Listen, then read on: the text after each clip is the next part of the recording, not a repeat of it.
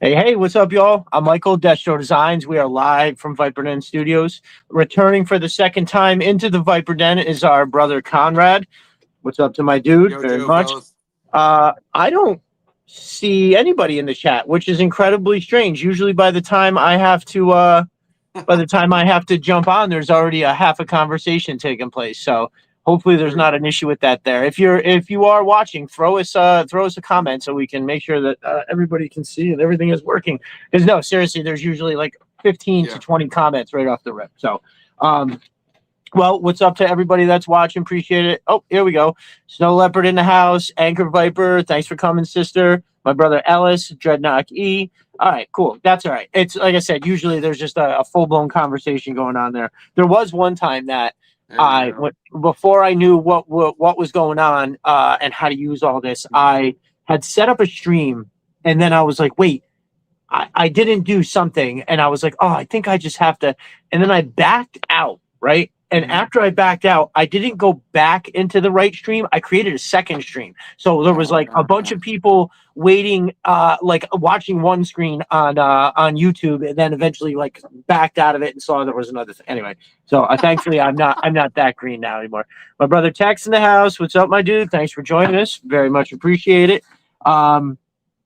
Yeah, bunch of things happening this week. The legacy officer just kind of popped up, or legacy special forces trooper just kind of popped up. I thought that was pretty crazy. I jumped right to that because I have this guy sitting in front of me, and while we wait, I want to wait till there's a packed house before you go around and show your stuff there, brother.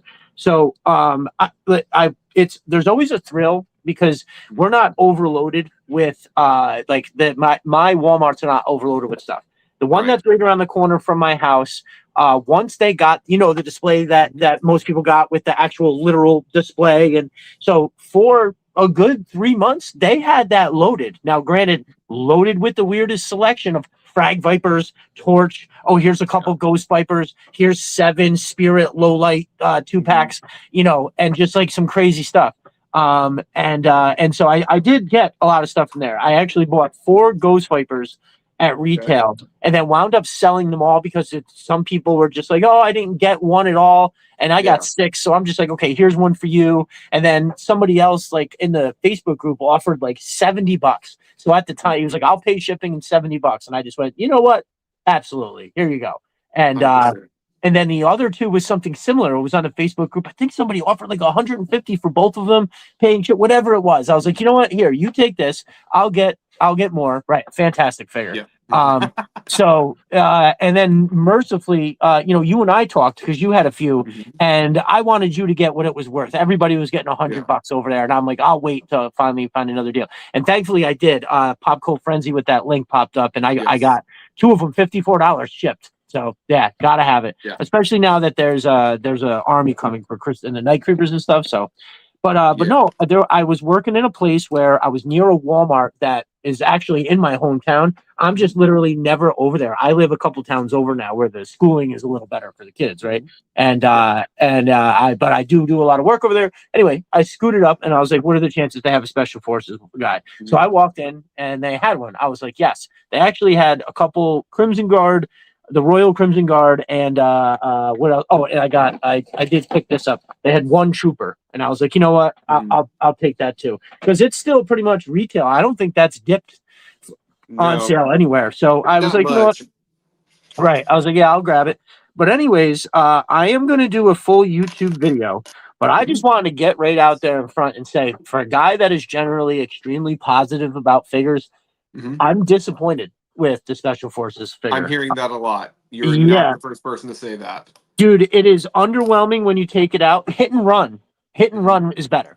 Like, I would rather have that. I'm talking about as a complete whole, the extras. Now, look, the RPG is dope. Don't get me wrong. Once I got it in the hands right and how he holds it, that is a 9 out of 10 pose, right? That worked out fine. But, like, literally everything else sucks ass. And the one thing I'll give everybody a preview of the review. And one thing that I hope can translate, I won't be able to see it that well, but I'm going to put it up here and try to see if I can get it in the right light. If you look at his boot, Now, again, hopefully I'm going to try to point it out. There is so much texture and wrinkles in the leather that is on this part of the boot. And then there is this hard, smooth ankle cut, right? Which obviously it's for the articulation, but this leather is so smooth and this is so wrinkly that to me, it looks like he's wearing a pair of cloggy dress shoes and has some weird leather sock coming out of the top of it, as opposed to it actually supposed to be looking like it's one boot. And now I know I'm probably being even for a guy that's never picky, dude. It just as soon as I took it out of the box.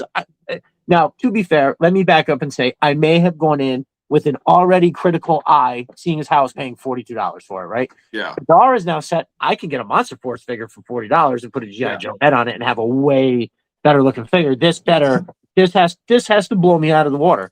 And not only did it not blow me out of the water, it went below the just regular expectations. So that's you can see it better in the video, I think, that I do. So you can check that out.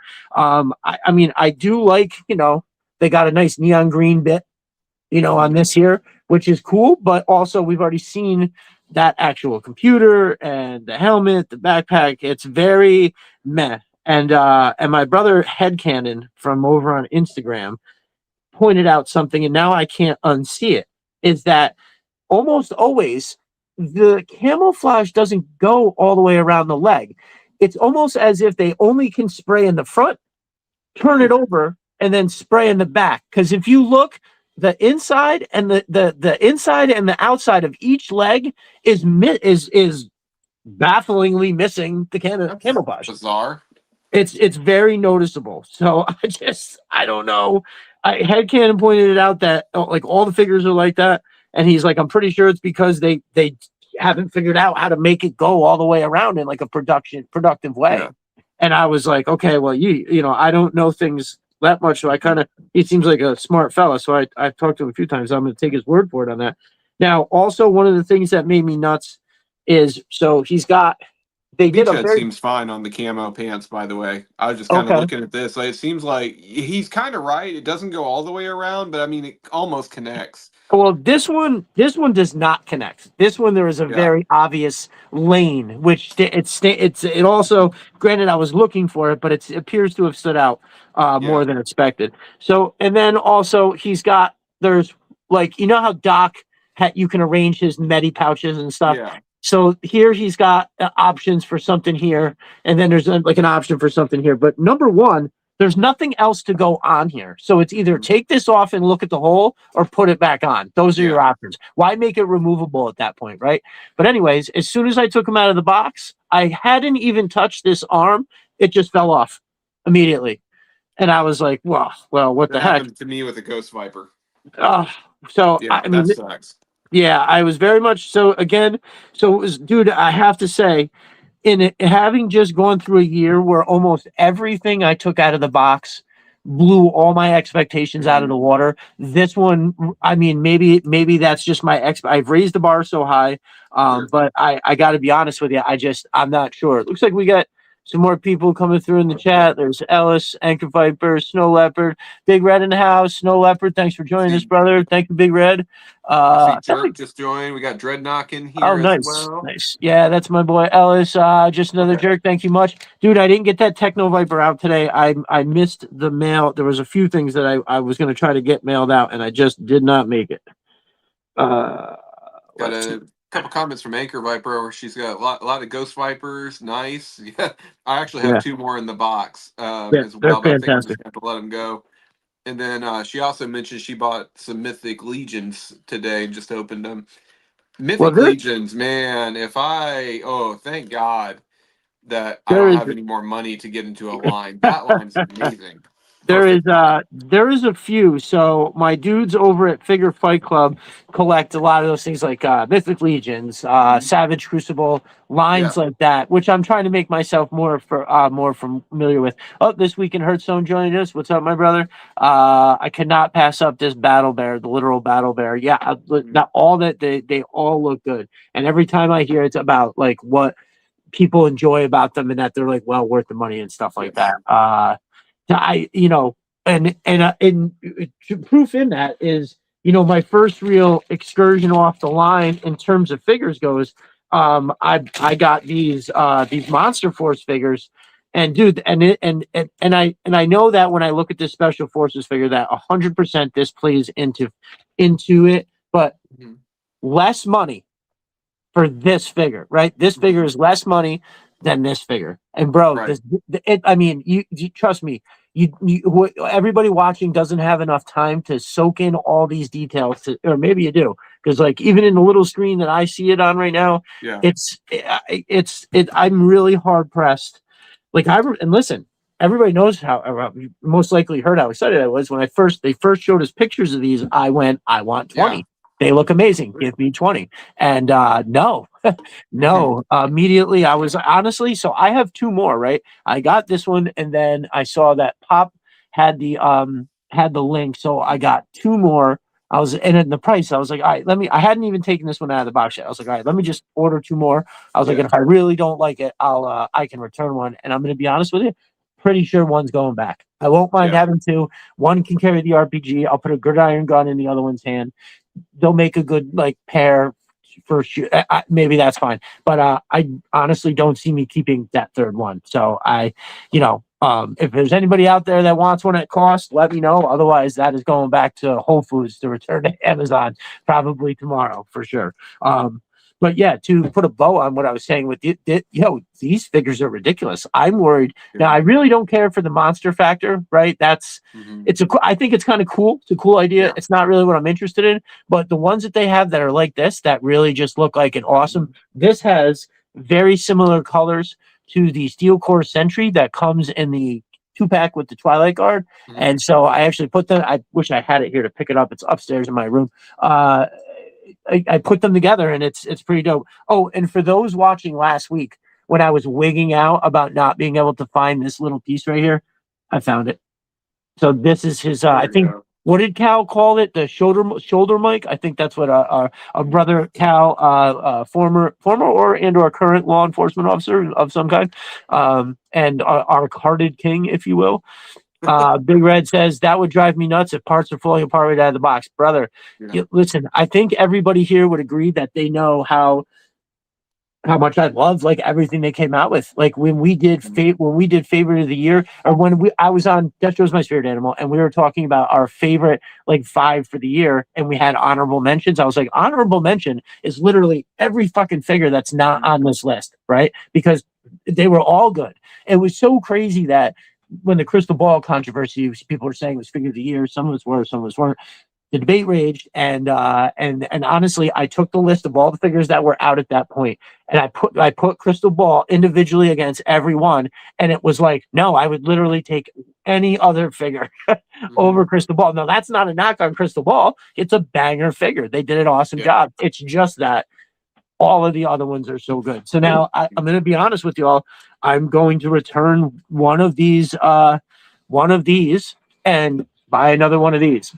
So actually I might not. I'm finishing my remodel upstairs, and I had to lay down dough for I think I told you about that. The spray and insulation is very expensive, but I had no way. It's been a rough week for you financially. Yeah. Well, honestly, since I started this whole thing, it needed to be done. I mean, that's you can tune into my Destro Designs on Instagram where I talk about a lot of that stuff. So, no, but it's actually going good. I ran into some trouble. It was the craziest thing, and I won't try to get into the details, but all of a sudden the switch stopped working in my kitchen. And when I went to just change the switch, the current that was coming in, there's a wire from the bottom, wire from the top. I couldn't find either of them down in the basement. I don't know how they did it, but all I know is somewhere along the way, something came loose, which is a neutral line. Obviously, if the hot like came apart, it wouldn't work anywhere. So the neutral line came apart somewhere, and now the circuit doesn't work. So when I did the upstairs, I have the floor exposed in that area, and I ran new wires to the back. And it was like there's just so much stuff like that happened when doing this, that you're like, okay, here's the amount of time it's going to take, and then of course there's always crazy stuff that happens. So I'm in a lot more than that. So this is the most it should take, and we're like way over here. Like Yeah. almost immeasurable on the screen. So, but anyways, back to the toys. So I just so I could give a chance that people get in here. And I didn't want to go thoroughly into my whole review of the special forces, but really my official word is don't buy the special forces, buy a monster force. I mean, they don't look exactly the same, and if you want a green guy with the RPG, it's definitely cool enough to get one, but don't be surprised if you take it out and you're like, man, I really wish I didn't spend $45 on this. So that's I don't want to be like I told you so. Matt from Mo's Mind is here. What's up, my brother? Mm-hmm. Happy Plague Doctor in the house. No worries, bro. We're here. We're here. Welcome in. Thanks for joining. So, yep. All good. Yep, for sure. Basically, everything we just talked about, you'll be able to catch in my Legacy series Special Forces guy review for sure. Yep. Anchor Viper says, where'd it go? Big Red, you were the only one who saw it and liked my comment yesterday. If you know, you know. I missed it. What was the one? Dude, I don't know about everybody else, but I miss all kinds of stuff. Yeah, I do too. It's like, granted, the last, I've had a couple days this week where I just wasn't on as much, but no, there's definitely something weird. Even when I go to the For You tab, I had a week where I was paying attention to what was actually showing up, and I was like, yeah, this is just so weird. Like, you're one of like 5 people. I think Anger Viper is another one where it's almost as if I don't go to your timeline, I most likely won't see it, which is just insane. But on the flip side, I think our brother Country Gentleman actually said that he was like, "Hey, does anybody else notice a difference in the algorithm?" And I want it, and I was already typing the response, "Yes, it sucks." And he was like, "No, he was like the even my For You is nothing but." What did he say? Like toys and something else, toys and video games, and that's it. So good for him. Then maybe it is working. But yeah, anyway. Mine's getting a little bit better, but like I still think I'm missing people that I follow. But here's the problem with my Twitter: I've kind of screwed up my algorithm more recently. Sure. I tend to I kind of been getting a lot of stuff from the comic book side of Twitter that has nothing to do with my interest. So I'm getting like a lot of comic book arguments for some reason now. So a lot of that out there too. Yeah, for sure. Exactly. Yeah, it's almost like a war zone over there. Anchor Viper says, Conrad, are those stacks of stingers in the background? Yes, they are. Our dude held up a Ross and decided that he wanted to keep them all, which I respect. You know, as I always say, let the excess flow. This is also a good chance. Conrad, catch us up on what you've been up to since the last time that you were on. Give us a tour. Well, I moved, so that's the first thing. Awesome. I got to mention this. So, okay, when you're moving, all right, hold on. Let's just do this real quick. That's in the neighborhood of 200 action figures, right? Okay. And then there's a bunch more at my workplace that are just kind of hanging out there. And then I visit Ross pretty much every day. You can kind of tell. And so basically at some point I'm going to do a huge photo shoot with these stingers is my plan. I've got another stinger back here up there. I'll probably involve the hiss. I'll probably involve the snakes, which I haven't put out the snakes yet because I'm kind of running out of room already. But the plan is to do the stingers and do like a massive platoon convoy type of situation. And I think I had a crazy idea for that we'll talk about in a minute. So through the process of moving, I only lost 3 things. And I found 2 so far. One of them was that stupid rat from Tripwire, Apsara. Yeah. And that's like one of my favorite accessories of all time. So I was on full blown panic mode, and I finally found her yesterday. Nice. And she was where she should have been the entire time. Imagine that. And then I've lost a pistol from one of my Cobra Troopers, which is fine. Those are easily replaceable. And then I got to talk to Matt, and I think he's in the chat from Mo's Mind. I lost one of the columns from the outpost, so the box crashed over in process of moving, and I don't know where that 3rd column is or 4th column is. So, all right. So I'm gonna have to. I'm sure he can get me another one. So I'm like, feel like that's pretty good. 200 action figures, somewhere in the neighborhood of 1,000 accessories. Like to lose one column from a it's not bad. That's not bad. It worked out well. So and he just said not a problem. So fantastic. Awesome. You're the best, Matt. When I first when I first started collecting, I had everything in totes in my workshop in the Yeah. back. And then I was like, oh, I can't even take these out with them out getting dusty. Dust is getting in these bins. I got to get them inside. And so then I brought them in, and my family put up with these totes in the fucking dining room for a while. And then finally I was like, all right, I got to set something up downstairs. Yeah. I started off with just a few tables to put the bins on because it's a dry basement down here. So it's fine. But I brought them down, and then and so at this point I had opened my his tank, looked at it, took a picture to put on Twitter, and then put it back into its tote. And then I hadn't opened it for like almost 2 months. And then finally, when I took it out down here, I couldn't find the very front under cannon, the underneath the very front, the little guy that moves around. I was like, oh, I remember taking this off. I didn't want it to get broke off. So I put it in the driver's seat, and I stuck my fingers in there, and I couldn't find it. And dude, I looked outside. I looked in here. I looked all over. I was on eBay seeing how much it was going to cost to buy a new one. I was in full blown panic mode. And you know where it was? In the front driver's seat. I just went and looked in such a panic that I didn't see it. There's just enough room. It like had turned just the right way where it went down the side of the seat. And it was like, it must have fell just a certain way that when I first looked in there, my brain said within a second without even consciously thinking, there's no way it's down there, move on. And then I just like, for lack of a better term, was fingering the whole seat trying to feel like it's in here somewhere. And the whole time I just completely was missing it. But yeah, so anytime somebody brings a moment like that up, I immediately am like, I know what you mean, and my heart starts to race because, dude, I've lost shit in the past. Like I lost my whole GI Joe collection when I moved from one place to the other. I had forgotten dude. I forgot so much collectible shit. It was 2 totes full of most of my old GI Joe stuff, right? And I had like a couple football jerseys, a baseball jersey. Now I do have some of that stuff still. I have other bits of it, but yeah, man, it was an epic losing of shit for sure. But yeah, I'm sorry. Keep going, brother. No, you're fine. I was gonna say when I was a kid, I lost a 2x1 Lego black brick, and I remember having my room down on lockdown for 2 hours looking for that stupid Lego piece. Because I mean, back in those days, like I live in the middle of nowhere. Okay, like it's been growing up. There was no Lego store for me to go replace that thing. Bricklink wasn't a thing yet.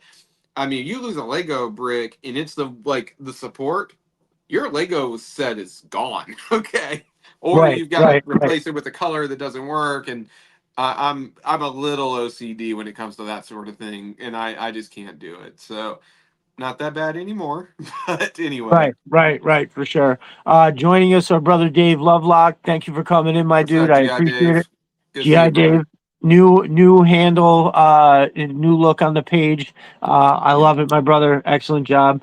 Thank you for all the there's a lot of different ways to contribute to the community, and I'm sure everybody appreciates you doing all the things that you do. It's what makes the community is people doing things, right? Otherwise, if we're all just looking at each other's stuff and not liking or sharing or doing anything, are we really, what is it, right? So I mean, he sent me a figure for nothing, and it was a Storm Shadow mail-in from 2005, I think. Oh, and, nice. That's a figure I didn't have, and it's one I wanted. Right. That was awesome. So I mean, I really, really appreciate that, man. That was awesome.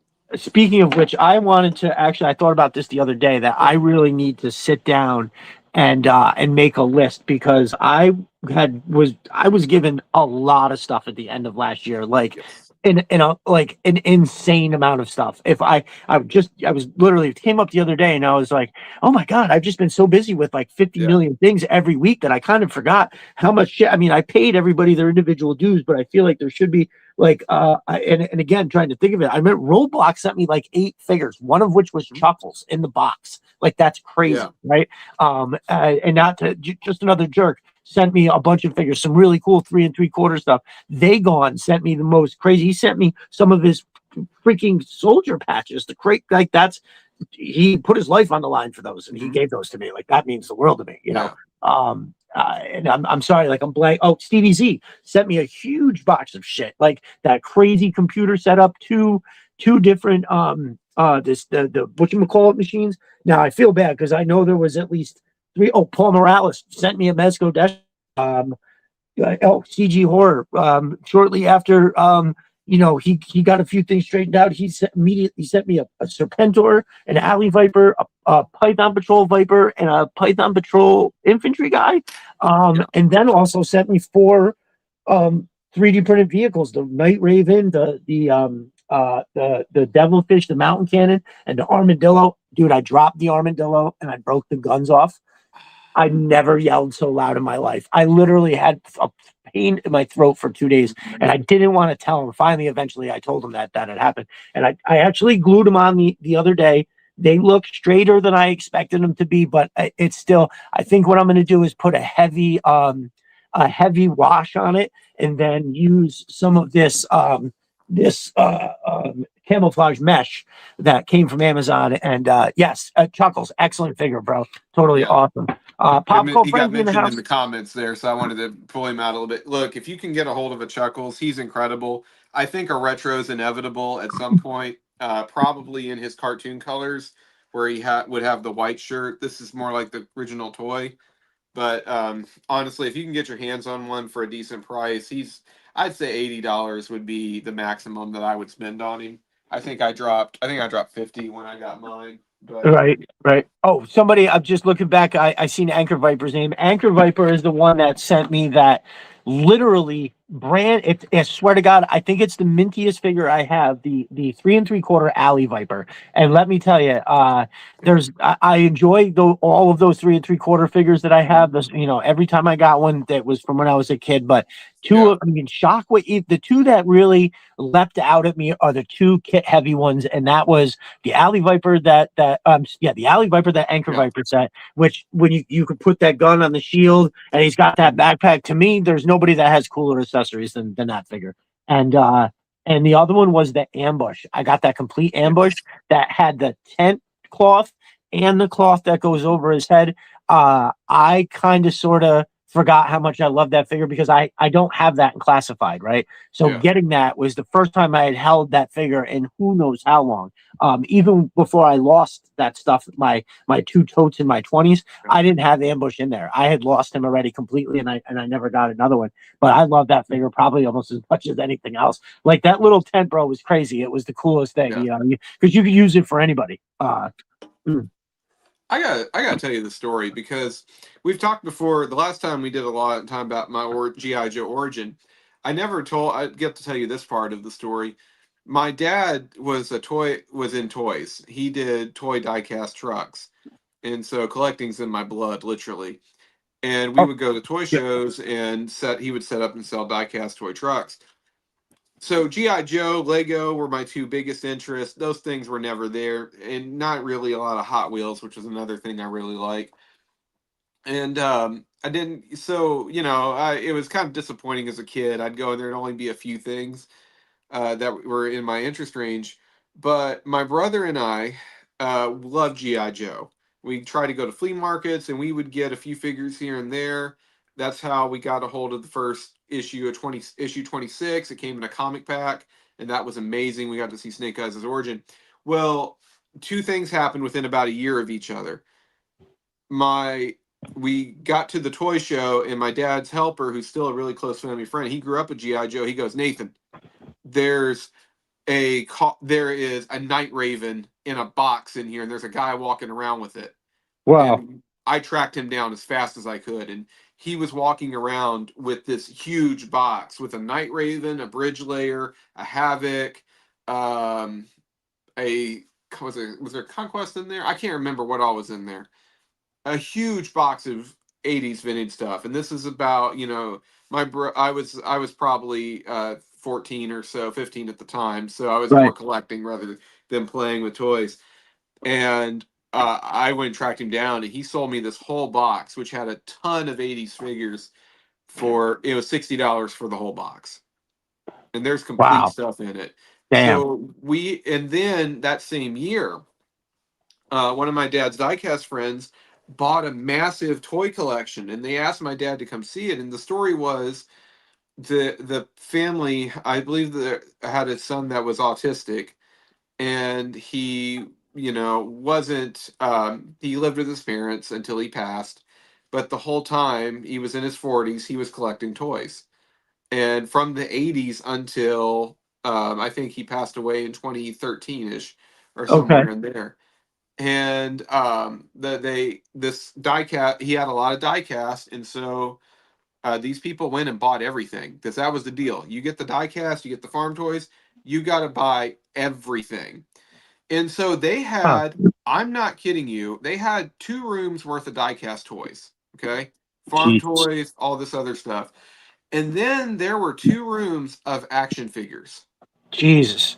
And they just started donating this stuff to whoever they could find. So my brother and I were given, I'm not even joking to you, 150 GI Joe figures. Wow. Yeah. That's like all of them. In the box was Keel Hall. By the way, this is free.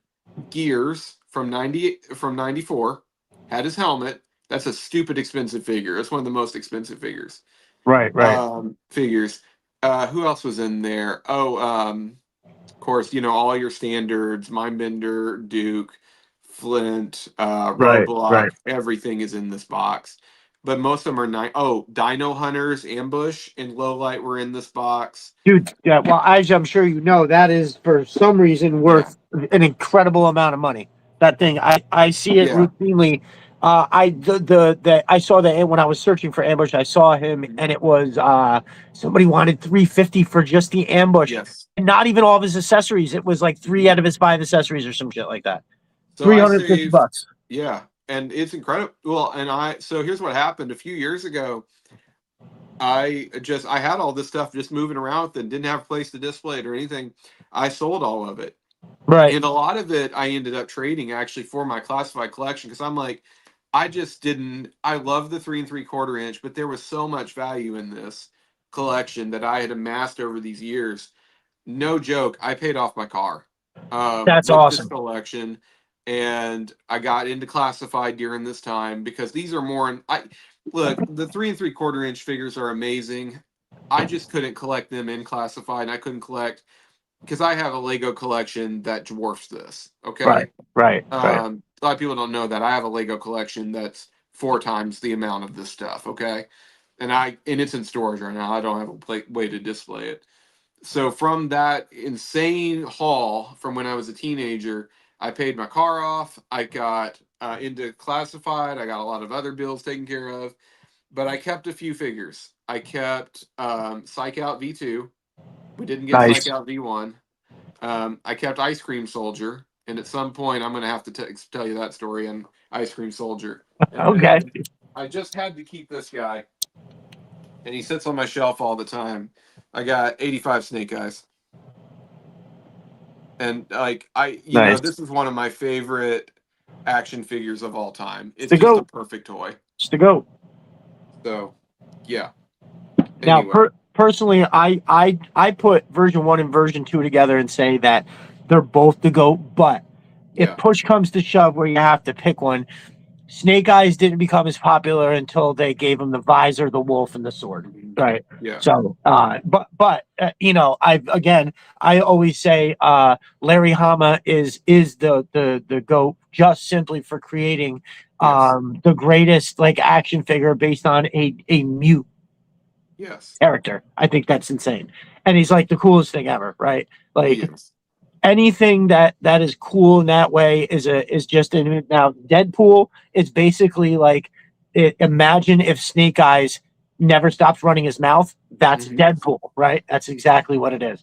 So that at least is good. But Big Red says 85 Snake Eyes is one of those classic figures that should be in a toy museum. Oh, 100%. I don't know how they could possibly have one without the other. Oh, and so speaking of something real quick, my brother, that you had talked about when you had said that collecting was in your blood. Well, I talked about this with my brother Avi last week, and he brought it up.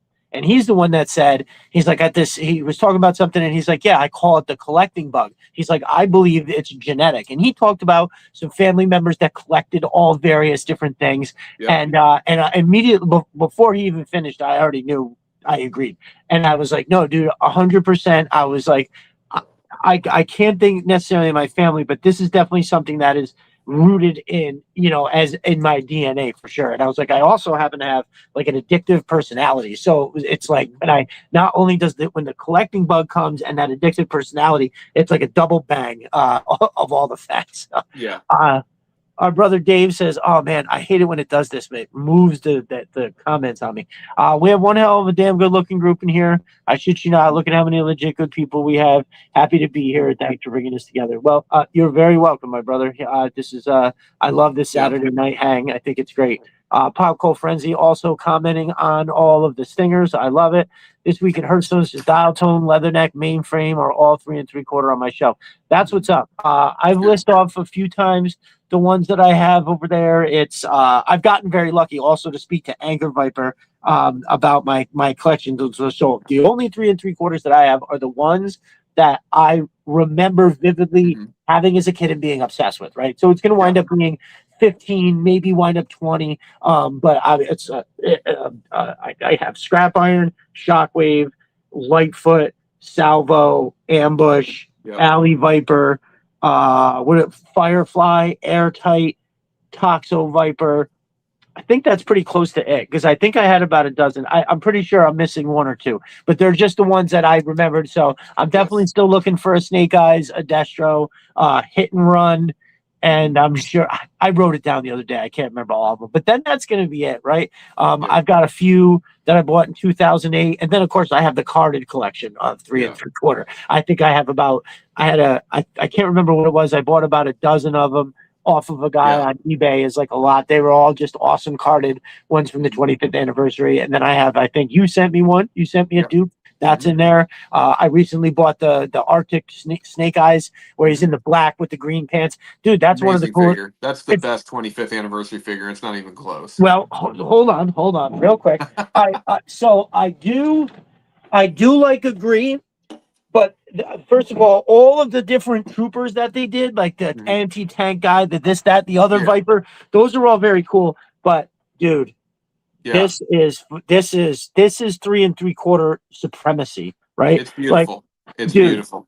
The hoses, yes, I don't know if there's a classified that looks that good with them fucking hoses, bro. No, they don't. The classified hoses are actually one of the worst parts of classified, to be honest with you, because they're either too short.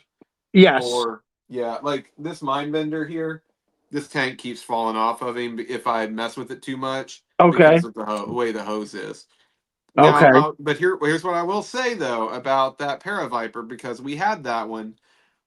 It's amazing looking figure, but the posing on it's not great. In fact, it's restricted. That's the whole problem with that one. Fair enough. So, dude, that's why I like that Snake Eyes so much. Is even with the skirt from the coat. It moves so well, and it's amazing looking figure. It's one of the best sculpts. 25th anniversary figures had some of the sculpting's not good. Okay, right. Even for its time, some of them were kind of rough. But once you moved into the Pursuit of Cobra era, they were able to fix that. But the masked figures from 25th anniversary are incredible, absolutely incredible. It's just. Let's see if I can get that light out of there. Kind of. Oh my god. Yes. It's just amazing. But I remember seeing this. So this was when I first started collecting classifieds. It had popped up into my head. I was like, how cheap are the 3 3/4 figures? So I was over on eBay getting a gauge and I was like, wow, some of these are cheaper. And I looked and said, I can get probably 90% of the ones that I remember being obsessed with as a kid for under $30 complete. And I said, that's reasonable to over time. But then I came across this lot. So I bought one, I think I bought the Paraviper, and the guy, I sent him a message because I was like, dude, I was looking at your shop and I was like, do you do like package deals? If you have a few, I was like, if we could bring them, and he didn't even, the next message he sent, he was like, I'll give you all these I think it came out to be like $12 a figure like in the cart. I said, oh, I can't say no to that. Yeah, it was like 140, 160 bucks, I think, for 12 of them. It was like 12 bucks a piece, something like that. And I've never been happier that I have that over there. So then right next to it, I also have, they're probably gonna wind up, I don't know if I'll get them all, but the classified retro card, because that looks just like, that's where you get the similar look. So I've got like the bat, the viper, the snow serpent, the eel, all of those iconic looking ones. I got Beachhead, Destro, Baroness, and I'll probably go back. There's a few other, but I had to get ones and versions to open first and then get a separate one to put and have on the card. I did open Gung Ho, and I would like to have one of him because that's what Gung Ho looked like, right? The classified mainline I thought was good. Like it's the same thing with like the Cobra Island Firefly, the Cobra Island Beachhead. It's it's a cool figure, but it's not. Yeah. See, it's cool. I think it's cool. That doesn't really bother me. It's the same thing with like the Beachhead, where you go, oh, okay, that's a newer, cool looking version of Beachhead or Gung Ho. But the retro, please give me the retro. That's where it's at. Honestly, this is one of my favorite classified updates design-wise, but it could be better. And I'll be honest with you, he's one of the worst. He might be the worst classified to pose. Not only does he have, I gotta apply a lot of heat to him every time to get him to move the way I want to. What do you use for heat? What do you use for heat, brother? I got a hairdryer hooked up right over here. Oh, nice. Okay. So, and then one of my coworkers happens to have she uses a little heater at work. So I'm handing her a figure on a stand as soon as I pop it out of the box and be like, hey, cook this for me. And so she'll put it down there. It gets a little gummy. I move every joint as much as I possibly can on the figure, and then they're ready to go. I did that with, you saw the photo shoot I did with Wetsuit the other day. That's exactly what I did with him beforehand. Awesome. I always put my classified figures through heat because otherwise they're going to, there's been some nightmares on that. A lot of people have had breakage with their HasLab Crazy Legs and Ripcord figures. And or from the first time they get them out of the box. So I always heat them up. Like when I first got the Range Viper, I was just like, I was so careful with him because he was already getting expensive at that time. So for sure. And if I break a Range Viper, I'm gonna cry. If I break a Beachhead that's at Ross, I'm not gonna be too upset about it. The only figure I've had break on me, knock on wood, is a Kiko. I'm sorry, Jerk. It happened right out of the box. I didn't even have a chance to put her on heat. I was pushing on her and she popped. Her arm popped at peg, and so anyway. Nice. Very good. Just know the Jerk says his grandfather had a box of metal tractors. The lady that lived next door to my mom's mom, we used to go over there. Her husband had passed away, and he had a bunch of they were like this big, right? Yeah. Decent size, very cool, good articulation, like on all the stuff. And he had all the different heavy equipment, right? So we would take them out into the yard and play with them with the dirt, and then we'd put them all on these chairs because the chairs have like holes in it, and we would spray them down with the water, wipe them down with the towel, we put them back in the box, and the lady loved it. You know what I mean? Giant man size thing in the house. What's up, my brother? Popco Frenzy says I have some 3 3/4 figures that I should sell, and he says mostly because they're basically, they're just I lost the mostly because it's taking up space and I don't collect them anymore. Well, listen, now I have a rule that I've always had. So this is the studio. My shop is out in the back. I did post a video. I think, dude, I had a crazy time posting a video today.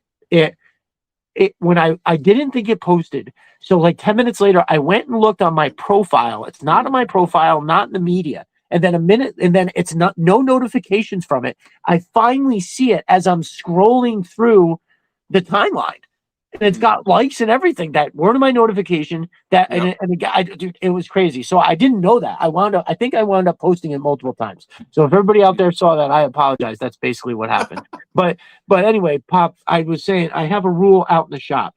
If 1 year goes by and I have not gotten use out of this piece of wood or this or this, that, Get it the fuck out. Now, obviously, there's exceptions. I have some equipment that I may go a year without using, but even still, I'm still considering, is this something that I should be using this space? So now I still have room to add in the studio here, especially once I get all the shelves built properly. So I mean, I don't know how it's going to look after a snowcat and 2 fucking Arctic hisses, but, and then I don't know where I'm doing those either.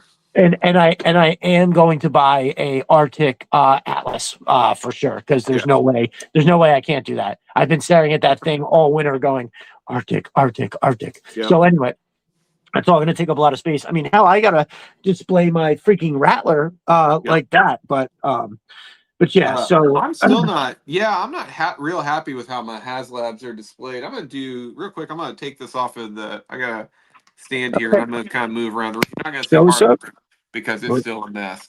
But let me show you here what we've got. So short collection tour here. Stingers. Other thing I collect that we haven't really talked too much about. These are a bunch of Bionicle books from Lego.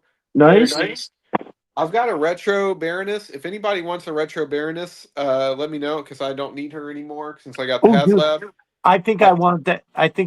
Wait, retro Baroness from the classified. I can't see. Yeah, it's classified retro. Oh, nice. Okay. No. Oh no. I'm sorry. I thought it was in the package still. Never mind. No, I've got a loose one. If somebody needs that, let me know. We got ROM Space Knight. They've got the Skybound here. I got a lot of Marvel and DC. And then down here at the bottom is where all the G.I. Joe books are. So these are between the trade paperbacks and everything else. In my comic boxes, which are those, I have one of almost every G.I. Joe issue ever made. That's pretty awesome. Collected form. So that is awesome. Yeah. Once we get the Hama Skybound compendiums, then we'll be dang near complete. And then I was just going to kind of go. I've got some Action Force issues, by the way. I don't know if you've ever seen these before. These are the UK prints of some of them. They have a lot of original stories. Like, check out this cover of Wild Bill. Oh, dude, that's awesome. Yeah, there's genuine horror on their faces. Like, here's Megatron crushing a Mauler. I keep going the wrong way. Yeah. Bazooka crashing through some glass on an All Striker. And Flint with an eel. I've got a couple dozen of these here, and all these covers are so good. And some of the stories in them are just insane. Like Cobra actually wins and takes over the U.S. at one point. I've got Art of G.I. Joe down here on my shelving here. Python Patrol. Got my Crimson guys. The G.I. Joe shelves are a little bit hodgepodgey. They're kind of all over the place. I got Cobra Command down here. We got Serpentor here. Nice. Awesome. This is my favorite playset piece that I own. I love displaying figures on this thing. Dude, I have said that it is the best value for your dollar to buy even as a whether it's an actual Hasbro item or if it's from a secondary or third party, whatever the fuck you call it. There is nothing that you get that is that incredible, bar none. Yeah, absolutely. And I haven't gotten to do a lot of work on the posing. There's some of these that could be posed a lot better. But here's my OG-13 shelf. I moved Scarlet up here because we've got kind of a Renegade shelf going on. Okay. So for some reason, Spirit and Torpedo are there. That just kind of happened. I don't know if Stevie Z's with us right now or not, but he makes these awesome soda machines. Yeah, they're amazing. And, there's one, I don't know if you can see it, but there's one behind Zartan. Stevie Z does a great job with those. It's just such a cool piece that adds some dimension to the whole thing. Absolutely. Then, so my stuff's been in storage while I've been moving, and I put all the expensive stuff with a friend. I'm so glad to have my Vamp back. This is my favorite classified vehicle, and it's not even close. Okay, I love my classified Vamp. Oh God, yeah. So, and Clutch is one of my favorite classified figures. They killed it. They killed it. Fortnite boat, which Copperhead drives for me. That's an incredible piece. I think these are still less than $40 on $40 on Amazon right now. So it jumps up and down. If you watch closely, it dips to 25 and 27 okay. like every couple weeks. So the only reason I haven't got it is because I got the two Mercs from Moe's Mind, Yeah. and I'm holding out for a water moccasin. The Mercs are awesome, and I'm thinking about, since I've got the couple ponds in the area now that I can use for photographing, I may do that. By the way, Let I've me got tell. this is a 2006 Adventure Team reissue, so I've got a Joe Colton just hanging out here, Okay. Kung Fu grip and everything. And then finally got our old Rattler hiding up there. Once I unbox the Stingers, he'll probably move up that way. There you go. Love it. Love it. And then down here, G.I. Joe Comics again, issue 21, signed by Larry Hama. I've got G.I. Joe #1, signed by Hama and Jim Shooter. Man, I miss Jim. He was such a great convention guest. And then, I mean, you want a comic book, I probably got something from that series to show you. That's awesome. So this is a 25th anniversary reprint. Let me see. I want to find something kind of obscure. While you're looking, Big Red says Destro design sounds like me. "Quote unquote, I'm only collecting my childhood Joes." And then next, "Quote unquote, I'm only collecting the ones I never had but wanted." And now here we are on our way completing two entire runs from various years. I love it. I love it, Red. What an amazing collection. This is Boris the Bear, homage to Snake Eyes, and this would have been done in '95, I think. So this is one of the earliest G.I. Joe homage covers. And I just found that in a dollar bin somewhere. I'm like, I gotta have that because it's just ridiculous. I'm with you, Big Red, because I was just going to collect a few characters, and now I own one of every G.I. Joe character, basically, that Classified has made. But yeah, I got a ton of IDW. This is one of my favorite covers with Duke. I don't know why. I just always loved the simplicity of that one. And Nice. yeah. Got a lot of Transformers, by the way. There's some Energon Universe, but then I've got nearly a complete collection of ROM Space Knight as well. That's just happened in over the last couple weeks. So I think I remember that tweet where you were talking about that. Yeah. So anyway, that's the quick collection tour. Let me get this thing back in here. Someone they thought I said Amish. I don't remember what I said. Text, "For the love of Galabius" is golden. I'm pretty sure I will be. You will be hearing that in the timeline. That's a fucking good one for sure. Yeah. So what does Mo say? Hypothetical red alert. You can only grab one of those boxes. Which one is it, Conrad? Of the comic boxes, it's gonna be the ones that have the Larry Hama signed. Yeah. I can't replace Jim Shooter's signature. Okay. And these are going to be the most expensive to read.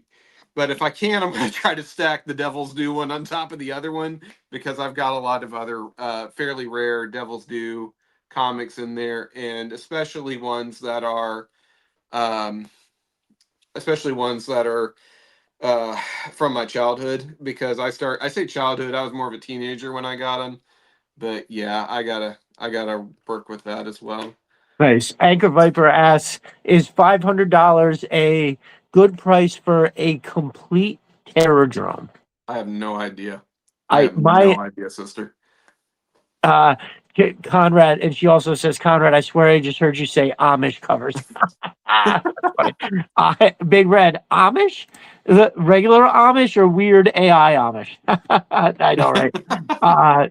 And Tech says, where'd it go? "That's my gift to you all then." Yes, thank you. Just Another Jerk says, "Homage." Now, I don't know if you guys have ever seen that movie. I think it's called Cop Out with Bruce Willis and Tracy Morgan. And he says that before. He's like, "Yeah, I'm going to pay homage." You know how Tracy Morgan does it. And Bruce Willis is like, "What?" And he's like, "Homage, Jim. We go and play homage." Anyway, it's not one of the best scenes. I'm doing a terrible Tracy Morgan, but it is an absolutely hysterical movie. What's the other one that a lot of people don't talk about? That's oh God, there's two ones. There's one with Russell Crowe and God, Ryan Gosling. Are you thinking of not the nice? Is it the Nice Guys? That's the Nice Guys, and that one's very funny. And then there's the other one with Mark Wahlberg and Will Ferrell. That one, dude, that's fucking, dude. There are lines in there that are just like, oh my God, like absolutely funny. And I remember I saw a version of it one time on like a DVD that I've Mhm. never seen again. Where the scene where their car gets stolen by Dirty Mike and the boys, Yeah, and yeah. so they go to the impound. They have it in the impound, and there's a guy with like a checklist, and he's like, "Oh yeah, this happened, that happened." And there's the version that I saw.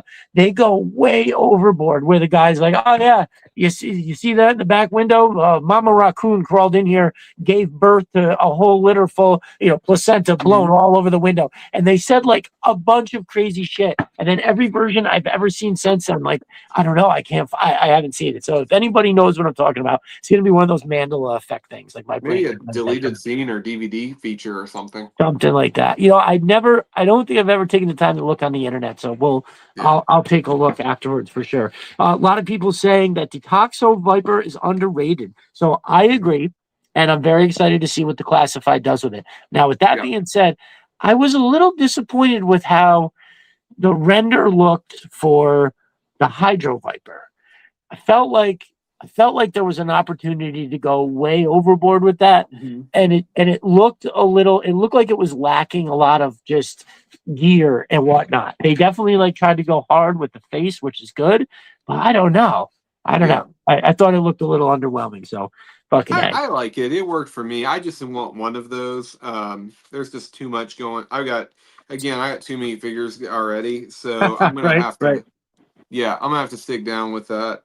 Um, but yeah, no, my favorite. I'm trying to find it here because anytime Toxo Vipers come up, oh look, Toxo Vipers honestly for me have been pretty low on my list of favorite. If I'm doing a list of favorite figures, they're honestly kind of low for me for whatever reason for a long time.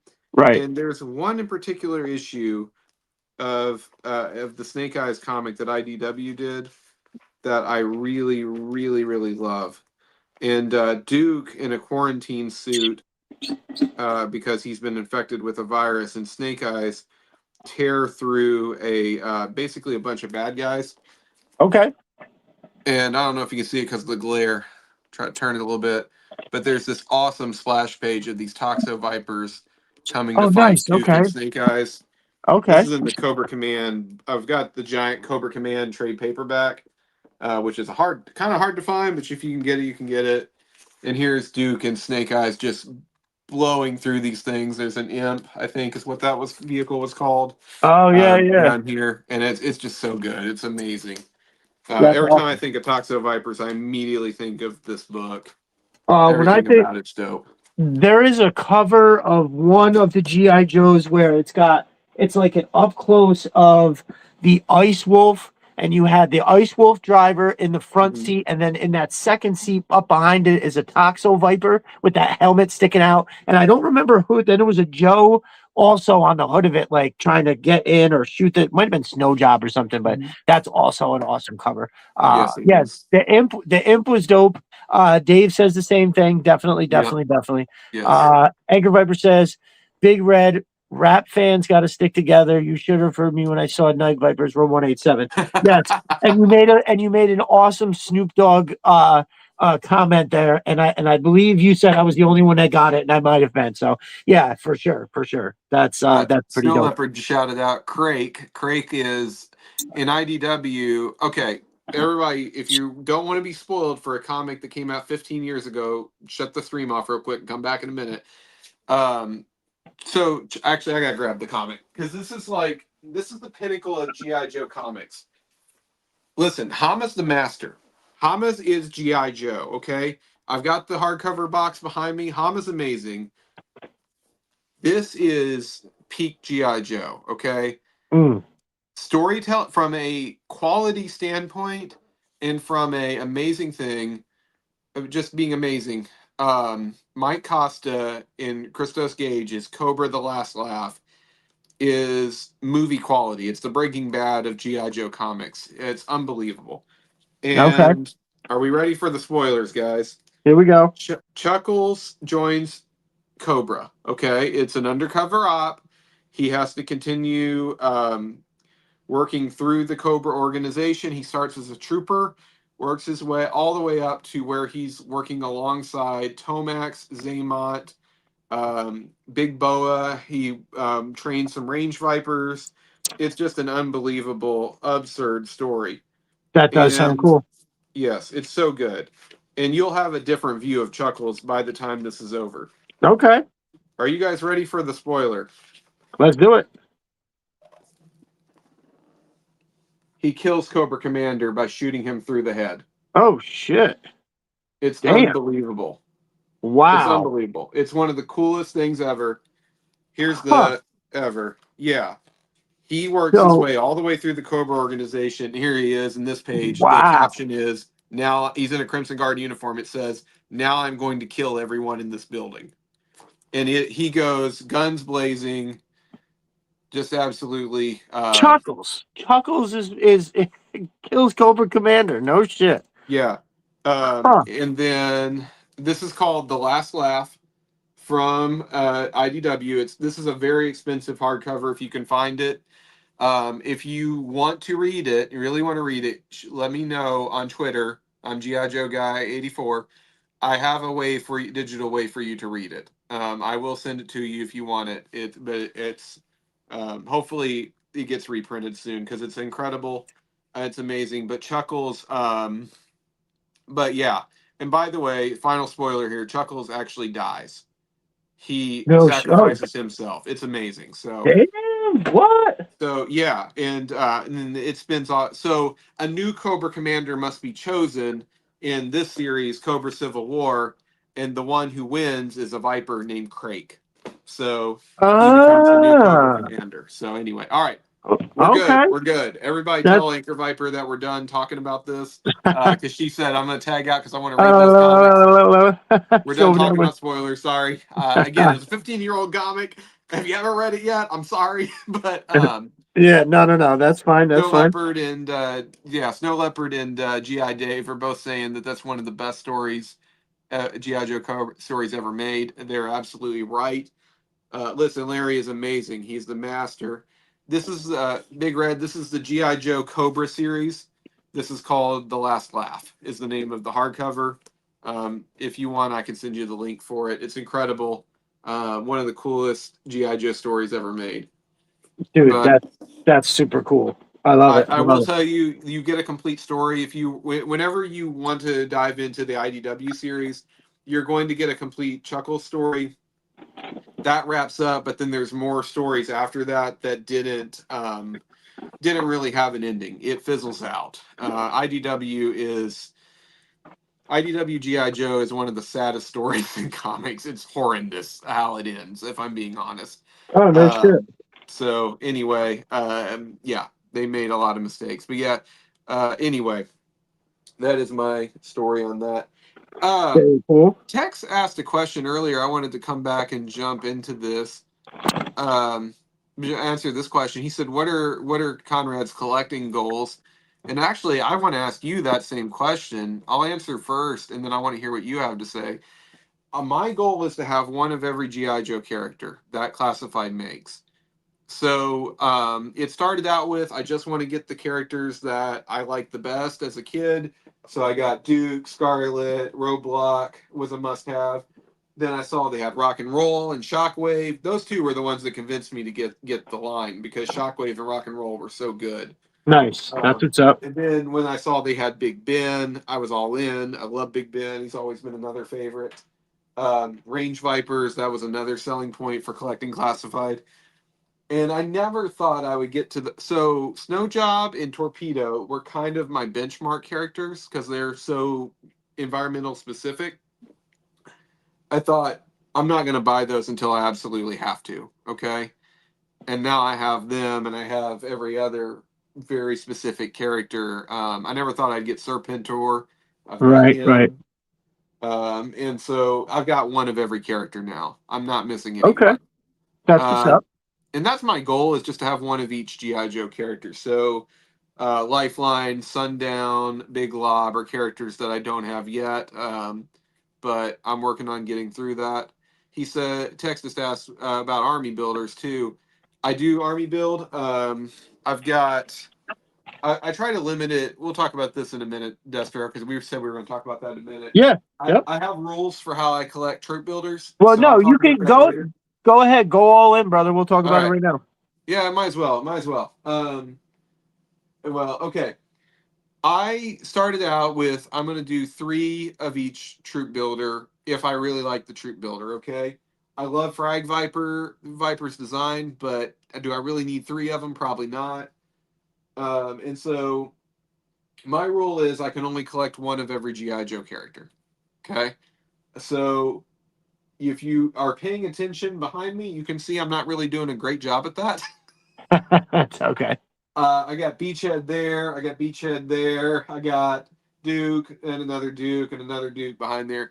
So, for example, what I try to do is I've got Outback and Tiger Force. So I didn't get the original Outback in the white T-shirt.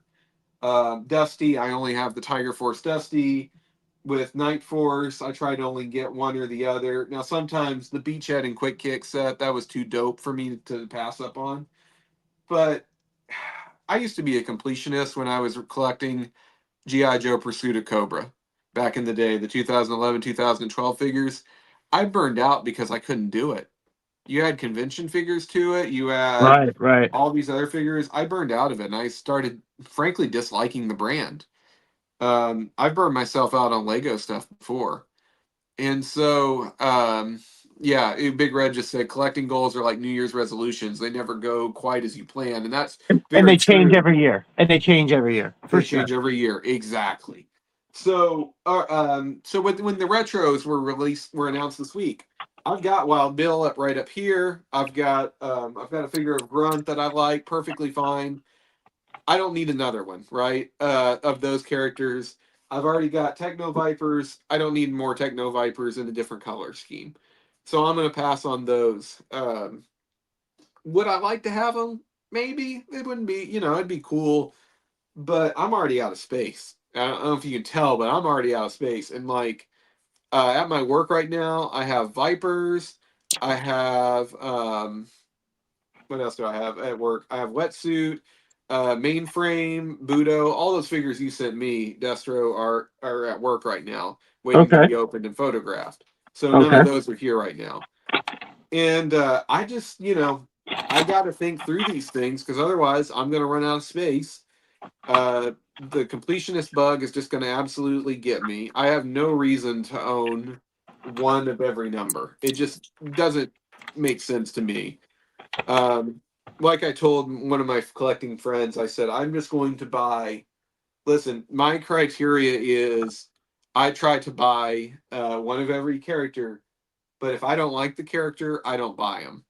Right. And the problem Yeah, is, I definitely. like every character, so Same. it's Same. just it's a huge issue, No doubt. issue in a way. But yeah, no, I love GI Joe clearly because I own so much of everything. The characters themselves are the draw to me. I love, Copperhead has interesting. He's like one of the least developed characters. He has interesting qualities I like about him. I love Destro as a character. I could talk for hours about how much I love Destro. Absolutely. Snake Eyes, Absolutely. but it's the lesser guys that keep me into the brand. Nunchuck has an interesting file card on him. Wolf Spider being a totally new character, he's a blank slate. You can project whatever you want on him, 100%. And a and great that's the kind of character to do things I so. love. So, um, let's see here. He says you have a goal tempered by a rule. Text says for me, I'm just getting started, but I see them as actors and models for my art, so I get the ones I need for the project, and then I got the bugs. So For Giant sure. Man and GI Dave are talking about the Pursuit of Cobra days when distribution was terrible. Right. Man, it's not good now, but back in the day, I would see Toys R Us was the only place you could really get Pursuit of Cobra figures reliably. And I remember walking into Walmart or Toys R Us. We were my dad. I was still a teenager at the time, and the Renegades line, Duke, Scarlet, Tunnel Rat, and Ripcord were on the pegs. And Okay. I'm like, my brother went back out to the car and said, "Car," and got cash from my dad so we could buy them That's because awesome. we knew we would never see those figures again, and we were right. We never saw them again. So, Conrad, is yeah, your brother older or younger than you? he's 4 years younger than me. Oh, okay. Yeah, I know you had told me that before, but I couldn't remember. yeah, yeah. Nice. So, Very good. He's a GI Joe nerd too. So, all fantastic. Right. What are your collecting goals, Destro? What do you look for? Well, first I'm going to say what's up to my brother Chris from Sis 3D Arsenal in the house. Thank you for joining us. A little bit. I'm gonna stuff, man.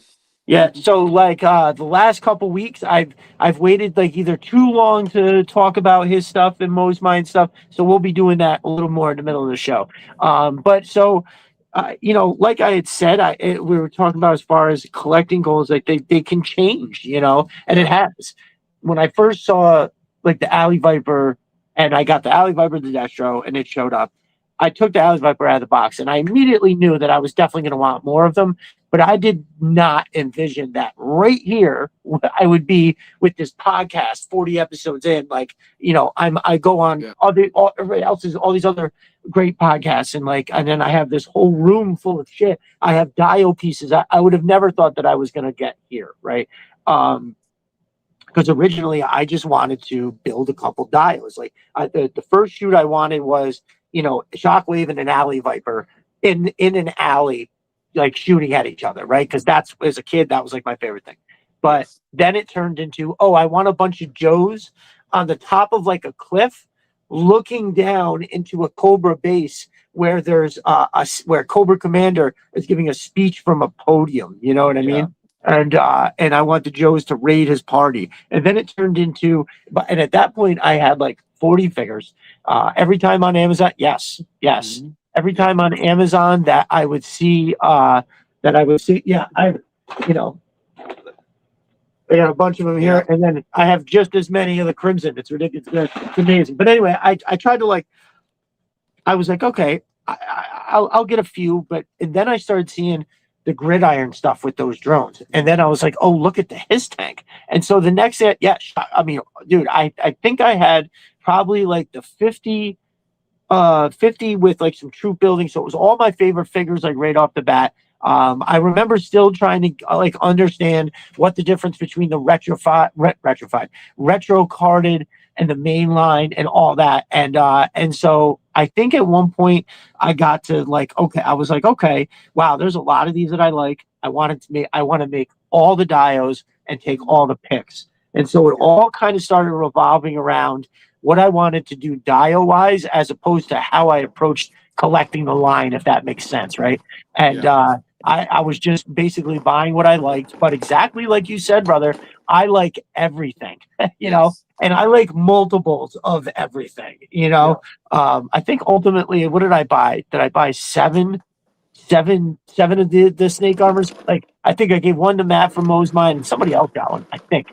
But I would say as far as goals go, I really don't think I'm setting any kind of a goal post or anything like that. I think if anything, I've spent time, as I went through Christmas, spent time trying to, be like, okay, something that I can't help but notice is I keep buying figures. If it drops below $20, I go, I'll get that and then keep it in to customize later, right? Or I'll use this for fodder. That is bullshit, because I have a box of things over there that I never touched. I've never opened. I usually buy gridiron guns for the figures, right? I don't reuse the Joe guns. I have boxes of that shit that never gets used. So, if anything, I'm basically like, I know that I am impulsive with anything that they make.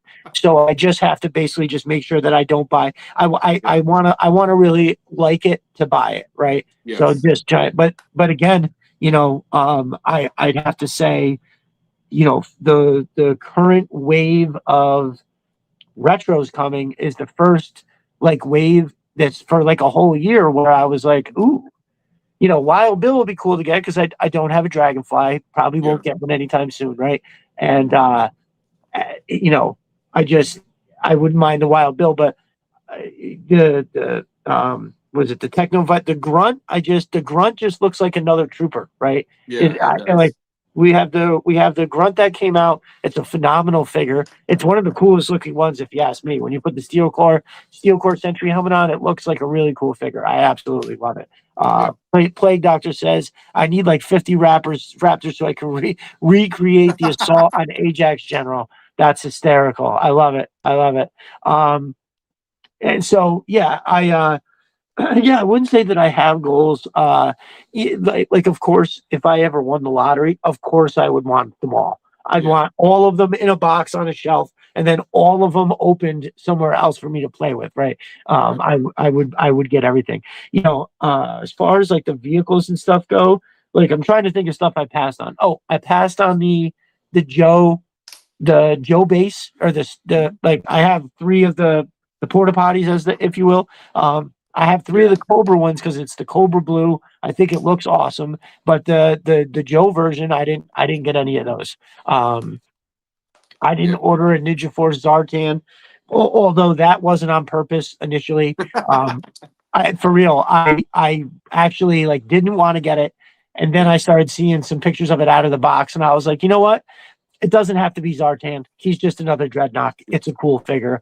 I'm gonna get it. And then whatever went on sale that day, brother, I completely forgot about the pre-orders. I was real busy at work, and I it was like 2:30, and I was like, oh shit! I like went on the timeline and saw everybody talking about the Zartan, and I was like, oh, there's no way there's any of them anywhere, and they were pretty much all gone. So yeah, man. I guess the goal, if any kind of goals, would be to just buy less, right? Not about what I'm gonna get. If anything, the issue would just be to make sure I don't get, because I do like everything, and I've also found, like as I was saying, with being so shocked about the special forces guy being underwhelming, is that I spent all last year looking at figures from afar and going, maybe not, but then getting it and immediately being like over the roof, going, this is fucking incredible.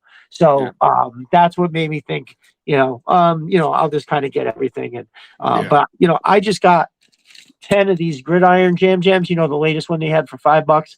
It's so I was just trying to put it in a couple. It looks perfect in the Halo jumper's hand, right? I put it in this guy's hand. It looked good in his hand. And then I put it in the special forces thing, and his hands are too small. I don't know if it's the kind of grip, but I had trouble with, he wouldn't. So the one, I think this is the same one that Leatherneck came with, right? This one here, I think, but it's in green, and bro, it won't stay in his hand. Now, admittedly, the RPG, which has a super skinny handle, the RPG, it does go in there. It does go in there okay, but it's just, bro, it is. I don't want to like keep shitting on this thing, but I also like don't want to. I also can't say much good about it. And I know that I had a hell of a time. Like right now, I'm trying to put the RPG in just so I can be fair. If I'm going to shit on him the whole time. Now, hold on. I did have it in there. I think I did. I think I got it to look pretty reasonable. Okay. So still, even though you can kind of pose it a little bit, it's barely in his hand. Yeah. So it's a bummer, man. It's not good. And I hated to be the bearer of bad tidings. I said it to, Country Gentleman was like, this looks like the best legacy yet. And I was like, ooh, yeah. I thought that too. And then it showed up. And now that I have it, it's the first one that I actually disliked. What I liked it less than my initial reaction. It's the first figure that happened to. I've had other figures, obviously, that I've got and been like, I'm sure it's going to be fine, and then getting it and being ecstatic about it, right? So, but it is what it is. Justin, our jerk, said he couldn't get wetsuit to hold his jet with both hands. I had a little trouble with that too, man. I was also outside and the water was cold. You've got we were talking about this earlier, hitting figures with heat using either a heat gun or you can get a tiny space heater for $10, okay, at Walmart or even Amazon. And those things are what I do is I put my figure on a stand in front of the heater, heat them up, move all the joints around. Same thing with the hands, because I don't know if you've noticed, and this is on a lot of classified figures, the hands will start to, like right in here, the plastic will get creases. Yep. And so if you heat them up, it won't do that. Okay. I got to start doing that. Yeah, Roadblock, the 01 Roadblock and 07 Gung Ho are the worst when it comes to that kind of thing. You got to cook your figures. Right. It just is what it is. So, for sure. Speaking of cooking figures, Clutch is cooked. Dave, nice. That's what's up. I love it. That's great. Dave says, Snow Leopard warns, watch the pew-pews. And Dave asks, is it really that bad? So let me tell you what happened. This was many streams ago, and I probably am getting a little too lax because it's been a while. But I had one week. I think it was like my 14th or 15th show. I showed a figure that had something, and they in the email it said that I used language that was promoting, pew pew violence. And then when I appealed it, they came back and said, we agree that you weren't doing exactly what we said, so we're not going to give you a strike, but we're also not going to put the content back up. And I said, okay, fine. And then what was it, 3 weeks after that? It was pretty close. 3 weeks after that, they shut down another stream. They sent me a pic, this told me exactly what the timeline was. I went back and looked. I was showing a retro trooper with a plastic laser in his hand, and the AI picked it up as somebody standing there holding a pew pew. And so I got to shout out YouTube. That night, I sent an appeal email in immediately, and within 5 minutes, or I was like 10 minutes went by, and then I like said something to the YouTube, YouTube Twitter page. They have like a thing for whatever, and basically they somebody went and looked at it, and they must have called over, because in less than an hour of it getting shut down, they put the content back up. But they also, I think they have a thing where even if they feel like you actually didn't do what they thought you did, they still don't let you jump back on for like 24 hours, because I tried to go back on and it wouldn't let me. And so then I think I just went to Twitter to finish the podcast. Yeah. I know Just Another Jerk and Big Red were there, and Roadblock perhaps, but it was that was some wild shit for sure. Anchor Viper says, Destro Design, that's one of the reasons I just put my long form play dates videos behind a paywall. That way I can say and do whatever I want as long as I don't violate terms. Well, I've had that idea, and I've been rolling the idea about something like that in my hands for a while, and it just doesn't feel right for me yet. But no, I agree that it would be great to be able to go harder with all that and not have to worry. Chris from Sister Arsenal says, violation. I know.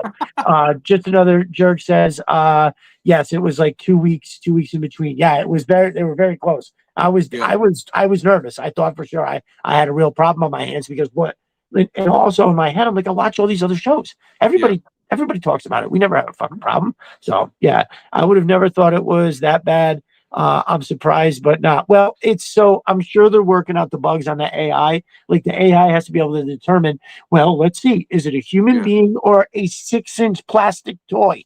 Yeah. like holy hell. So but sometimes my AI, because everything has AI, but my iPhone camera roll will identify certain figures as people. Okay, so it's got like my face, my son's face. It'll show me all the pictures with me and my sons, but excuse me, but yeah, no, like, it identifies, I think Clutch and Duke are two, and Scarlet are the three characters that it identified as actual humans. That's hysterical. That is hysterical. So real quick, I won a in the box claw and a set of Valkyries over on our brother Jeremy Kimblin's awesome Facebook group, The Pit. I love it.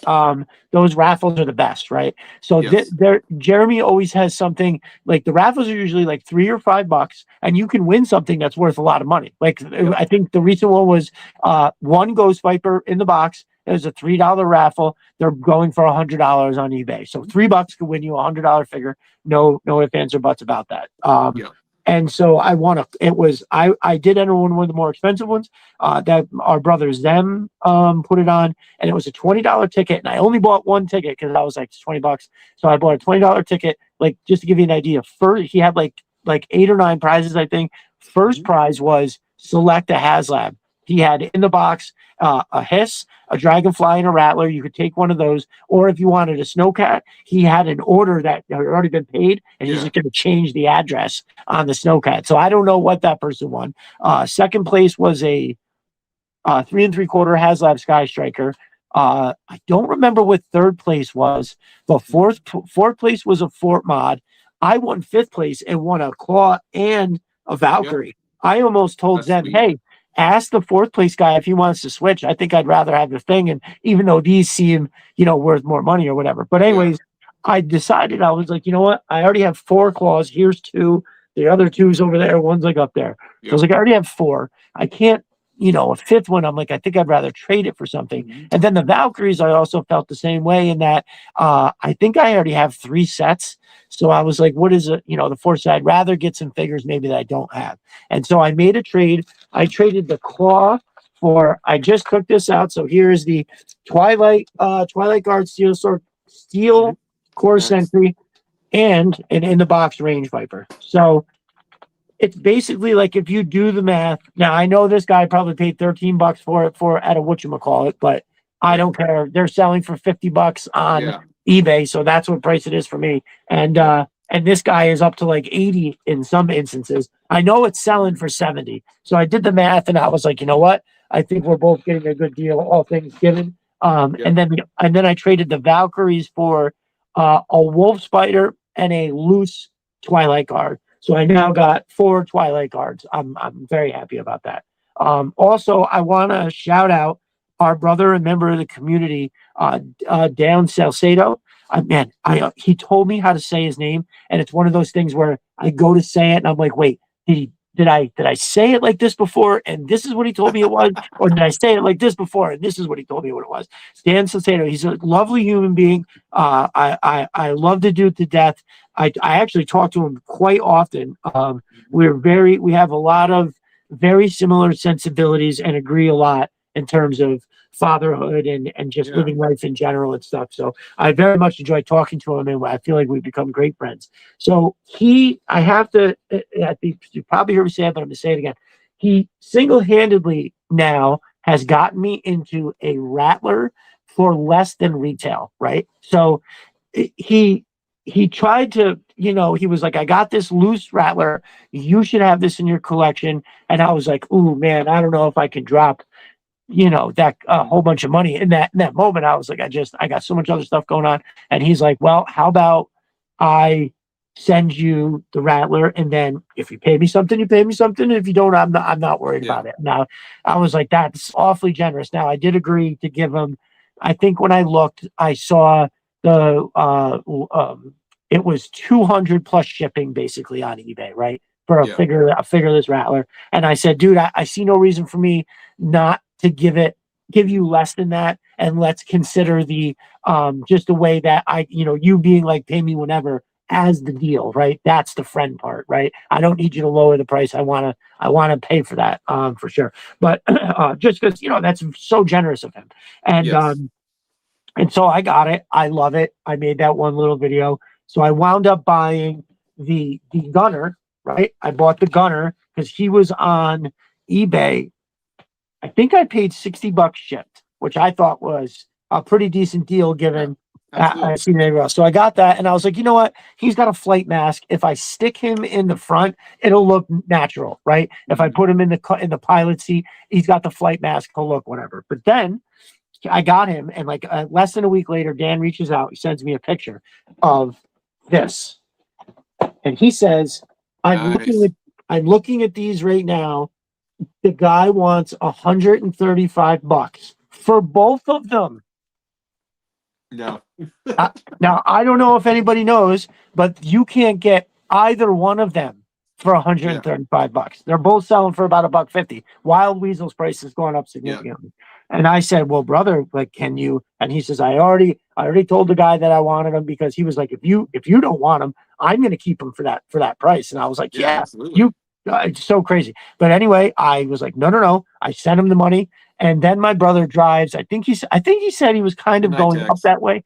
He drove like 40 minutes to pick them up. You know what I mean? That's so cool. So cool.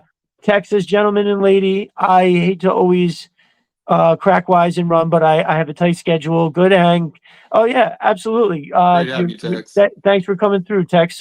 Very solid. Listen, Tex, let's get a call in about a few things. I will definitely talk to you soon, brother. Appreciate you. I feel like, did I even say hi to Tex? Have I said something to Tex yet? I think we said something to him. Oh my God. I know. Oh yeah. About the, What do you, for the love of Galavios? Okay. I got nervous for a second there. I was like, I know I've seen his name. Did I fucking say something? Nice. All right, Tex. I'll talk to you tomorrow, brother. Definitely. I'll reach out.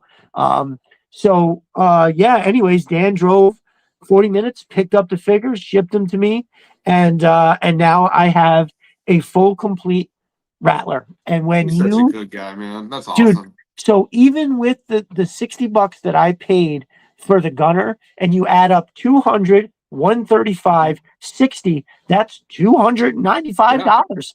What? What?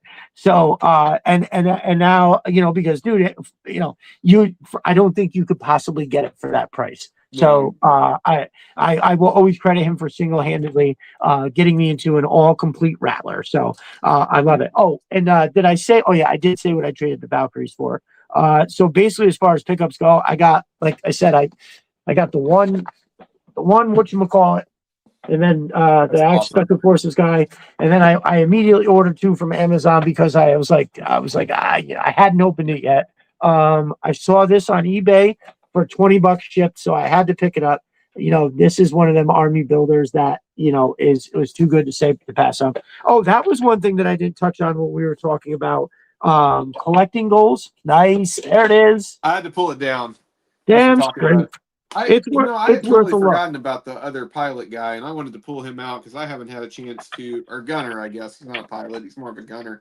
I haven't pulled him out. So he and Wild Weasel were sitting in the cockpit of this thing while it was in storage. And so, yeah, I wanted to pull him out and take a quick look at him here. Anyway, sorry, please continue. No, that's okay. That's okay.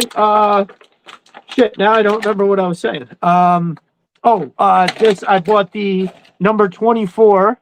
Because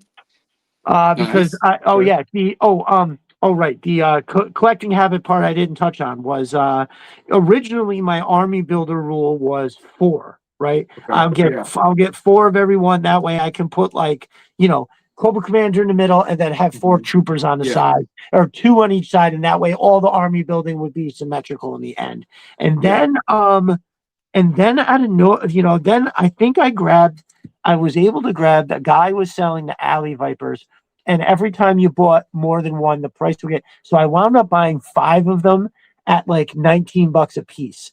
And then I was like, all right, well, the Alley Vipers like my favorite, I guess I don't see no reason to like whatever, but like troopers, these guys, the Crimson Iron Grenadiers, the Iron Grenadier Bats, everything, I only had 4. And then the levy broke with the Python Patrol Vipers. So I absolutely love that figure. I think it is so fucking awesome. I was like, you know what? I think I wound up, they kept popping up on eBay for whatever reason, like $16 shipped, $15 shipped. And I was like, oh, I can't say no to that, right? And then, so I wound up building up, I think it was, I had 10 or 11. And I was like, well, I paid very little money for these. It doesn't, it's not like I'm not getting figures that I want and just buying these. It's all working out. And then I met the gentleman that lived up north, that I said he had the 2 Rattlers on the dining room table, full wings extended, had like 4 HISS tanks, fucking 3D printed whale. The dude had everything, right? And I bought, I think, some of the stuff he was selling stuff for crackhead prices. I told him to take his list on Facebook down. I was like, bro, you can get so much more money. I was like, let me come and look at what you got. So I think I wound up giving him, Kalel in the house. What's up, my brother? Thank you for joining us. I appreciate it. So I wound up buying like the deluxe snow serpent, the Arctic bat. I think I got a bunch of Televipers and original Trouble Bubbles, just a bunch of stuff that was good prices. And then one day he calls me and says, hey, I'll give you 15 complete Python Patrol Vipers for $150. That's $10 a piece. I was sold, and I'm on the way, bro. So then I had like 26, and then I got gifted one from CG Horror. And then I was gifted another one from somebody, which brought me up to 28. So I have 28 total. Now, since then, that really broke the levy in that I just started buying a bunch. So you so generously gave me, I believe it was 4 Crimson Alley Vipers at cost, right? Something like that. Yeah. And I had already had 2. I bit the bullet and paid $75 for 2 of them on Walmart because they just looked too awesome, and I had to have at least 2. Yeah. You so generously gave me 4, so then I had 6, and then just before Christmas, Walmart went and dropped the price to what was it, $21 or $20 even, or something like that. Ridiculous. I bought 8. Yeah. So that put me. I can't believe I didn't buy more, to be honest with you. So that put me up to 14 altogether, and I was like, that's probably good. So then, not to be outdone, I was like, well, I can't have more Crimson Alley Vipers than regular Alley Vipers. So I bought a bunch more Alley Vipers, and then of course I've got 13 or 14 snow serpents, 14 night vipers, and then it drops, I think, significantly down to like all the rest are 6 or 8 at most, and that is most. Yeah. So that is roughly it. But I am going back to Christmas history also says 26 broke the levy. Fucking A, man, it was brutal. After that, I was like, well, if I got 26 of these, I can at least get 15 of this or that or the other thing. Fucking yeah, I'm a crazy person. But so now I'm more like, okay, all of the figures that I really want. So I only have 4 Crimson Guard.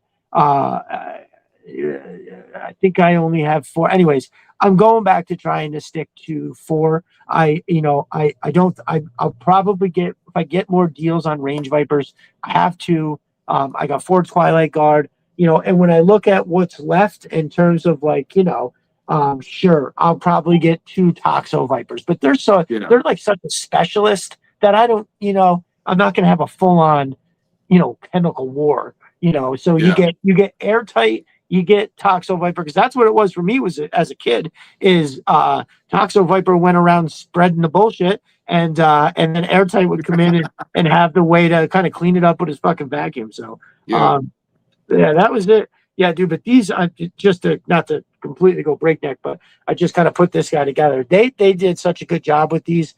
So they're so good. Real quick though, I love the way they look. And actually, I think I love the number 12 that has the black portion underneath the chest rig, right? That's the one that I think is a little bit better. But I do like how his pew pew kind of sits on. You can put it on there like that. I think that's nice. But when I look at the officer that has the same buck, legs, whole thing, but it has more of a traditional strapping, right? Like the chest harness, it looks more like the ones that they wore. It's and the 3 3/4. And I got to be honest with you, I no longer in my headcanon, I don't entirely view them as strictly officers, right? I look at them as like how I am with my business. I'm an owner operator, right? I'm the boss, but I'm also out there doing it. These officers aren't going to be pointing anywhere. They're going to be out there making some decisions, more or less, while they're out there shooting around as well. I feel like I hate it when I do that. Dave says it's funny. Pop Cult tossed up an eBay listing for a loose lot of card figures with Rampart. We talked about it. I never knew he was actually called Rampart. Then bam, they announced the Ramp Rat. We live in the Matrix. Who really wants Ice Cream Soldier, though? Me. I'm Ice Cream Soldier's #1 fan. If there are no more Ice Cream Soldier fans left on the planet, I'm dead. Right. That's funny. Well, the one thing that I can say about Ice Cream Soldier, or literally almost every other figure. This will be a good segue into the retro card wave that was just announced, right? Yep. So is that when I look at those, I really go, meh. Why do we? It's that if they took one of those figures and then put it in with 2 other bangers in separate waves, every one of them would get a much more of a pass. But you have the Grunt, which literally looks like a downgrade. Now, with that being said, if you want a picture of the OG-13 looking retro, then you have to have Grunt looking like that. So in that way, it makes it less absurd. But when you look at the Techno Viper, where you had what was in essence the original version mostly, right? And also happened to look absolutely incredible.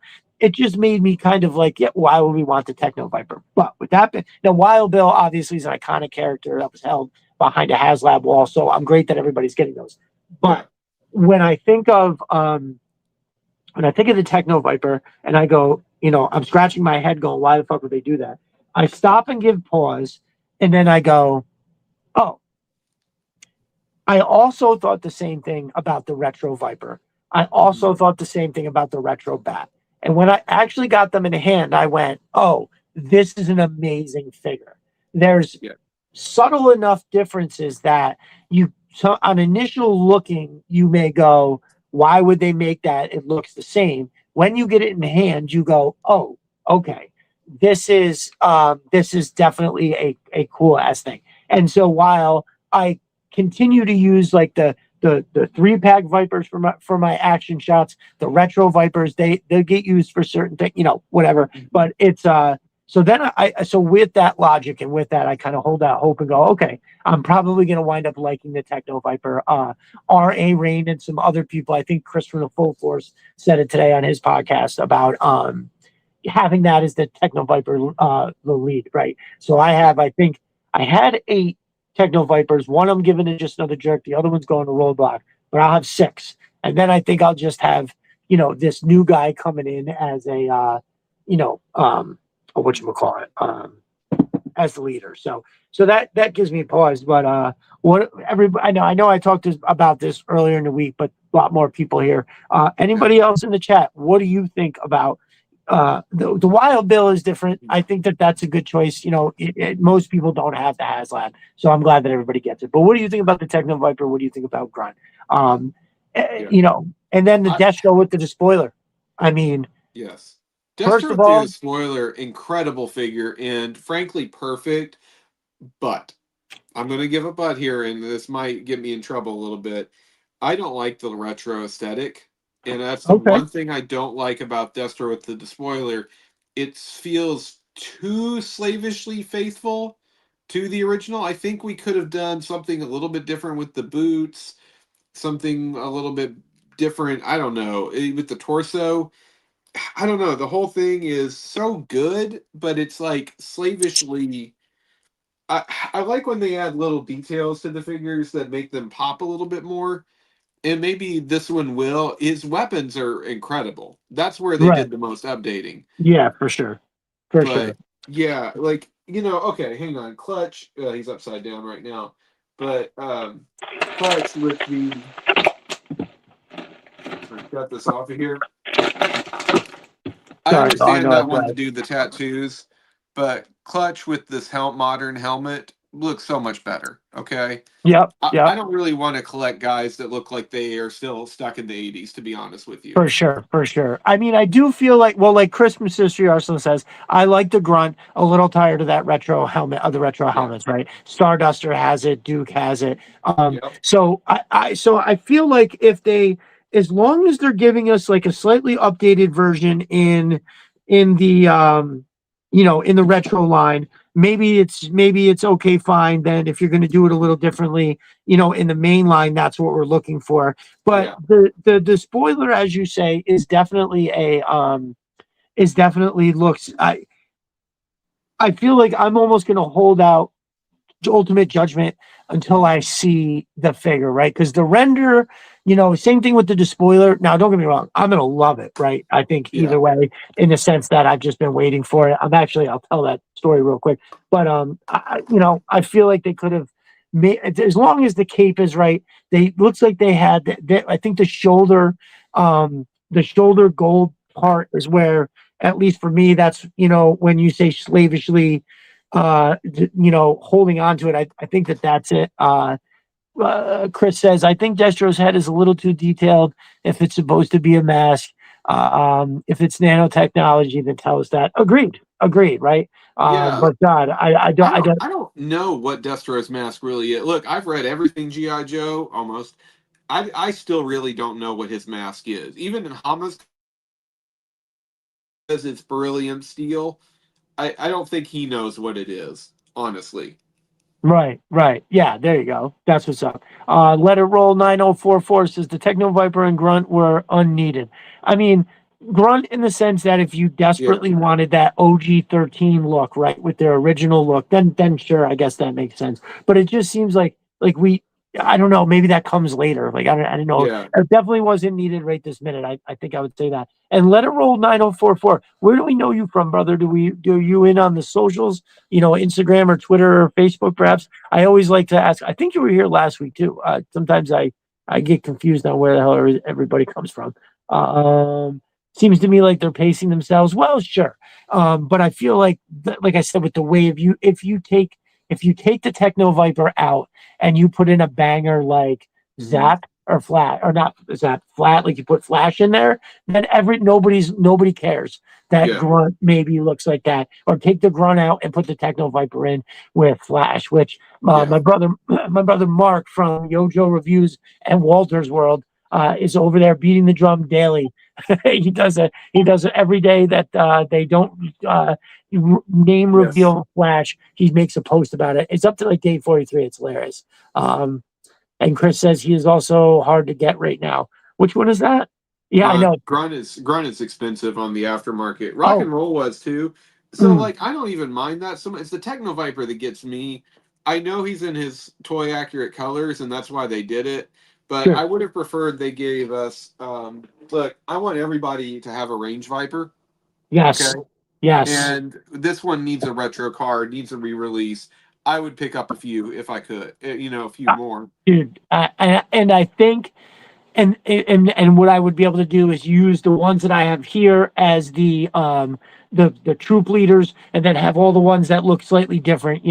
I do worry a little bit though, in terms of because the sculpt, the head sculpt, maybe that's why we haven't gotten that yet, is because you're basically be giving us the same thing. I don't see how they could change it other than the colors and have it be good. Destro Designs, how do you connect with people you trade with? Do you use a specific site?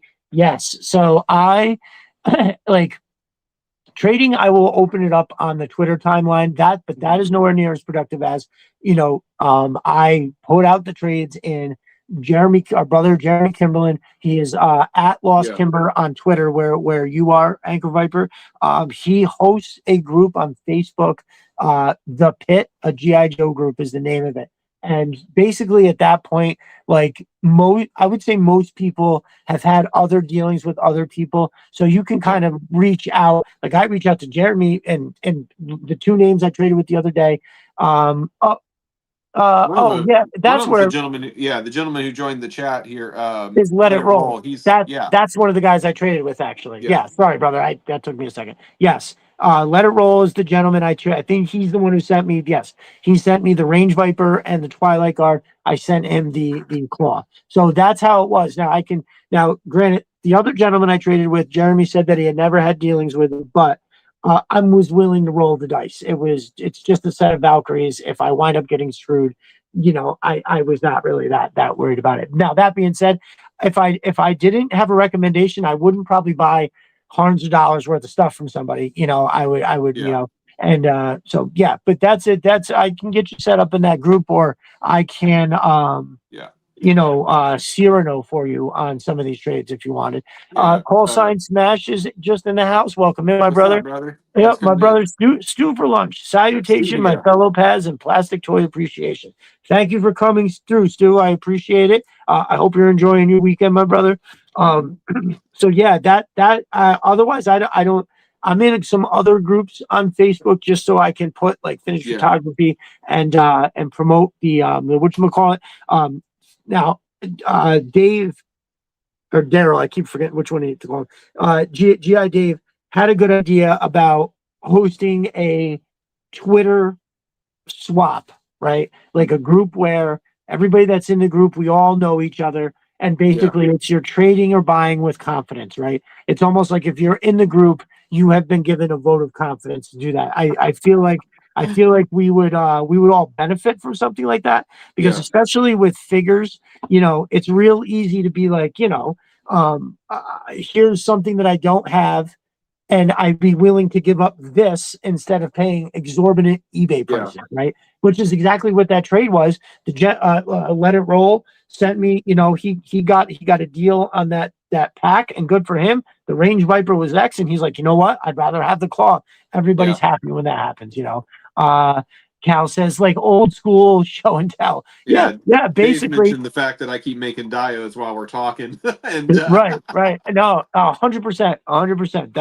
That's generally what it is, and so I think that is I think that's where it's at. Would be something like that, because there's enough of us, right? Where we would all be. So yeah, that is I had this other idea for something similar, but the way that we were, it was a different idea. But this sounds like something that I can weave right into my idea, and I think it'll wind up being pretty damn good. So if you're wanting to get into classified and you're looking for a lot of hard to find figures, look, you get on the pit. Early on, that was one of the things I did. I said I want Big Ben, who was out of stock on Walmart at the time. I wanted, who else did I get? Oh, well, I got Wolf Spider, Range Viper, Big Ben, and I can't remember who else. I got like 6 figures for like 125, and that includes Range Viper. So that's crazy. Yeah, those 2 Range Vipers. So you've got to go. Yeah, get on the Pit Facebook group. That's where the heat's at. That's where the deals are. And another gentleman who was getting out of his collection, he sold me. And this is when when the 04 Duke was kind of rare, but he sold me, I think it was 10 figures for $200 shipped. So yeah, like it's amazing, and they were rare ones too. For sure. Or some of them were rare, some of them were not, but it evened out to where I was paying retail for some hard to find stuff. So yes, I co-sign that emphatically, and also it's just a drama-free group. It is. For sure. For some reason, my finished photography gets no love. I get no likes on it, and that's fine. I just find it's like, man, I feel like more than 2 people would be interested in this fine picture. So, but other than that, no. Jeremy is a upper level human, great dude. Absolutely. And if not nothing for, even if you don't want to participate, support our brother by going over and becoming a member. It's really a cool thing to do. Let It Roll 9044 says the Pit is the go-to group. Great guys, minimum drama. Co-signed completely.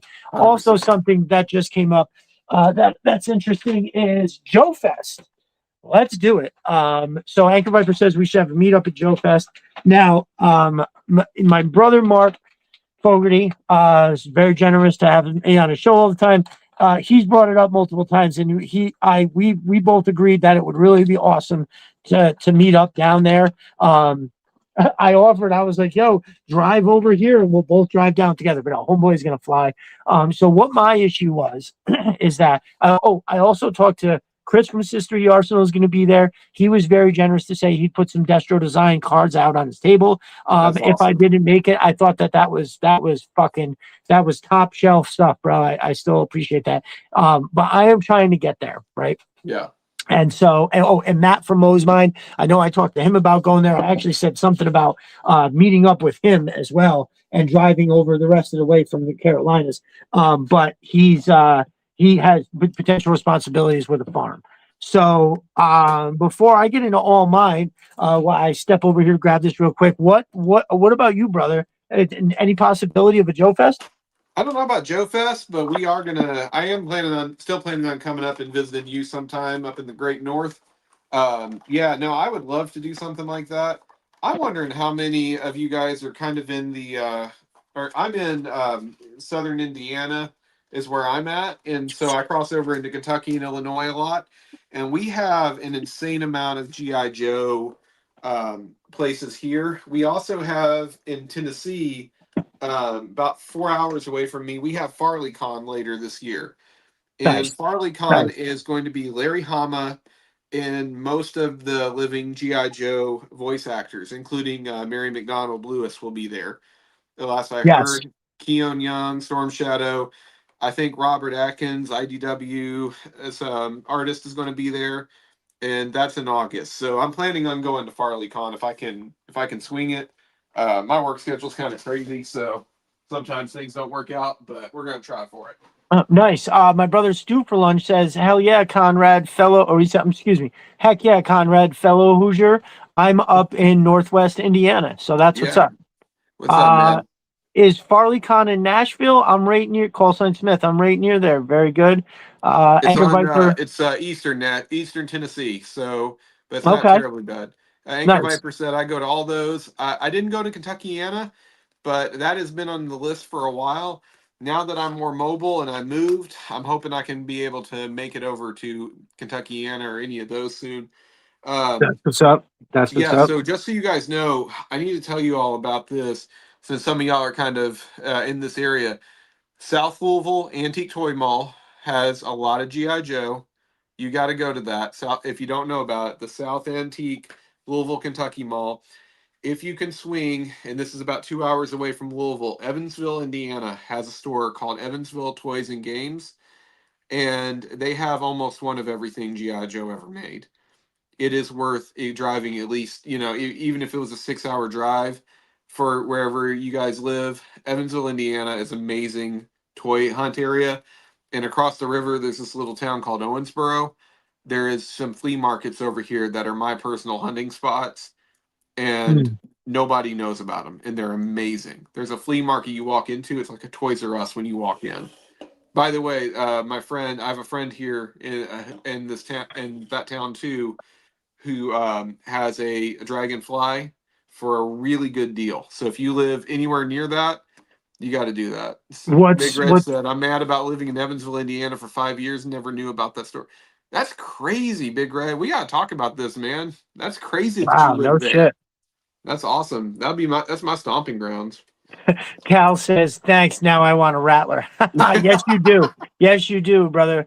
So before you hopped on, I was giving my brother Dan Salcedo praise because he gave me the rattler, but then he also got off Facebook Marketplace. Dude, you also want these figures. Yeah, like the hype is real. It's Yes. Wild Weasel. Wild Weasel is an incredible figure. The He red, is. the tones of red, everything about it, the mask, it's absolute fire. And this is the definitive Baroness. End of story. There's no ifs, ands, or buts about that. So, Joe Fest is something that I want to go to now. One of the reasons why I originally had issues with stuff is the same reason I missed the freaking Cold Slither concert in New York City, and that's because I have a business, and sometimes shit just Now the Cold Slither thing, that was a little different in the sense that when they announced it, I had literally already booked something and I couldn't switch it. My schedule was so buck nuts for the 2 weeks before and the 2 weeks after that I had no options. Wow, look at that. And so I still to this day, shout out to Doc Stewage. I'm very mad that I missed that. I feel like I would have met Commander Unicron. He was there. Yeah. I felt like there was a lot of people that it would have been cool to meet and shake hands because the whole crew was hanging out at like the merch table afterwards, Yeah. And there's pictures and stuff, and it really would have been really awesome to meet those guys. Because even though I think it's so cool that they did that. That Hasbro. I mean, that's what really helped me. That was just one of those things. Like when in '87 when figures like Raptor came out, like I remember it being like, I don't know if I want to buy that, but I think it's fucking awesome that they have it, and it's making everything and it makes everything else better. And so that's how I felt about Cold Slither too. Even though the set was amazing, all of it was it's all fantastic. So anyways, I missed on that. Well, speaking of the same area of town, it looks like May, I think it was 15, 16, 17th. Oh my God. Jesus, Mary McDonald Lewis, the voice of Lady J, voice of an iconic voice, is going to be at, I don't remember the name of it, but it is down in Long Island. It's a show and a con, I believe. And anyway, we were just talking about it in the timeline because she's so generous with her time, and a few of us over there. She was like, "Oh, I asked her if she was going to be. She's now out in Dallas now. I asked her if she was coming to the Northeast anytime soon. Turns out she's going to be down there with the voice of Flint as well. And then there was, I think, 2 other very recognizable voices from people that were on the show. And so CG Horror was like, oh, it's only like 3 hours for me. And I was like, dude, let's do it. So we both have tentatively agreed to meet up down there. So I'm excited about that. Angry Viper says, Destro Designs, your stuff is great, but I almost never see it unless somebody else reports. I even subscribe. Yeah, listen, this shit is, it's very bad, and everybody has that problem with everybody right now. And I just hope it's an algorithm thing that they're going to get fixed, and it's not anything like that. Say I'm having a problem with something or you're having a problem with something, and they're screwing us on purpose. So I don't think that's the case because so many people are just like, Woody underscore 222 says, what's up, people? Just subbed up. Just so, hey, thank you for coming through. Thank you for the support. We're glad you're here. We are getting down on this Joe Talk. It is Saturday night. I know I'm having fun. Conrad is back in the house. He was here. God, what number of guests were you, brother? Were you like the second? Who? I don't even remember. God, I think I was. Was I the first? I might have been the first. You might have been the first, right? Second, yeah. I've been moving. I've had all kinds of crazy stuff on here. There's a comment I want to talk about here because Dave just said Conrad's running a live dio, hosting a podcast, and thinking of issue 74 of the RAH run. How did you know I was thinking of issue 74? That's some voodoo stuff, man. You cannot be doing that to me out here. I was literally thinking of issue 74. What in the world are we talking about here? That's crazy. Then Anchor Viper said, you need to be on the show more. I'm getting the Ultimate Classified tour. It's making me want more. Look, Hasbro needs to be paying both of us for the way that we promote their product. For sure. Dude, I every week I look around and I'm like, okay, I could set up this. I want to build all these shelves before I start cracking. I have my Python patrols on display and stuff, but I really just right now have just this section that you can see because it's one of those things. It's like I don't want to start putting stuff up everything is in bags and little bins over there. Yeah. And as much as I hate that, I really want to get the whole. It's basically going to be a horseshoe, and then I'll do the shoe from the middle, and you'll be able to see all three. But yes, no, this is definitely straight propaganda. We're glad to see that we are getting into the head of the truth teller over there. Yes. Well, listen, you've already got an insane 3 3/4 collection. I mean, why not? Jump on, sis. I don't know if I can afford armed security. I doubt that this is true. Let's see. Love her voice. Always got the heart racing. Yeah, Big Red. Mary McDonald Lewis for sure. Oh, speaking of which, this was interesting in the timeline the other day. One of her posts popped up and she was promoting. I'm sorry, not promoting. She said she was not. It was just because she loves the stuff. And basically, it's this very bougie coffee, okay? And I'm sorry, espresso. And I basically here it looks like a pod, but you actually don't have to put this in like a Keurig or a K-cup situation. Mm-hmm. You literally dump this in hot water and it like instantly dissolves. Well, guess what? I tried one earlier, and the way I described it to Conrad is I probably shouldn't say it, but I felt like and listen, I drink coffee all day. And so one cup of coffee is never putting me over the edge, right? I took 3 or 4 sips out of it and was like, oh, there is something in here. This is like way more than my regular Folgers or my Stewart's from down the road or whatever. And but first of all, it's delicious. If anybody's interested, I can't wait to tell her on the timeline. Like, hey, I actually got it. And because I said something, I was like, wow, this looks fantastic. And because she said something about, even as a voice actor, you got to be, whatever you're putting in there, you got to watch it. And she was like, this shit is great. And it's pretty good. I think it came down to there's 12 of those things. I think it was like $23, which is $2 a cup, which first of all, if you go to Starbucks or Dunkin' Donuts, you're paying 3 to 4 times that for what you're getting out of that. So try not to let that price point. What I like about it though is that I could just go into like one of my local stores and get a cup of hot water and then drop that into it, and then I have that good stuff. So who's got Angry Viper? Who's got crazy tech? She could, because Dave could read my mind, I think is what I was saying there. Right. So the 25th anniversary came with, or not 25th, I'm sorry, Valor versus Venom had these comic packs, and I'm not holding an original copy of 74. This is a reprint, but I want to show you guys this one. First comic my brother and I got, was issue 26, Origin of Snake Eyes. My mind was blown at how good that was. Second issue we got in a comic pack came with General Hawk, Flint, and Tunnel Rat. Was issue 76. This is maybe my favorite, if not probably my second favorite, because issue 24 is so good. And here's what I love about it: every GI Joe character is deployed. The first page is this menacing Destro standing over in front of his troops with an Iron Grenadier in the back here. So awesome. Yes. Oh, by the way, there's a sweet ad here for a GI Joe trading card game. I just bought a huge collection of the cards from the trading card game, and we'll be going through those on the timeline very soon. Anchor Viper, we are using the brainwave scanner on you. Yes. If that's where you're wondering how this is happening, we send a drone up. Yes. Look at Falcon being awesome. Falcon in the cartoon was terrible, and in this comic he is awesome. But here's the other thing that you get involved in this. You got General Hawk on the radio, Breaker with his arm in the sling. It's so good. This is Ron Wagner artwork, by the way. I want to mention that. And then look who's here. My boy, Mr. Psych Out himself, leading a squadron, a platoon of G.I. Joes. And the story's amazing. The whole issue lands. You got Stealth, you got Ghost Rider running on this. Did we just lose Destro?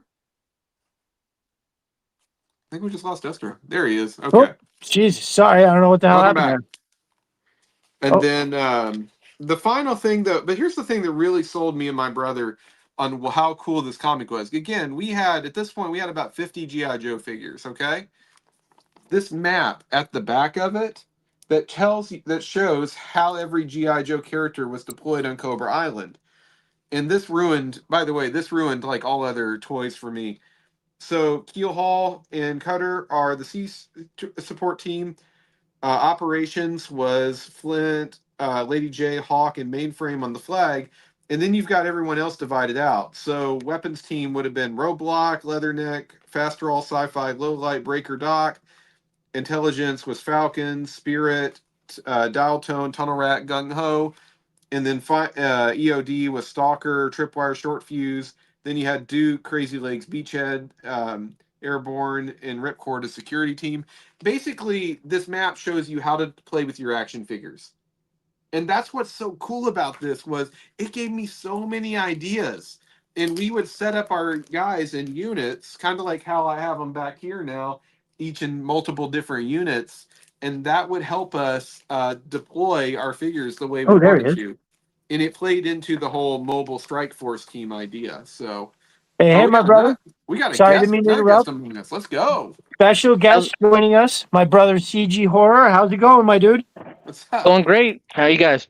Good. So, dude, I'm sorry. I don't know how many I didn't realize that. So when I hit with my thumb to post a comment, right? And so what happens is it jumped my screen down, and the little section where the icon pops up, I didn't see it on there. So I don't know how long or how many times you tried to get on. Hopefully that's why I had to hit return to bring that part back up, and then it threw me off the screen. And when I came back on, it said there was the notification, and when I hit it, I didn't see it first, and I was like, oh no, hopefully I didn't miss him.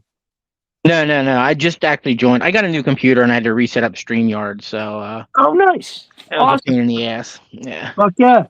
Yeah, we were just chit-chatting about how excited I am to meet up with you down there and down at that is it, I can't remember, is it a toy show or a Comic-Con? It's Comic-Con, isn't it? I think it's a Comic-Con. Yeah, it's a weird name, CradleCon. Yeah, I thought that was definitely a little strange. In the moment I was just more like, oh shit, that's like next month. This would be great. And then I saw that you say something about it, so the excitement took over, completely and derailed it there. But yeah, no, that's awesome. I was also just saying she recommended this bougie coffee, and I wound up picking up. It's espresso, and the shit had me jacked up like some kind of meth. It's awesome though. It's very good coffee. But But yeah, well, thanks for coming on, my brother. I appreciate it. We were just actually talking about a little while ago all the amazing stuff that you printed and sent up here. Oh, and also big round of applause for the Swamp Smasher. I don't know. Hopefully everybody saw that in the timeline today. I thought that looked fantastic. Yeah, that was a very easy print to do. It took only like 2 days to print. So, yeah, I hated the vehicle originally, but classified scale, it looked pretty badass actually. I thought it did too. Now, I always liked. Now, isn't there a vehicle that they made that was very similar colors, but it was like the Badger? Does that sound familiar to anybody? Badger was kind of like it was more like a replacement for the All Striker, if I remember right. Right, Yeah. But it And was. wasn't it like a yellowish?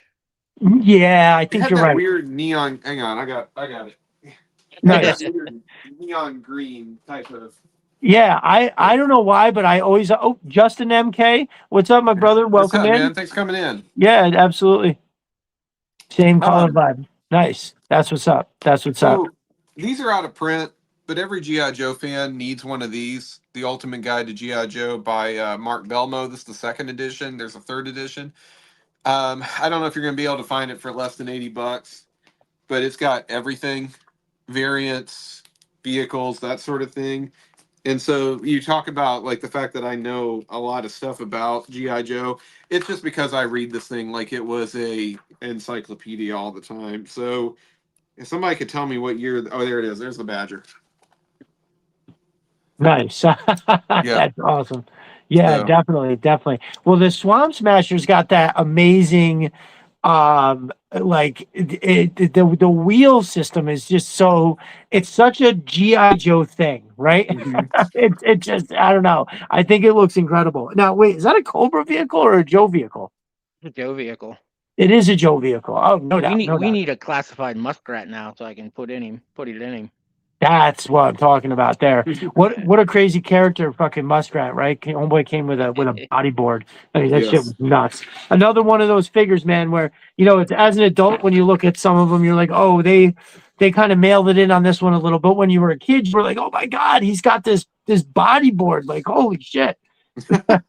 That's hysterical. The bearded sumo in the house. What's up, my dude? Welcome in. Thank you for joining us. Appreciate it. Conrad, that book Shout right out there. shout out to Mrs. Sumo if she is watching as well. Isn't There it is. there was a Kickstarter last year sometime. I think the same guy was like redoing these or something like that. I don't know about that. If he is, I would have backed it. But there was like 4 books, and it was like carded figures, uncarded figures, vehicles. Was that Carson who was doing that? The guy who did the Art of G.I. Joe books? Yeah. Okay, yeah, this is Belmo, but Carson's done crazy work too. In fact, I've got the Art of G.I. Joe book behind me here as well. Hey, too. Yeah, so you do a lot of 3D printing, CG. I wanted to ask, are there any vehicles that are kind of in your pipeline that you haven't had a chance to do yet, or anything that you would like to do next? I'd like to do a shark. I have a file for the shark, and I started printing it last year, and then I gave up on it. I still have the canopy though. I printed the canopy in clear resin. Oh, nice. Nice. I have a fire bat that I just need to put together. Okay. But I mean, I found like a hydrofoil files that I have. Ooh, that'd be sweet. Somehow I got the flag, like a classified scale flag, and there's like no way I'll print that. But I'd like to get. I mean, we have a Rattler. I'd like to find a Sky Striker that's affordable. Yeah. I know. I can't think of what his name is. It's like Steve something on the Facebook groups, and he's a really good 3D designer and making files. But when he sells them, they're like $200 to $300 just for the files. Right. Oh, jeez. So yeah, it's a bit much to be spending for a file, but I guarantee it would probably print perfectly. Well, he's the one who did the drone. Every once in a while, he'd give stuff out for free. Ooh, so nice. That's how I got the drone and the slugger. No shit. Him. Yeah. Ooh, that slugger, man. Who made the? I think it was Murphy's Innovative. he printed a slugger recently, and it looks top notch, man. I bet if you did it, it would look fantastic. Justin MK says, "What 3D printer do you recommend? I'm curious about getting into the 3D print game." Well, if I remember correctly, the question that CG Horror asked me when he so kindly offered his assistance was that, what is it that you want to make? Do you want to build like big things like vehicles, or do you want to print small pew-pews? You know, because if again, and I'll let CG expand on this a little bit, but like I just fired up my Mars Lego 5, which I absolutely love because it is an incredible shit. I thought I brought the I printed a test piece because I had to change my I had to change the print screen, and I was like, oh, I'll print a test piece to make sure it's not something else isn't wrong. Anyways, it came out perfectly fine, and I loved it. And so what is it that you're trying to make, Justin? Let's start there. Anchor Viper says, Destro Designs, how cool is it that it looks like animated Crimson Guard is talking from his yeah, I know. I love it. I think it's fucking fantastic. You never know, his lips are moving behind the helmet. Right. 100%. So and it's a perfect character because I actually work at a law firm. So it's like, right. And CGs are lawyers and accountants and stuff. Yep. I love it. That's why I threw, if everybody wants to think back now, when I did the promo for it, I had thrown the Crimson Guards in there. At the time, CG was a little unsure if he was going to be able to make it, but I threw it in there just in case. So good. Those who know, because I do believe that is what I put out when CG was on the show the last time. So I'm happy to have you both back on for sure. I'll be circling back and getting new people on. I know G.I. Dave said that he was very interested in coming on. I'd love to have Anchor Viper come back for sure. Bearded Sumo's due for a return a little bit. Maybe we can try to get down the chat too. What's up, yes, Sumo? Yeah, he did. What up? For sure. Yes. And the Crimson Guard is such a cool figure. I love that's one of the reasons why I love the Twilight Guard so much is that it's got that Crimson Guard head, so iconic. I know our brother Cal, the Cardi King, loves the Crimson Guard. Is that your favorite? Is that your favorite figure, Cal? I'm trying to remember. I think he said that was like his favorite. I think CG was my second show. Yeah, dude. I remember when they came out. I remember seeing it on the back of the card, right? You could with the card art, and I didn't see one in a store for I couldn't even tell you how long. I remember I had a cousin that had two of them, and I just like I was like, where the hell did you get this? And he was like, oh, it was at Caldor or whatever. And I remember going there. It's crazy. And it wasn't any. Justin MK says, some stuff for dioramas since I've been starting that, but I'm down for some vehicle stuff and small OG things. Well, so basically, I think, you know what, CG, do you want to handle this? This is the man who knows so much more than me. I'd probably recommend a resin printer for the smaller stuff. You'll get better detail and stuff. It's messy, but the details that you can get in resin is amazing, and you can print really small stuff. I wish I had that piece. So Justin, if you go on my Twitter profile, click on the media, and you'll scroll down, and very quickly you'll see I'm holding this. It almost looks like a rook from the little castle of a chess piece, which is basically what it is, but it's got a spiral staircase in the middle of it. And it is just as CG says, the detail is insane. Now, I also printed some stuff from Sys 3D Arsenal because I was going and making V's, which are basically just gun racks for every subset. So obviously these, I have like 5 of those. Those are for the Joes. I printed out a bunch of stuff for Alley Vipers. The Hiss crew has a few because I was printing out gray and then spray painting everything. But I thought that this came out great, the black with the red. And even though I didn't take the time to clean my prints as much as I should, which is why I stopped showing them because I didn't want people to get confused. The ones that I think came out really, really good were, I can grab one here, are these, the traditional Cobra blue and red with Vipers instead. You have a couple of Vipers standing in front of this. It looks really great. But the bottom line is that the stuff that Chris prints always comes out so much better. So I just started buying this stuff from him. So, but I do, because I know our brother Stevie has recently been printing all kinds of Dio stuff, like just little things that you can put up on the wall. You know, I think he was printing like a window set or something that goes on the edge. So I want to start. I have been trying to upgrade my toy photography. And one of the first things I did was I bought new lighting. One of the new lights that I got is I believe this is a relatively famous, or not famous, but popular one. It's called a small rig. And so it's got the 1/4 inch threaded, or you can use this clamp to hold on to it. It's got the gooseneck, right? And hold on real quick. Boop. So this is the LED color, and then it switches to the soft color, red, green, blue, and then back again. It doesn't seem like a lot, but then there is, if you hold hold on. If you hit the power button, you get all kinds of different things. This is perfect because you can like broad or pinpoint, and then it also comes with, which I think is really awesome, is a diffuser. So anybody looking to upgrade their shit, this was $50, and this all steel construction. The gooseneck feels incredibly strong. I can't recommend this enough for anybody looking to upgrade their lights. Now, also, this is a little different, and after I've gotten it all, this is just has a much more of a broad light. That's for a little bit more detail. But this here, hold on, let me turn it on. It's got a digital display in the back, which is pretty awesome. And you can go to adjust. It's got settings That's cool. like nobody's business.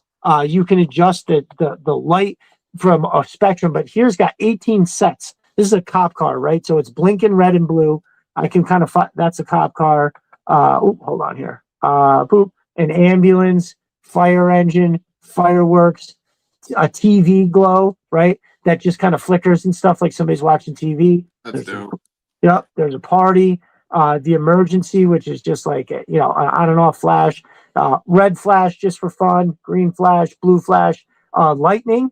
This one is kind of dope. I don't know how much it goes on and off, and that's the thing that, like, I actually have a shot plan for this to see the faulty bulb. So if you got somebody in the hallway, candle. I think this one is kind of cool too. It's just kind of up and down, pulsing. Paparazzi taking pictures. HSI show, which I'm not sure what that is. HSI fast, strobe, and then that's it. So it's 18 different settings altogether, as well as being able to run the spectrum of super soft glow to go all the way up to like a high LED 9,000K. So it's 9K brightness on there. So anybody looking to upgrade, I think that's the best. CG, let me ask you, what has been your latest pickup? I know you got in and grabbed a few things recently. What's the latest thing that's come to the door? Have a good night, Anchor Viper. Thanks for joining. Oh, thank you, Anchor. Appreciate you coming through. Have a good night. Thank you so much. I got 4 Royal Guards. Finally got the Hawk and MMS. And nuts. I think that's pretty much it this week. Last week was a big one too. Nice. What I heard you say you got some gridiron guns. Did you get anything particular? Was it I know they just had the sale, the $5 ones. I was just showing it off. I had to buy 10 of these Gen Jams because they're so sweet. These are really dope. This is just a basic M4, but it's got all the bells and whistles with the red dot and the silencer on it, the small foregrip mag pull and everything. I thought that this was dope. What did you grab? I had 2 orders. Man, it was a lot of guns, but the one was I wanted hit and runs loadout, and I'm gonna put it on Alpine. Okay. Yep. But I wanted a saw for my Punisher figure. I got Old Painless from the Predator, and then Billy's gun with the Master Key setup, classic style. And then just a bunch of like submachine guns and stuff like that. Like, it was a lot. It was probably close to $300 worth of Nice. Well, dude, it adds up quick. I'm interested to hear what you think about the hit and run loadout.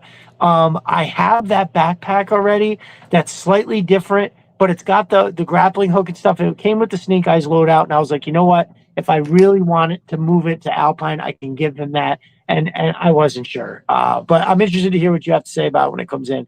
Definitely let me know. Call sign Smash says, for how long does Gridiron typically take to ship? Ordered for the first time about 3 weeks ago. Well, it depends on what you got. You know, like I ordered 10 of these pew pews. I think they shipped. It's still, even though it was a sale they're running, you think they have a bunch printed. I think it still took almost 8 or 9 days to get here after I ordered it. So it does come from the West Coast. They're in Phoenix. Also, if you ordered multiple drones and whatnot, it's definitely not out of range for it to take a couple weeks for sure. Well, what did you get though?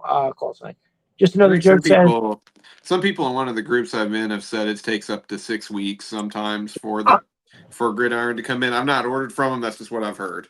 No, it's true. That's pretty close. I know, like with the Hound and stuff like that, it was obviously like maybe almost 3 months because it's a big piece. But yeah, their guns maybe like 6 weeks. Right. Nice, no doubt. That's what's up. So, you didn't get scams. No, for sure. No, I've ordered from them a lot. But you didn't get scammed. They're coming, maybe. Believe me, the first I had ordered like a couple guns, but then I legit ordered three equalizers, like the Cobra Blue, the Hiss, and then the green Joe. Well, this one's a little different. That's the M pack. So I got these two, the blue equalizer up here, and then I got the green Walker, right? And then I believe I actually ordered a bunch of guns. It was a big order, and that took a while. I actually reached out to Jeremy Kimberlin because he was the only one I knew at the time. I think this is just before I met CG, and I was like, hey man, I ordered from these guys a while ago. Does anybody know like how long? And he was like, oh, I told him what I got, and he was like, oh yeah, you're gonna be waiting for a little bit. So Big Red, thank you for coming through, my brother. I appreciate it. Enjoy your night. We'll see you in them Twitter streets tomorrow. Getting scammed. I got I just don't know if you guys remember, probably back in late 2020, Dope Toys went out of business. I think that's what it was. Who went out of business? And Dope Toys, I think is what it was called. Oh, okay. Yep. And they went bankrupt and they weren't fulfilling orders and stuff. And I know Valaverse had like an exclusive through them. I got that, and then they went out of business and they didn't send anything else to me. Oh, that fucking sucks, man. You know, I know Anchor Viper and TV Cobra did reporting, and apparently she made a bunch of deals with a bunch of different people, and I guess the average purchase on eBay goes through no problem. But once you get up to a certain amount of money where guys are selling like, oh, I've got these 100 G.I. Joe figures that are all complete and I want this amount of money. Apparently there were some rather big purchases made. The Anchor Viper would be receiving a package, opening it. It would be nowhere near anything that was discussed being sent. And then through messages, she would reach out and say, hey, this is what's in this box. This is not what we agreed upon. And there were instances where even when the seller would admit, oh, yeah, I know, I actually changed this figure for that figure and kind of switched it up a little bit, but you still got 100 figures, like if you want, and it was like just a nightmare when you're like, no, dude, what the fuck are you talking about? And so then what would happen is they'd have to go through eBay, spend hours of time on the phone. And even when they're like, here's the screenshot of the dude admitting that he swapped stuff out, they would still be like, well, you know, it would hem and haw. It would take time to get the refund. And then here is the crazy part, that almost every time that they got screwed, Anchor Viper would go and leave a negative review on the guy's thing. And within a day, it's disappeared. It's gone. eBay is taking them down. Because if you got a bunch of people on there writing reviews of like, you know, that, hey, this guy screwed me. Now, I know there's a thing there to maybe protect people from just being dickheads, right? There's got to be something. But how is it that a guy that's got a 100% review rate that ripped off the same person twice. Like they did, I think it was the same guy that might have did it twice. Anyways, it just seems like a very crazy broken system. Now with that being said, I've never had a single problem. I've probably made 40 purchases through eBay and everything. The only time I ever had problem was actually at the fault of the at the post office. Like I had ordered a Cobra Island Major Blood, and homeboy went showed up at my hub and then never went anywhere else. So just another jerk says Conrad hasn't steered me wrong in fig recommendations yet. He has me wanting to price clutch. Dude, clutch, man, listen. Here's Clutch the is thing. sick. He's one of my favorites. Bite the bullet now and get a vamp. All right. Because listen, the vamp is so awesome. Right. I remember when I first got it, I talked with CG about it because I remember saying, I was like, yo, I didn't understand, like the people aren't going nuts over the stinger. But as soon as you put this together, you realize there's so much more detail, little stickers, little this, little that. Yeah. These are just 10 times better than the missile system. Sorry.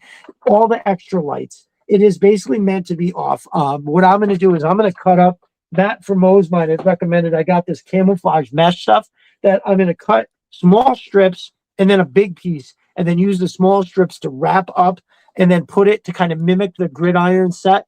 The gridiron set that comes to go right here on this looks very cool. They make a roof rack that looks cool, that keeps it open. So but yeah, look, it's got the jerry cans on the back. It's just, forget about it. It's a phenomenal figure. The color details. So the pull points are red on the other one, and just for some reason, I don't know, it doesn't look as completely off the hook awesome. This just has all the detail right here. So you get the right. I think that's what you said, Conrad. I think it's your favorite. Get yourself that. The vamp is my favorite vehicle, or favorite figure vehicle, and first of all, the vamp is my favorite design ever. This week just said it's his vamp and clutch is his favorite purchase so far. I sourced mine from Australia because they were sold out, and I basically paid the equivalent of $150 to get it when it was originally $100 because I just barely missed the threshold to get it. But the vamp is a perfect toy. Now, I will disagree with you a little bit, Destro, on this one thin point. You say go ahead and get one. I would hold off. And here's why. Okay. April 1st is coming. Listen, I don't know anything. There's no rumor. Listen, you guys know that I know things a lot of times, about stuff that's coming out before it happens. There's no rumors on this period, okay? But the vamp is absolutely going to come back at some point. And when they're going for $250 to $300 for an inboxed one right now, or they're going $300 to $350. Yeah, exactly. That shit it's insane. Yeah, you can get a dragonfly for that some places. I know. Figureless, but you can get a dragonfly. Yeah, for that. Exactly. 100%. I'm surprised they haven't had the Vamp Mark II out yet. That's what I'm about to say, because that's going to happen for sure. But here's the other thing that keeps happening. Rock and Roll, Grunt is getting a retro. What's the other one? 13. Well, they just did Zap. We know that Flash has been in the pipeline because Glenda came with the Flash backpack. I think a Vamp retro is very, very, very likely, but it is going to be a retro clutch and it's going to have a retro gun. It may be the Vamp Mark II, but they're definitely going to do a retro Vamp. And when that happens, the original Vamp is going to go way down in price.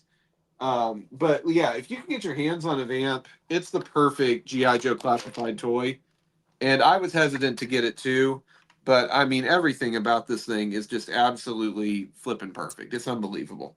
See, that's where my concern about it is that they are going to not reprint that, but move on to the Mark II. And then when the Mark II comes out, that's basically their way of telling everybody, no, we're not giving you the Vamp, the original one. And then the price will go up even further. Even if they do wind up doing it initially, the release of that Mark II, I think, drives the market up on the Vamp. I mean, that's just a guess. I obviously have no idea, but that's how I got my Breaker and Ram. They went down when the new one came out. Right. Exactly. Yeah. Do That's you what think they'll happened with mine announce? too. Do you think they'll announce the next HasLab in April, or will they wait for Yojo June? That'll be June, I would think. Think It's right. gonna, Speculation on what you think it's going it's to the be. Moray. I have no doubt in my mind it's Oh the yeah. Moray. I'm okay with being wrong, but it'll be the Moray. That's the I last mean, camper vehicle left to make. I figured it would be a C one because we've had land and air. Yeah. I figured I know it's a water moccasin, but a really beefed up water moccasin is what I was thinking. So I think a Moray is. Oh, I guess it would probably be about the size of the Rattler. That's what I was thinking. Well, I was thinking it would be the same size as the Snowcat. Either way, it's I'll get it. I definitely want the Moray. It's like one of the best Cobra vehicles ever made. 100%, 100%. I would love to get that. I think it would look amazing. I don't think I understand, Dave. You're talking about a retro vamp solely on the gun turret. I mean, have they done any kind of like a retro version of any of the vehicles so far? I don't. That seems like. Not really. The Stinger itself is very retro, kind of. They didn't do any updates to the Stinger. Right. So, right. Yeah, Which is cool. But I think they will, and I think it'll be the Vamp because they know they can sell it. And I know they need to get retro clutch out because as good as the clutch figure is, Sure, it's same not. as It's Grunt. not. It's not a retro. Yeah. Right. Agreed. Agreed. Well, that would be interesting. Right. So it actually tying it in to get the retro figure could mean Exactly. that maybe okay. That And there's I think it'll be a wide release. I don't think it'll be a Pulse exclusive. Again, I'm pulling this entirely out of thin air, but it just makes logistical sense to me. I don't know why I said logistical. It should have been logical. It makes logical sense to me for them to do a retro vamp, and it's just free money. I mean, I can't wrap my head around why they haven't just reissued the vamp that's selling for $350 on fucking eBay. You know what I mean? That's 3.5 times the original price. I don't know what kind of flag they're looking for, and as a guidepost to say, hey, should we make this or not? Be like, well, people are paying 3.5 times the original cost for it. Perhaps maybe we just I know sometimes they maybe change tooling or move on from different tooling, and that's got to be some issue to it. But I look, I hope for everybody's sake that everybody gets one, right? I hope that I would love it if they just remade this one so people that don't have it get it because I think it's like a perfect vehicle. But the retro one that you guys are talking about, like with the original gun and stuff, I mean, I think people would like that too. Lenny did a very strange thing on his Instagram post. He had put up like these. He wanted everybody to choose, and so I think there was two different polls. One of the polls was, which do you want more? It was what? It was the oh my god! It was the Warthog. The Mobat and the Mobat or the Mauler, right? And the Warthog was winning at first, and then that somehow, listen, as cool and iconic as the Mobat and the Mauler might be, the Warthog is a better HasLab, right? I mean, I agree. But then his other poll was, which was kind of strangely worded, but it was, what's your weekend party boat, the Moray or the water moccasin? Which and both all polls were basically all split, right? Like it was like 30, 35, 30, 35 on the Mauler Warthog Mobat. And then it was like literally 50-50 on the Moray or the moccasin. I mean, look, I feel like as much as we want a moccasin, I don't know if beefing it up to a HasLab. I mean, don't get me wrong, I'm sure it would look awesome, but part of its design is that it's kind of sleek, right? Its profile is more elongated and one big like turbine on the back, and I don't right. It only had one big fan in the back, didn't have two, did it? I think it was one fan. Yep. I mean, for a HasLab, gotta give us the Amore for sure on that one. And but I mean, geez, though, can you make can you make a moccasin that's, I mean, so if we're looking at the Arctic Hiss, can you take that amount of plastic and make a proper size Yeah, moccasin? I think so. I think you could do. To me, it wouldn't be that much. I think it would be $150 product would be fine with 150 with a figure. I think you could do that, and it would be slightly longer than the Vamp or the All Striker. But I mean, here I'm going to show you the Fortnite boat because these things the Fortnite line just failed from Hasbro. It just didn't do well. But it's a big piece of plastic, and Copperhead looks great on it, or Shipwreck, whichever you want to do. Yeah, yeah. But Yeah, that would be perfect size. yeah, so this is the size I hope for with the moccasin. Yeah, that sounds about right.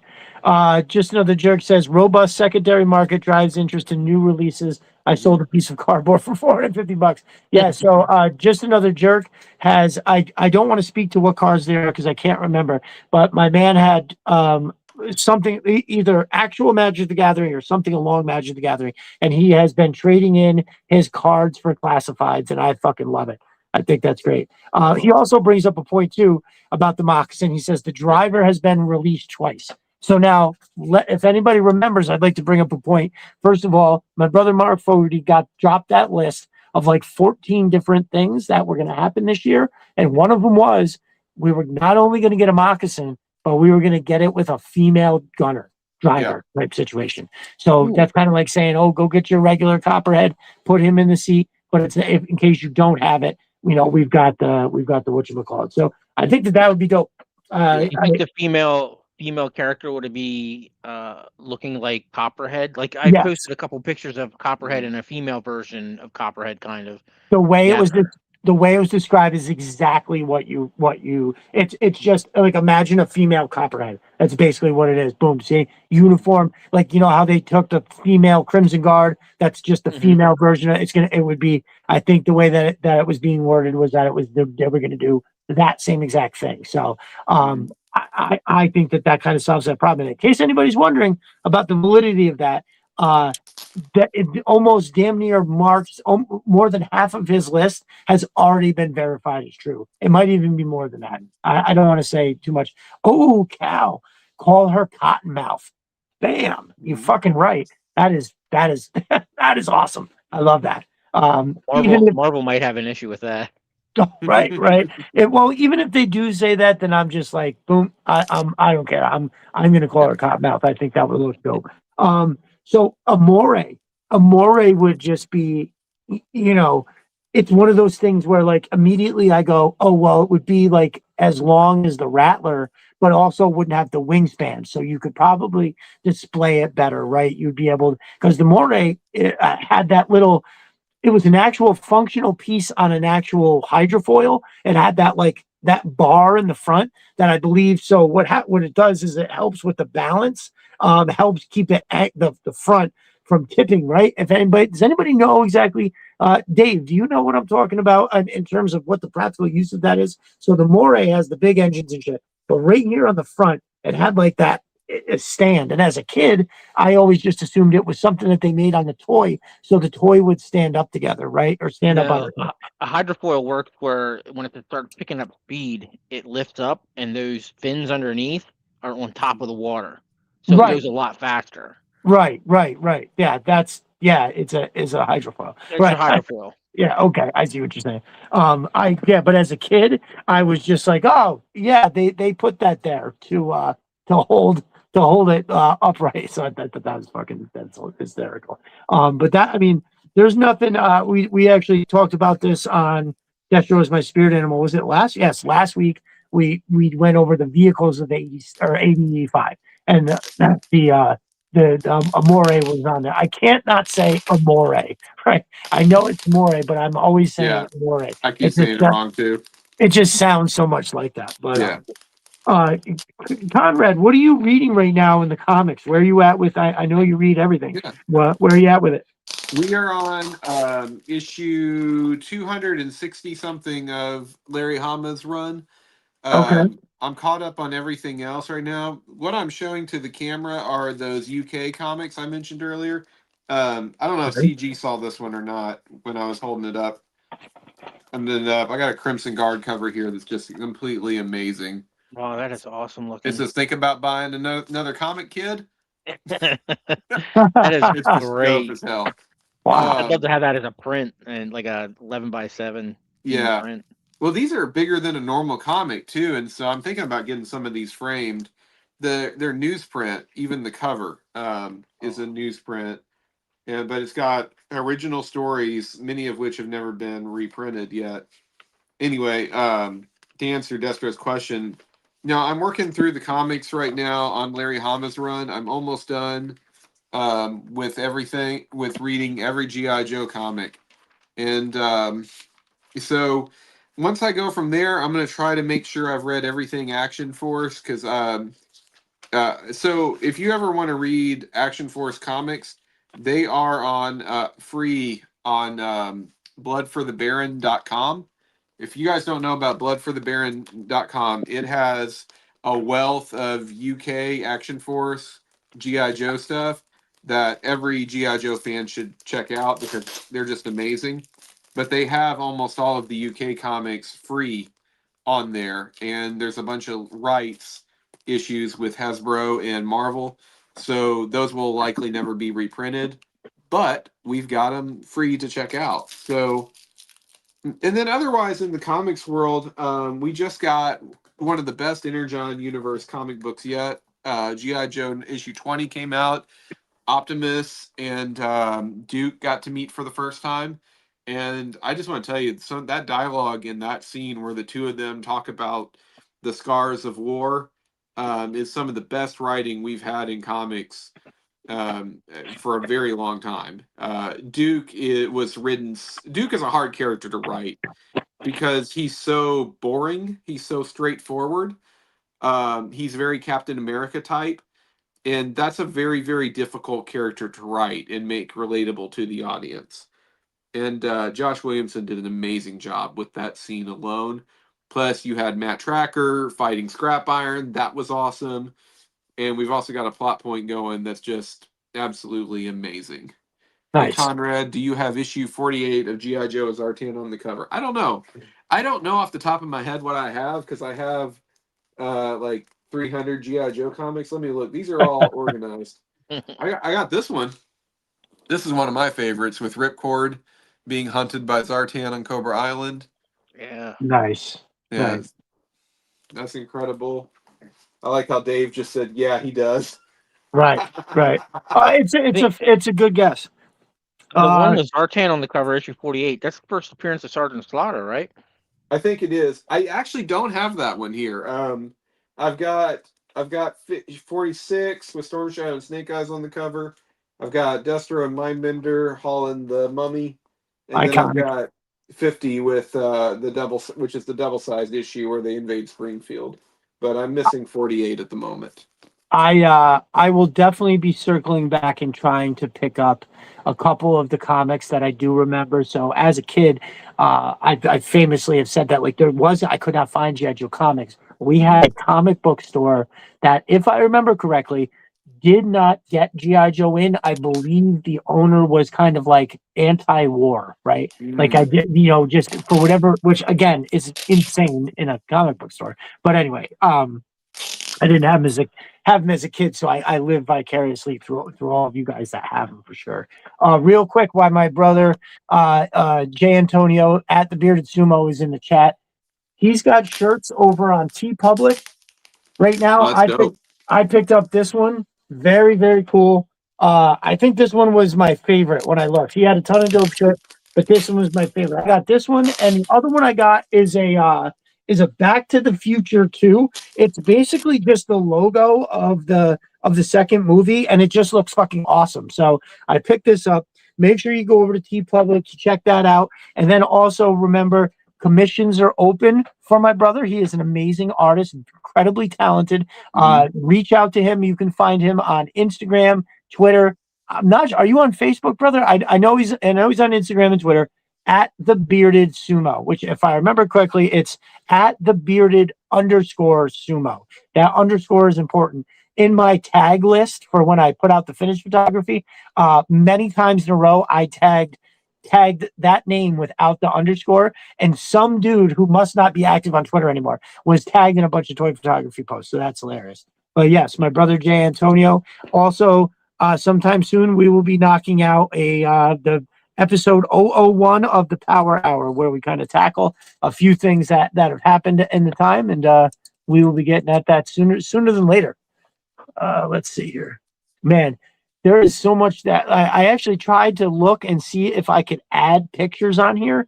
And man, I feel like I really have to get that laptop fixed. It's fucking Christ. That's nice.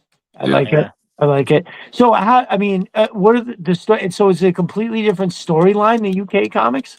So some of the panels I was just showing were actually from Hama. So they would they're super thin and they were much cheaper, but they were just reprints of the Hama stories for the most part. But then you would have 2 or 3 pages each issue that was a totally different comic, an all new original story. And some of those were insanely violent. Like I don't even know if I've got like, I'll just use this cover as an example. Bazooka sweating like that with the chainsaw next to his face is, not gruesome, but it kind of gives you the hint this is going to be a little wilder than what the Hama comic would normally go with. Larry always said he wrote with the idea of, he knew there were going to be children reading the comic. And so he always tried to think, how would kids react to something in the series? Now, that said, he didn't really pull any punches. He was just smart in how he handled the violence. And when it needed to be impactful, when a character needed to die, he did it in a very, I want to say tasteful is the word I'll use, kind of way. So, but yeah, these are like I said, these are mostly reprints.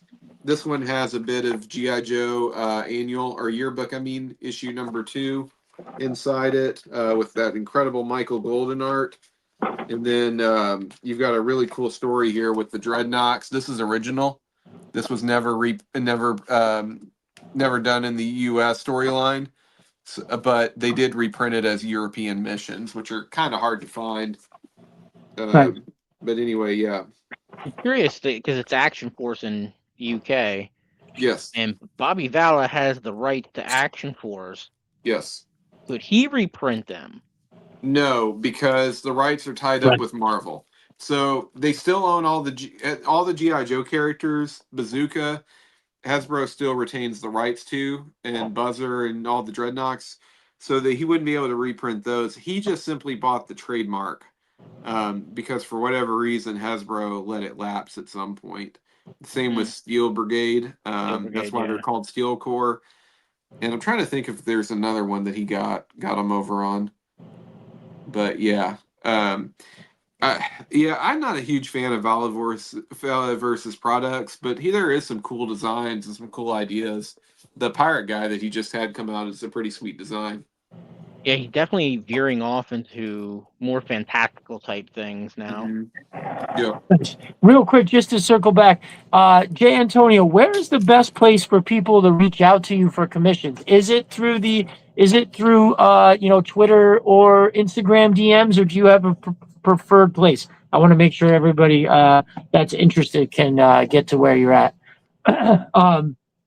Speaking of talented good stuff, I got some more Sis 3D Arsenal stuff lately, and man, I'm first of all, after I got all this, he's recently dropped more stuff, new crates, new stuff that came out I think last week, and then now there's also a whole new set coming out next week. Oh, okay, yep, he says Twitter and Instagram. All right, good. Well, I'm just trying to get the people over there.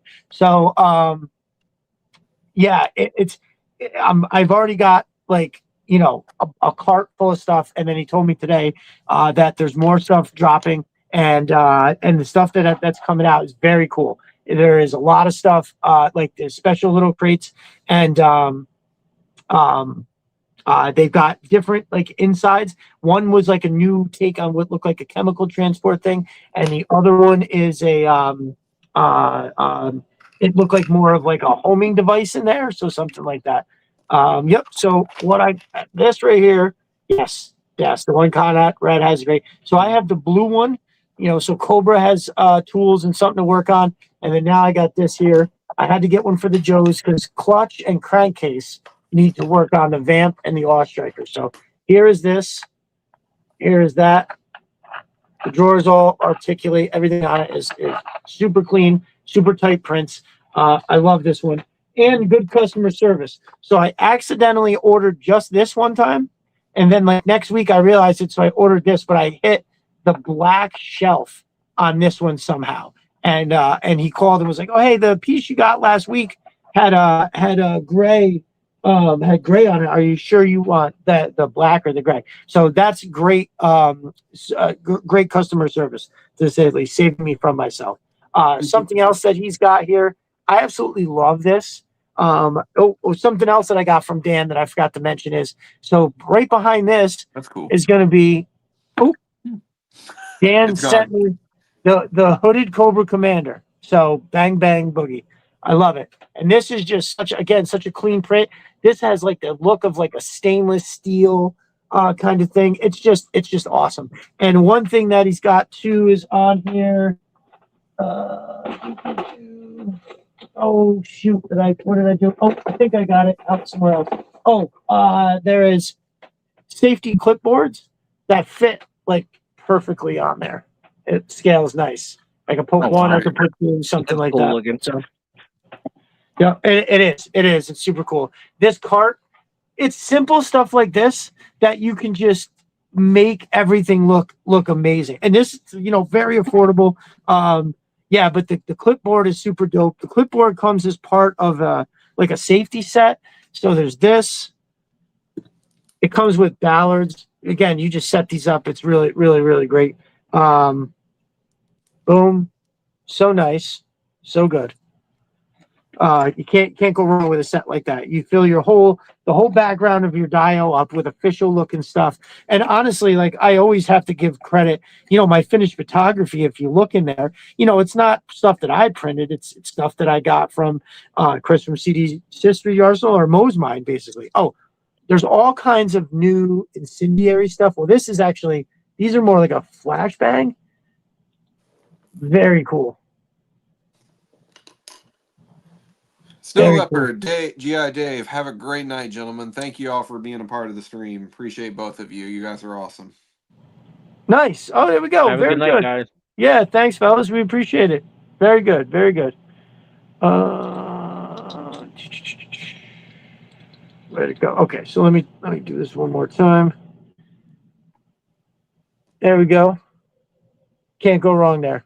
It's such a cool thing. And they all fit. So they all have not historical, but accurate reference to actual things that the military uses. Colors and design, which I think is cool. So like this right here, I think is awesome.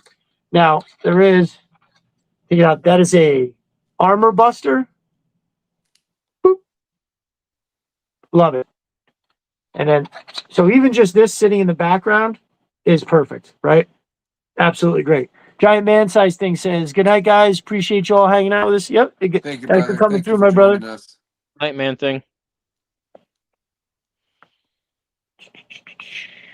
There we go. And hold on, let's see if I get the. Okay, yeah, these ones are all the same. But what's cool is, so on this, they actually have, you could put different stuff in there. I don't know. I like having that difference there. And one of the things that I've gotten more recently is, the stuff like this. So like with things like this, and then actual chemical barrel. So stuff like this, you can make, and a couple of those Star Wars guys. Now I have like a civilian factory, right? Like how many times in like an episode of G.I. Joe is where they're involved with some kind of civilian stuff, right? So I think that's super interesting.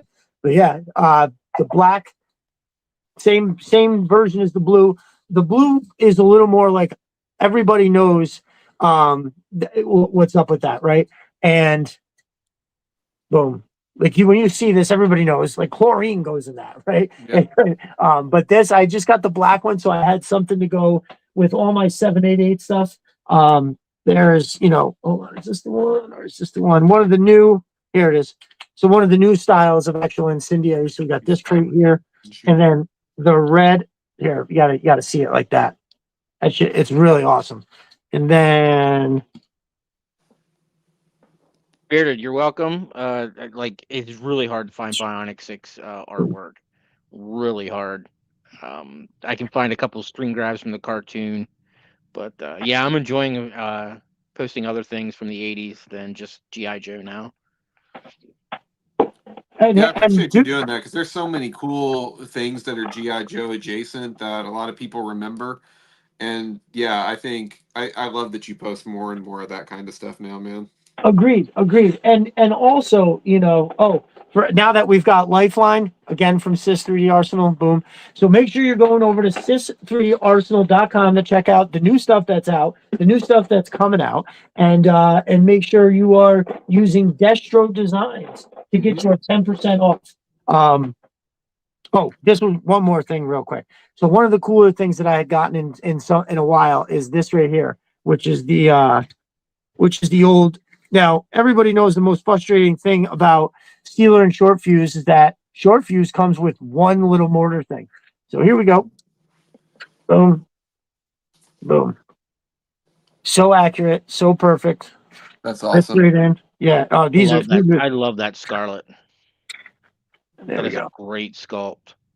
Great design. Open top. Gotta love it.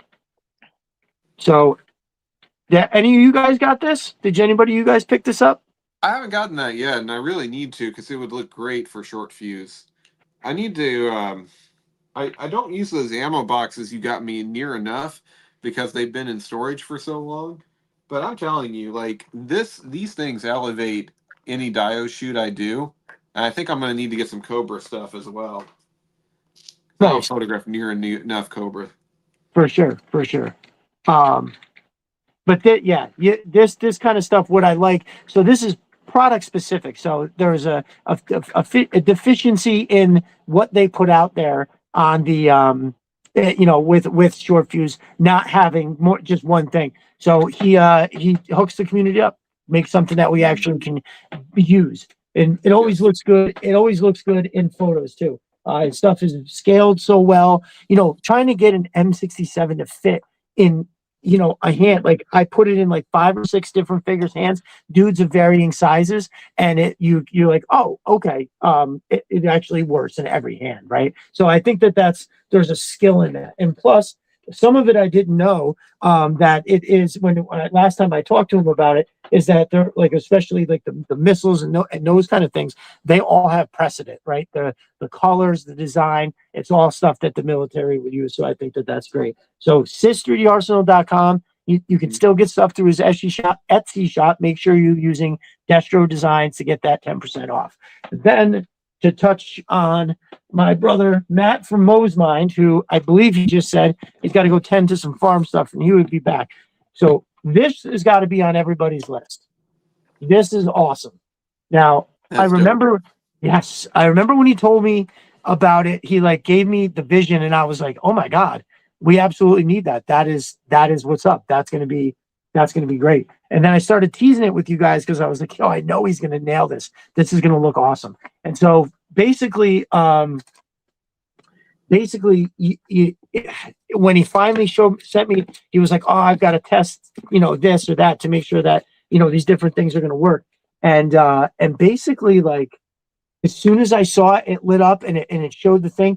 So showing this like this is difficult because the bright lights muddy the waters on this right here. This is so detailed and clean, it's not even funny. I tried as hard as I could in my photos of it to keep that muddiness out too, but it's not so easy. So pretty much that's how you can turn it on like this, or it comes with a remote.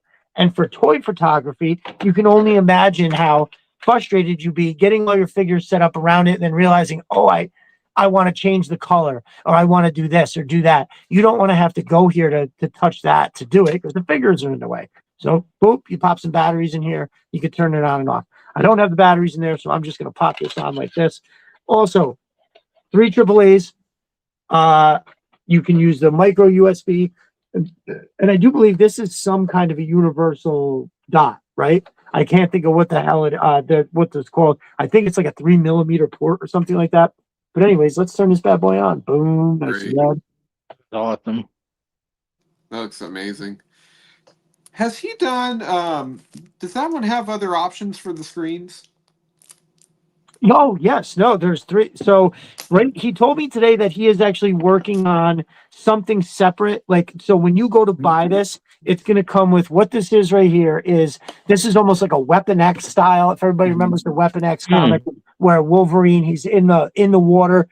It looks of that style, but basically what goes on here is that there's not it's not Weapon X. So you could be like use it for just about anything, but so it's more of a medical one. Like here you've got I don't know if you can see the detail. So this is like somebody's rib cage. There's like an arm bone. Here's a brain. Here is like a heartbeat monitor. Like really, really sweet. And the other, let's see, it's not that hard to take them out, but I don't want to loosen the screws. So it comes with a nice little Allen wrench where you loosen the screws on the bottom. It really doesn't take long. It's like super quick.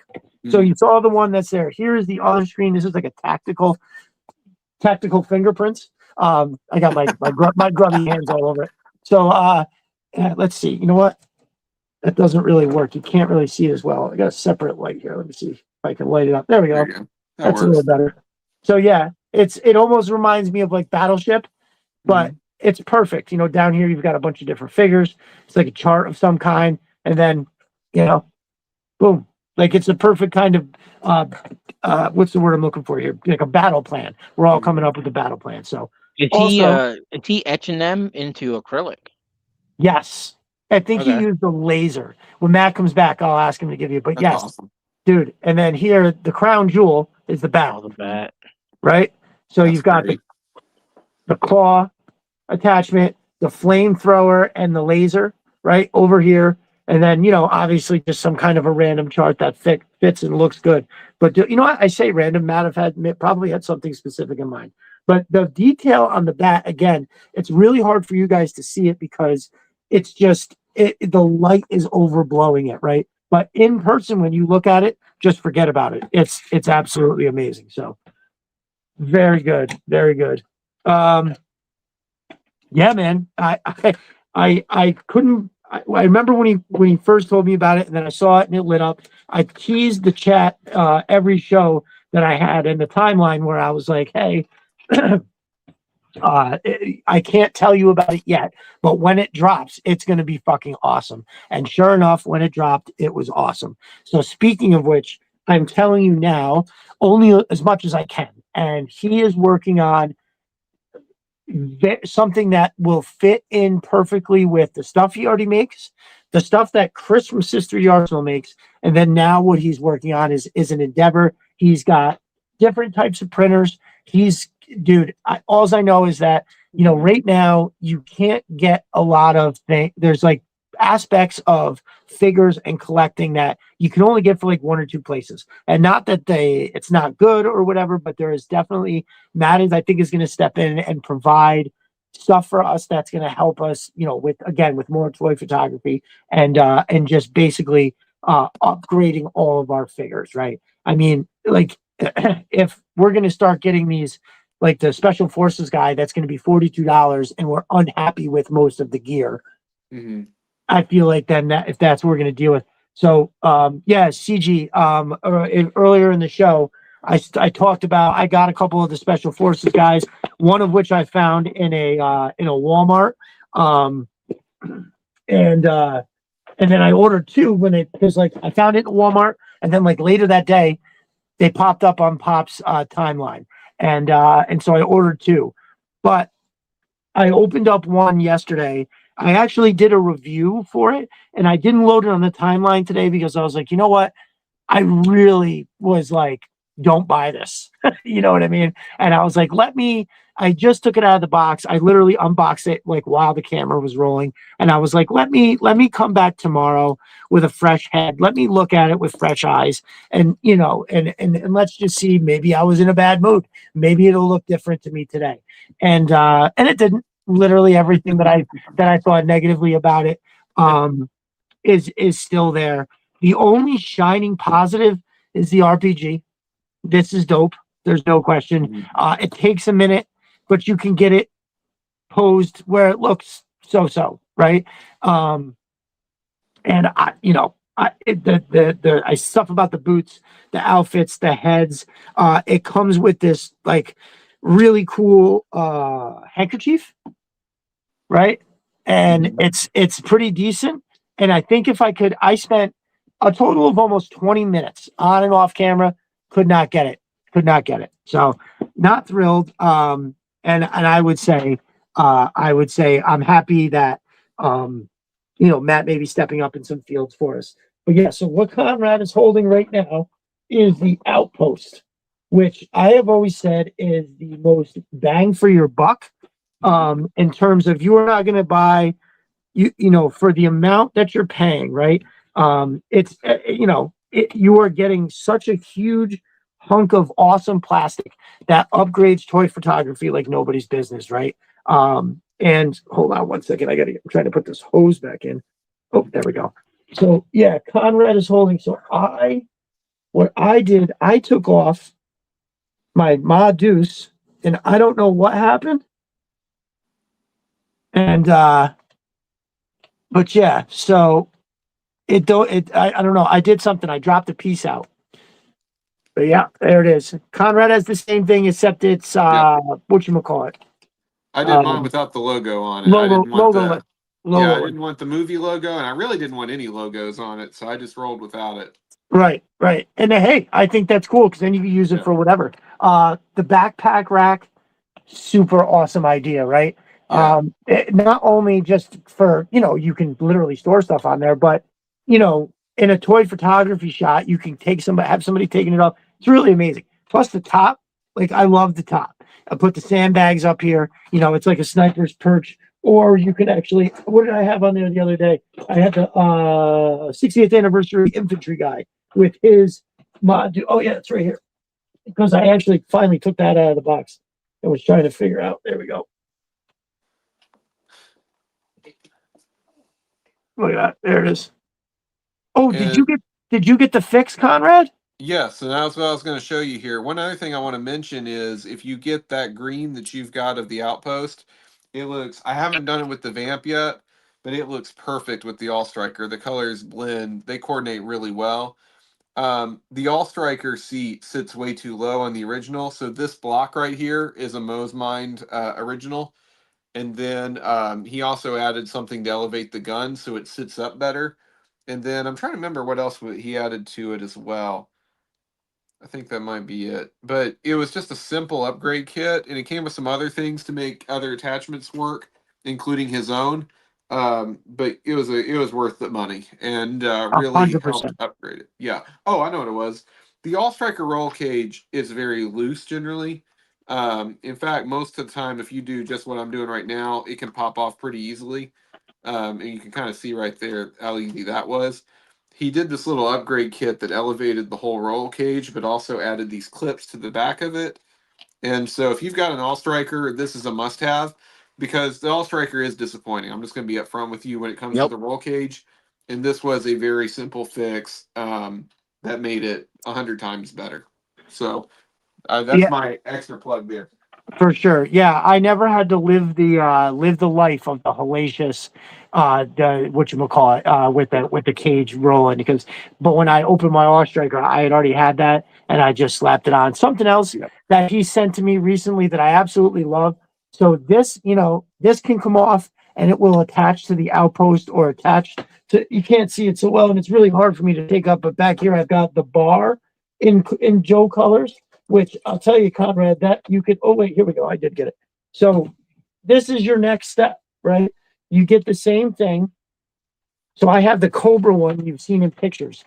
The way you can move and make this so the Outpost can go on one end, you can connect this to the other end like this. It's a whole base, really. It's a whole base.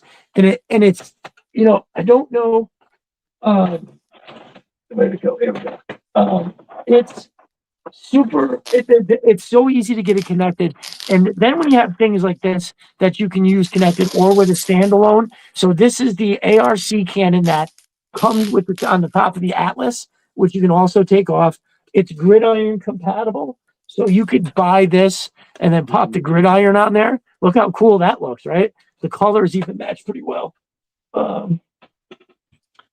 So there we They go. all connect together too, right? You can kind of make the outpost and all these other pieces hook into each other as well. That's the thing. The modular ability is there's nothing really like that out there, I think, right? I mean, I know Not at the moment. There's other people who print stuff that goes well together, but it definitely doesn't have, and it's not just like one quick connect point, right? You can take apart the bar and move like half of it to another side, put this right next to it. But I'm a sucker for hoses, so there's that. I mean, from a 3D printing standpoint, I think it's pretty awesome. I like how it got optics, so you can have it as like standalone, monitoring a base by itself, right? I think that's pretty dope. What I've been doing in pictures lately is I've had Steeler kind of hanging out with like a control panel and having him operate it. So, I'll say anybody can 3D print things, but designing stuff, these guys that are, that we have in our community that are designing these amazing prints, it takes a lot of time and a lot of engineering on their end, and that's impressive. Yeah. Yeah, oh, definitely. And he's got two. He told me today. I don't know what they are yet, but I know obviously we'll like it like we like everything, and that is he's got two smaller vehicles coming, and I think that's pretty cool. Like when you build something like an Atlas, you've cornered the market on the big fucking thing, right? Because that thing, I don't know, CG, do you remember when I sent you that picture of this next to the Hiss? How ridiculously bigger it looked? Yeah. It's like you see, it's laughable. Of course, obviously, you can use angles on any kind of a picture, right? And make it look one way. But this was not that. This was just like, oh, the Atlas swallows. You can put a Hiss inside the Atlas, and you would not see a speck of the Hiss. It's taller, it's wider, it's longer by significant amounts. So yeah, fantastic. So if you can find over on Etsy. That's Mo's Mind Custom Design. Make sure you're using Destro Designs 10. Now, it used to just be Destro Designs. He had to add the 10 because he wanted to raise that discount code up to 10%. And for some reason, Etsy wasn't letting him change the amount with the same promo code. Seems like something that would be easy to do on a site like that, but apparently, I'm sure if the man can design and model all of these wonderful things on a computer, that it would be, if it was possible to do it on Etsy, that he'd have that figured out. So, yep, I think that between Mo's Mind and Sister Arsenal, you're looking at some of the greater stuff. Now, there's definitely other people who are making great things, right? There's other people out there doing cool stuff, but for me, Etsy often makes the wrong choice. That sounds about right to me. You know what I mean? Yeah. I would have to say. Anytime. Well, it's just like when we were talking about eBay earlier and the stuff that was going on with Anchor Viper, and I mean that was, I don't know, did anybody not read that article? Because it honestly was rather eye-opening. To say that, in this very short amount of time, they had this little amount, like we did X amount of purchases, and damn near every time we did it, like for a lot of money, there was some kind of a discrepancy that took forever to get figured out. And then barely the resolution was not satisfactory. So I think that's a little bit crazy. But so Conrad, what are you looking at getting in the future? What are you excited about? Are we talking about just in general or anything? Well, let's see. So we've got stuff. We've had reveals, and we have stuff that's coming up for pre-order. 2026 stuff that's revealed. What are you really looking to get? So I am By the way, I want to make sure I answer Sumo. Sumo asked a good question earlier. I wanted to get back to, so I need to make sure we get back to that before we finish up here. No, this year's purchase is on 20. I basically, last year I skipped a lot of figures because there were a lot of retros and a lot of redos and a lot of troop builders that I just kind of passed on. Um, but this year I feel like everything that was released at Toy Fair, I'm getting one of. And so right now, I pre-ordered Dawn Moreno. I never pre-order mainline figures, but I pre-ordered her because I love that character. I didn't pre-order Sundown, but he'll be an easy pickup for me. That's the first thing that came to mind when you said that. And then Taurus and Red Dog, I'm not super excited about. I like the characters okay, but I'm not like, I don't know, I won't be doing a whole lot with them. So I'm gonna kind of wait for a clearance sale on those. That's a pass for me. Is it? Okay. Yeah. It's I love the nostalgia of it, and you know what? I said the same thing about Sergeant Mercer, and then we both got it at the same time. What was the deal? $38 or whatever. Yeah. Okay, fine. That was good enough for me because, and then I was kind of happy that I had it. The Sarge is kind of awesome. I honestly just don't give a shit about Mercer. I don't know. I never really did. It's cool, kind of cool. Bearded Sumo says the Dawn Moreno is a must-have for me. Nice. What else are you looking for, brother? So, yeah, there's Don Marino. Marino was a character that I have wanted since the line started, and honestly, I'm surprised that we didn't get her sooner. But my whole thing with Dawn is Larry Hama I don't want to say he took a risk with her, but he did something very different, okay? Because we haven't had a character who was a true reinvention for a very long time. And making Snake Eyes female could have gone horrifically wrong. But they did an incredible job with her. And she's one of the best written characters. I want to mention this on Mercer because Mercer was never in the comics up until this series. This is another first for me. One of the first GI Joe comics I read after 76 and 26 was this one. And what it was they GI Joe had their budget slash and they were only allowed to be a few members. And so Mercer's right here. Shockwave was one of them. Then way back here is Grand Slam and Stalker as well. Nice. So a lot of people have not read the story, but it's called Union of the Snake, and it's brutal. By the way, it was not a comic that a 12-year-old should have been reading at the time. I do believe you've mentioned this to me before. Yes, I got in a lot of trouble for reading this one because I was reading it out loud to my brother, and there were some not good words that I read out loud, and GI Joe got banned in our house for a month. So. I have this comic signed, by the way, by the artist Tim Seeley, and I told him that story years ago. The art is sick. Look at those Night Vipers. Yeah, that's awesome. It's amazing. And this is a comic that tries to use almost every single character. But here's our boys. There's Mercer and Shockwave crawling out of the basement, basically, after they killed a bunch of Iron Grenadiers. Scalpel and Major Blood with Cobra Commander, which is just awesome. There's a war going on with Destro in this particular thing. But this is a new character who was original to this comic, General Ray, who has a crazy secret we'll talk about another time. Shipwreck.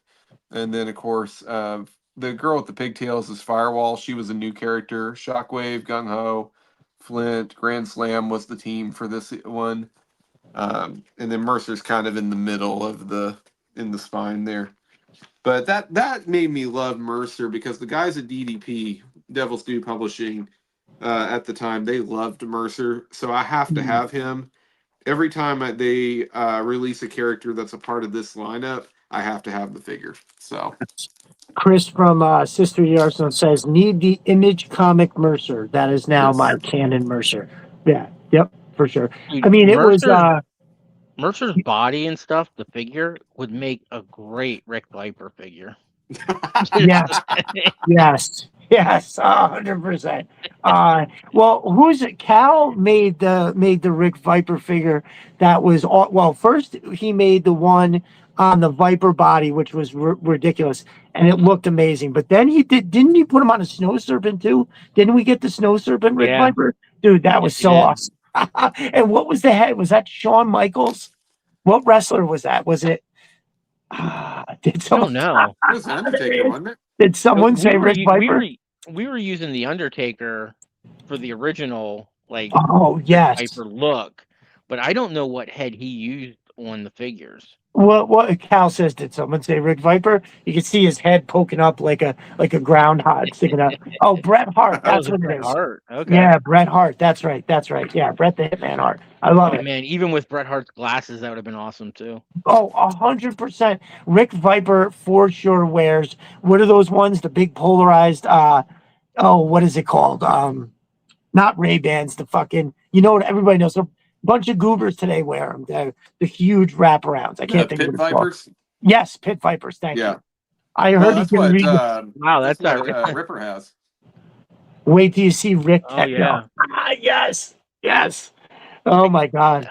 I mean, it's almost like, you know, Rick Viper has grown to maybe not the level of, but in the same vein of Rick like Chuck Techno. Norris, where Chuck Norris, you had all these different sayings about like, oh, he can do this, he could do that, and all that kind of stuff. I think that's fantastic. Call sign says Pit Vipers. Nice. Rick Techno. So we are going to get a Rick Techno. Dude, we really should have made a running log of all the Rick Viper jokes because they're kind of spread out over a bunch of different threads. I know in the beginning that there was there was like one thread one day that had some stuff, and then like 2 days later there was a massive thread where everybody. I know Big Red had a bunch. CG was in there. I mean, every Cal obviously everybody was getting in there with their different ideas, but um, I do, I don't know what's more hilarious, Rick Viper himself, or the fact that he um it was born from one of my horrific typing fucking mistakes. Like that is just yeah. And at this point, I can't even say Rock Viper without basically Yeah. being like Rick Viper, and it was so hilarious at first that I absolutely like forgot even what word I misspoke to get there. So I think that's all very, very funny. CG, what are you looking forward to? We've got a bunch of stuff that's been announced.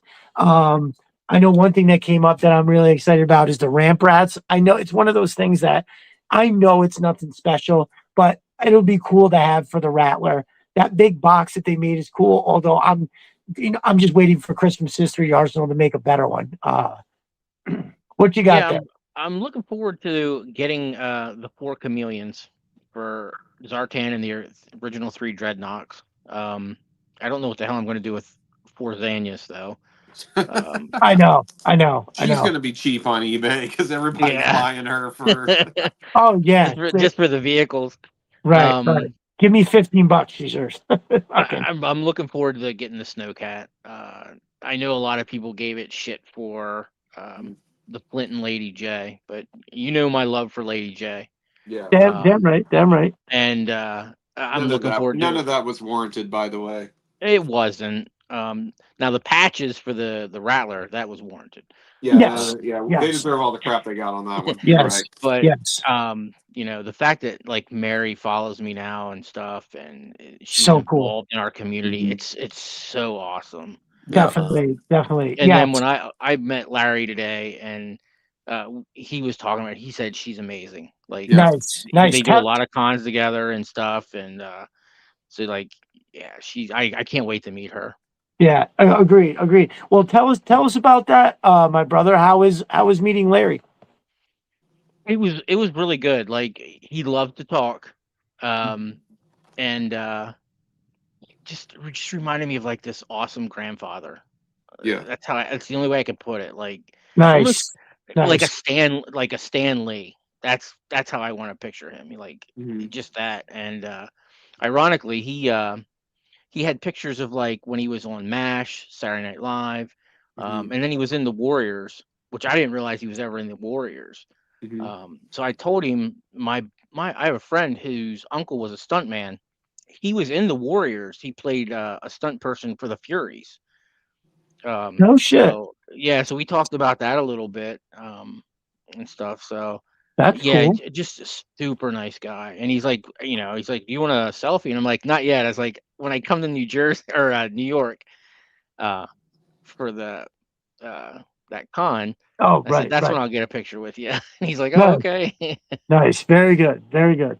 Well, that sounds like a good time. Where was that today? You were in, what was the town? I remember you said it. I can't remember. It's the Hollywood Casino. It's in Grantville. That's It's right. literally 10 minutes from my house. Oh, that's awesome. That's Yeah, great. Yeah. definitely, definitely. It's not that far. It's gonna take me, well, see, here's the thing. Long Island can be a nightmare depending on, trying to get, is the LIE all backed up? How hard so getting to Long Island sometimes can suck, but I'm not worried. I'll just leave early enough in the day and then that'll be that. So yeah. I Yeah.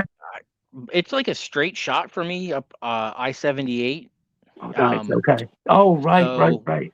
I'll obviously be leaving early in the morning, so it should be no traffic. But it's a Mhm. Saturday. Like we're going on a Saturday, so it should be pretty dead. I Right, would right, hope. right. At least not as bad as Monday through Friday, like without a Yeah. doubt. Nice, nice. Well, I'm very excited for that. I think it's gonna Yeah. be I think it's I gonna hope be others something cool.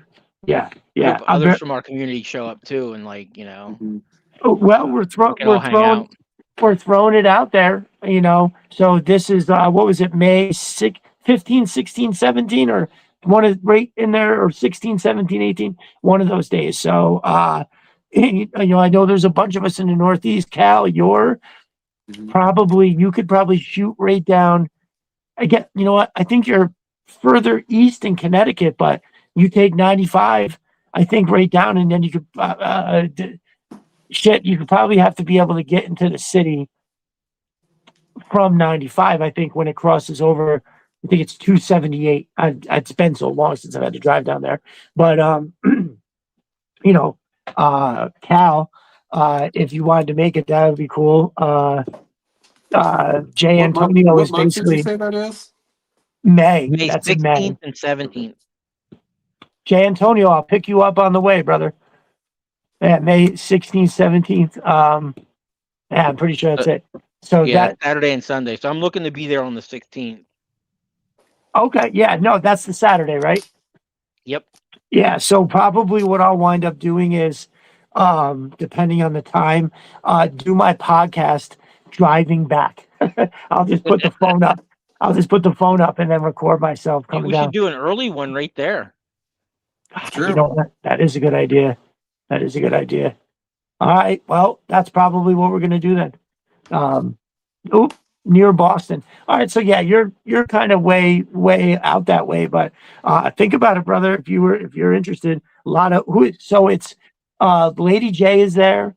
Glenn, Flint, Zorana, and then Larry Hama. that was the Yep. other one, the Zorana. Actually, something crazy cool. Let me go grab this. Oh, Larry is gonna be there at that one. Oh, good. I've never met him. That'd be awesome. Hold on, where is it? So my local GI Joe guy, when I bought those Vipers, he gave me this autographed picture of the lady that is going to be there. So I already have an Wow. autograph, but it'll be pretty cool to meet her nonetheless. I don't, dude. I know I must have seen it. I must have seen it when I looked at the thing, but I forgot Larry was going to be there. So that's very exciting. Excellent, excellent. Ooh, really 5 hours? That seems like a lot. I'm pretty sure, I can get into the city in like Hmm.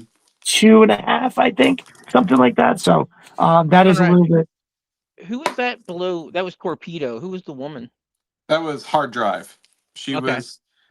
There was a character in 2004 named Hard Drive, and they made her female for this particular series, just to kind of diversify it a little bit. But yeah, She's actually an interesting character, but she's only in a few issues before the series ends, so they didn't get to do anything cool with it. Something must be broken. I don't think J. Antonio hears me.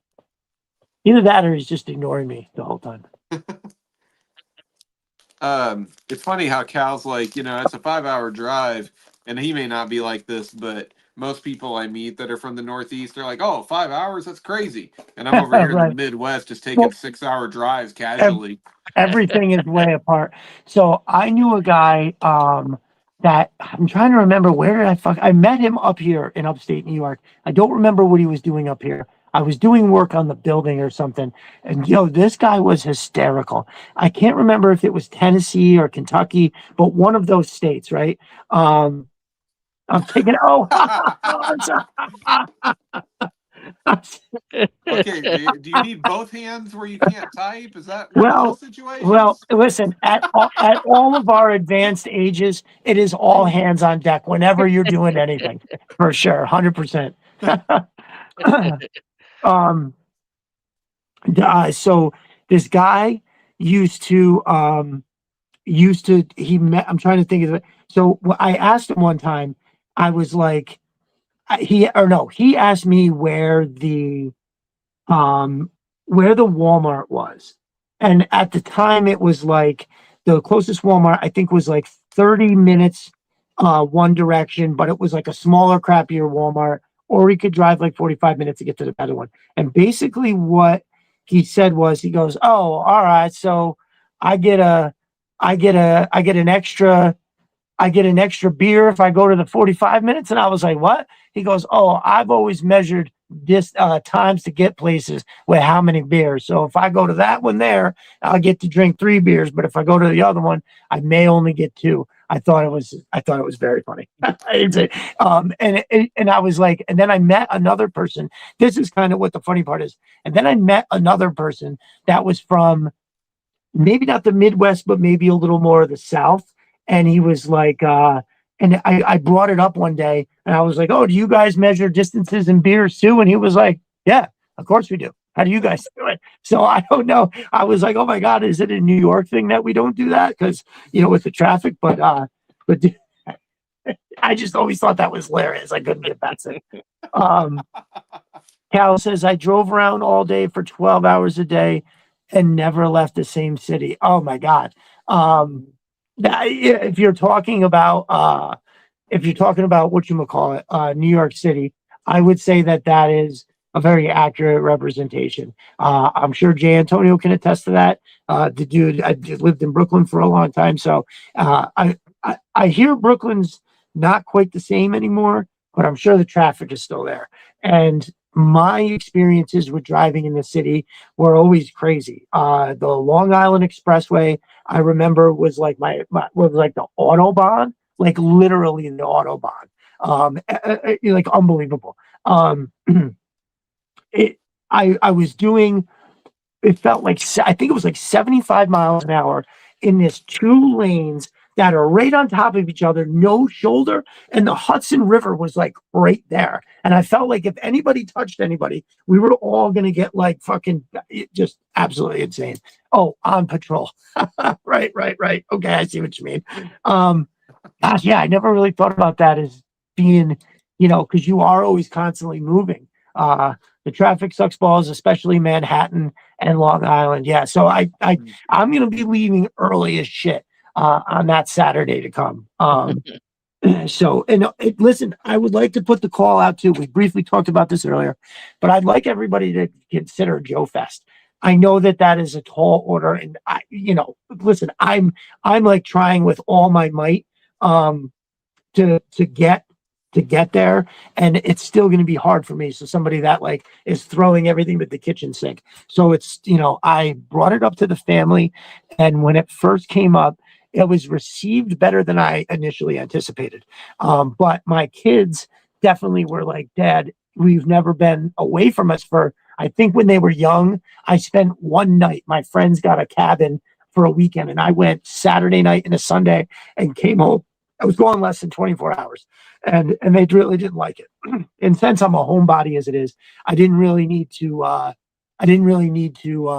worry about it too much going anywhere. But then this came up, and I was like, listen, I don't really like flying, but I think what I'm going to do is drive down. And I told them, I was like, listen, we'll rent an RV and we'll all drive down together. Right. And you guys, like, we'll still get a hotel. My kids are at an age where they're in a hotel with a pool.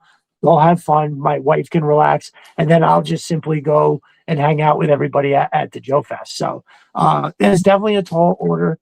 So I don't expect too many people to make it, but I've heard quite a few people going. As I mentioned earlier, Chris from Sister the Arsenal is going to have a table. Matt from Mo's Mind is going, which, by the way, where'd that comment go? Matt says, where'd it go? I think off the top of my head, if I remember. Yep. Oh, there it is.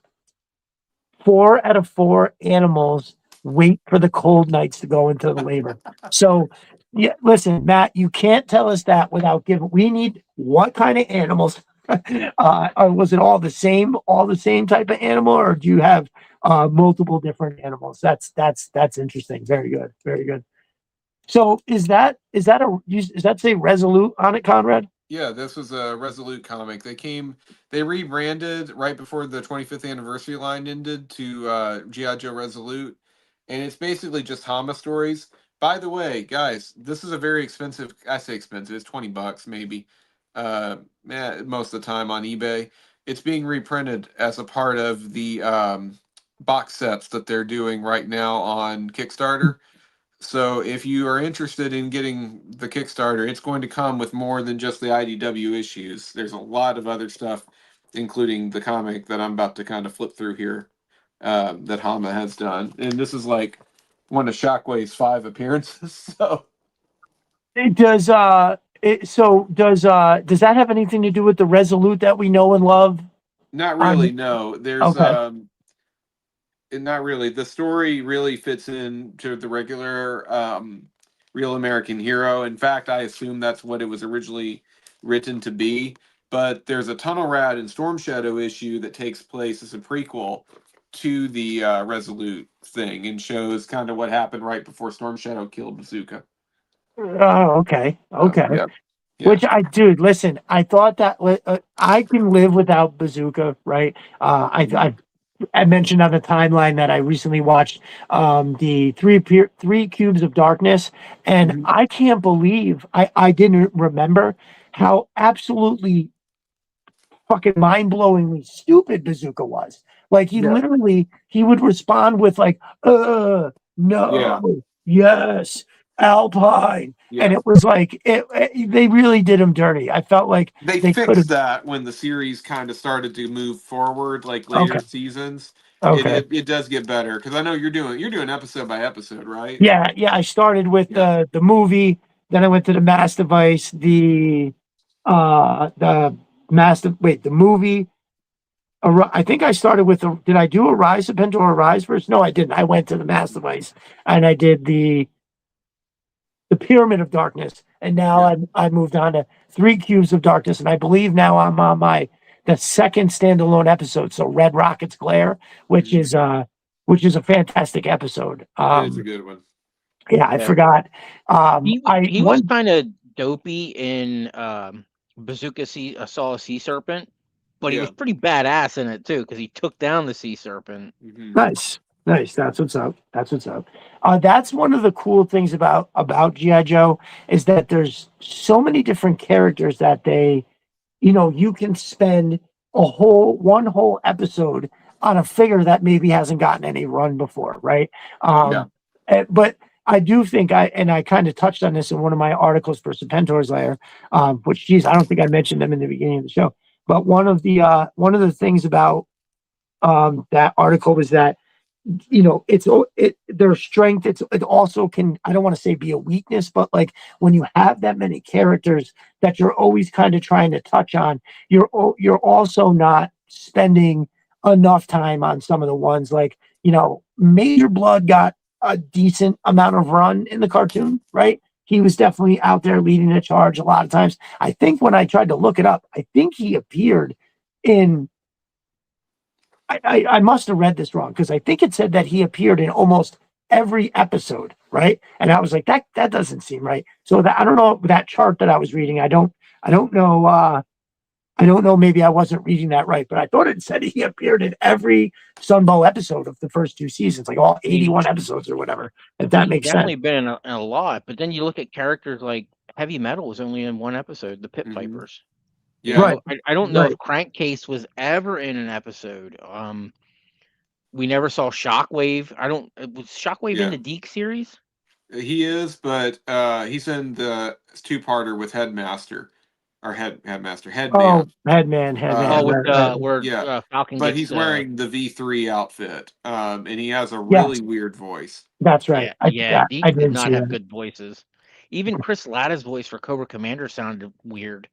Well, he was going through a lot. But yeah. But he well, I think there's some other issues with Chris Latta too. But yeah, and the voice direction wasn't very good, which is crazy because you look at the talent. You had Maurice LaMarche voices Destro, which in any other series it was a good amazing. voice. Yeah, that was a good voice for him. Yeah, but well, it's a good voice, but it's not well directed, and I don't know. It feels like I don't want to. It feels like it could have been better. It definitely could have been better because he's an incredible voice actor, But well, Deke stands for "Do It Cheap," so exactly that's what they did.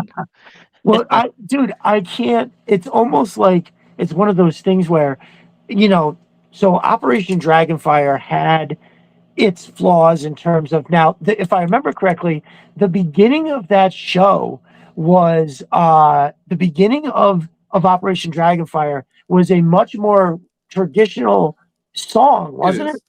It's the international hero, the same intro they used in other markets. Yes, that's right. But the whole reason they did that, because again, he just said it stands for "Do It Cheap," is kind of the reoccurring joke we've said.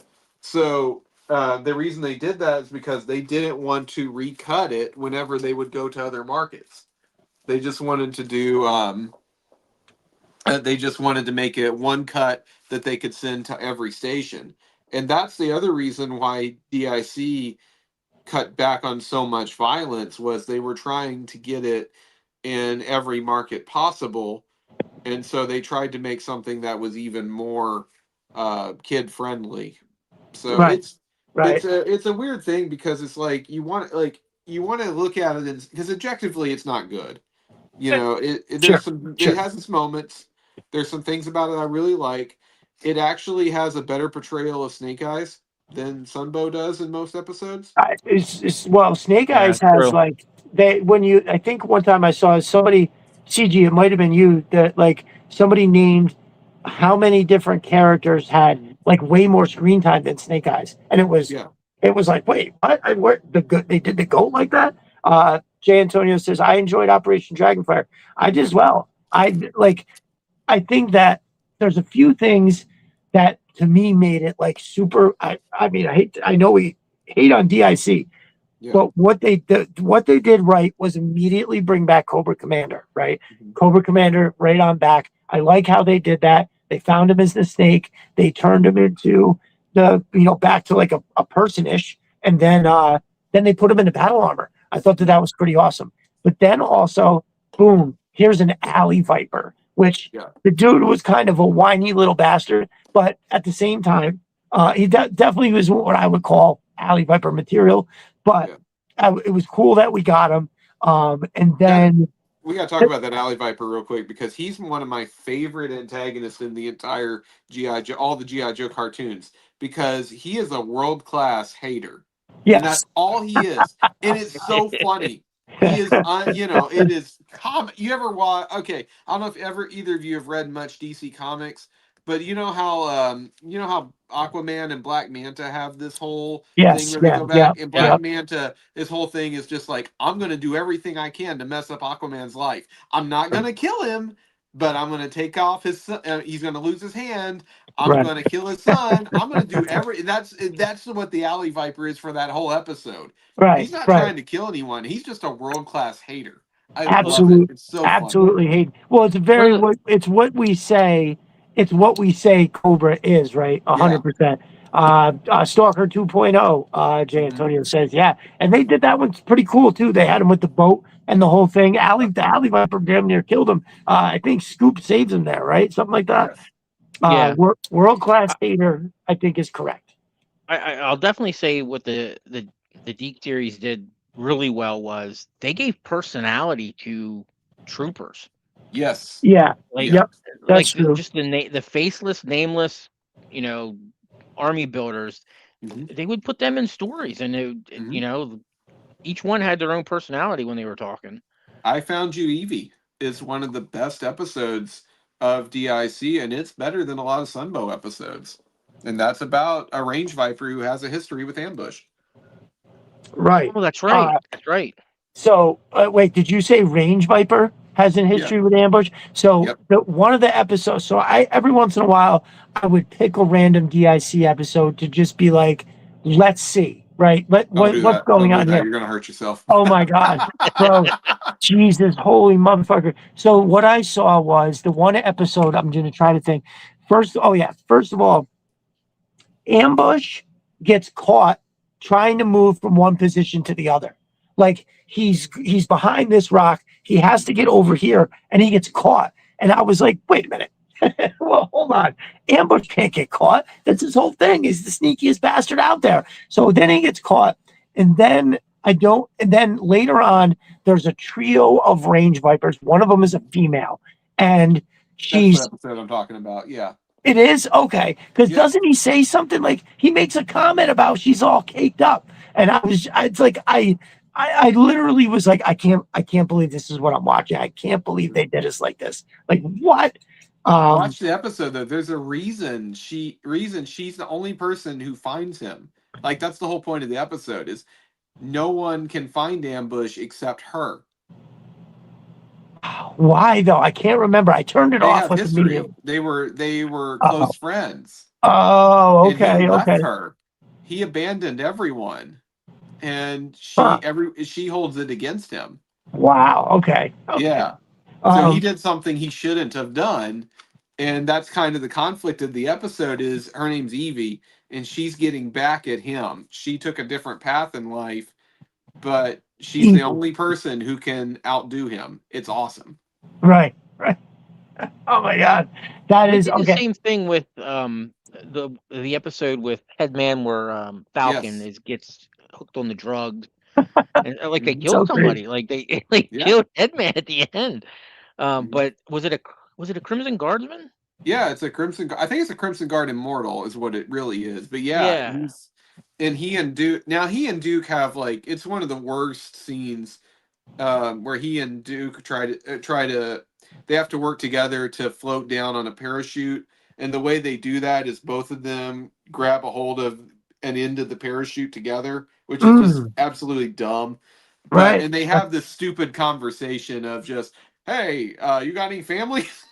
Right. And that's when they find out, I've got a sibling who's a drug addict. Oh, me too. We should do something about that.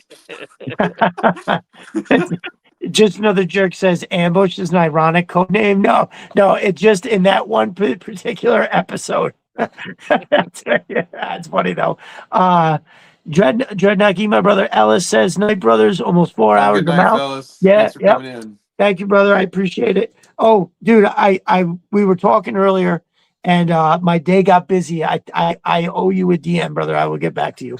That happened a lot this week.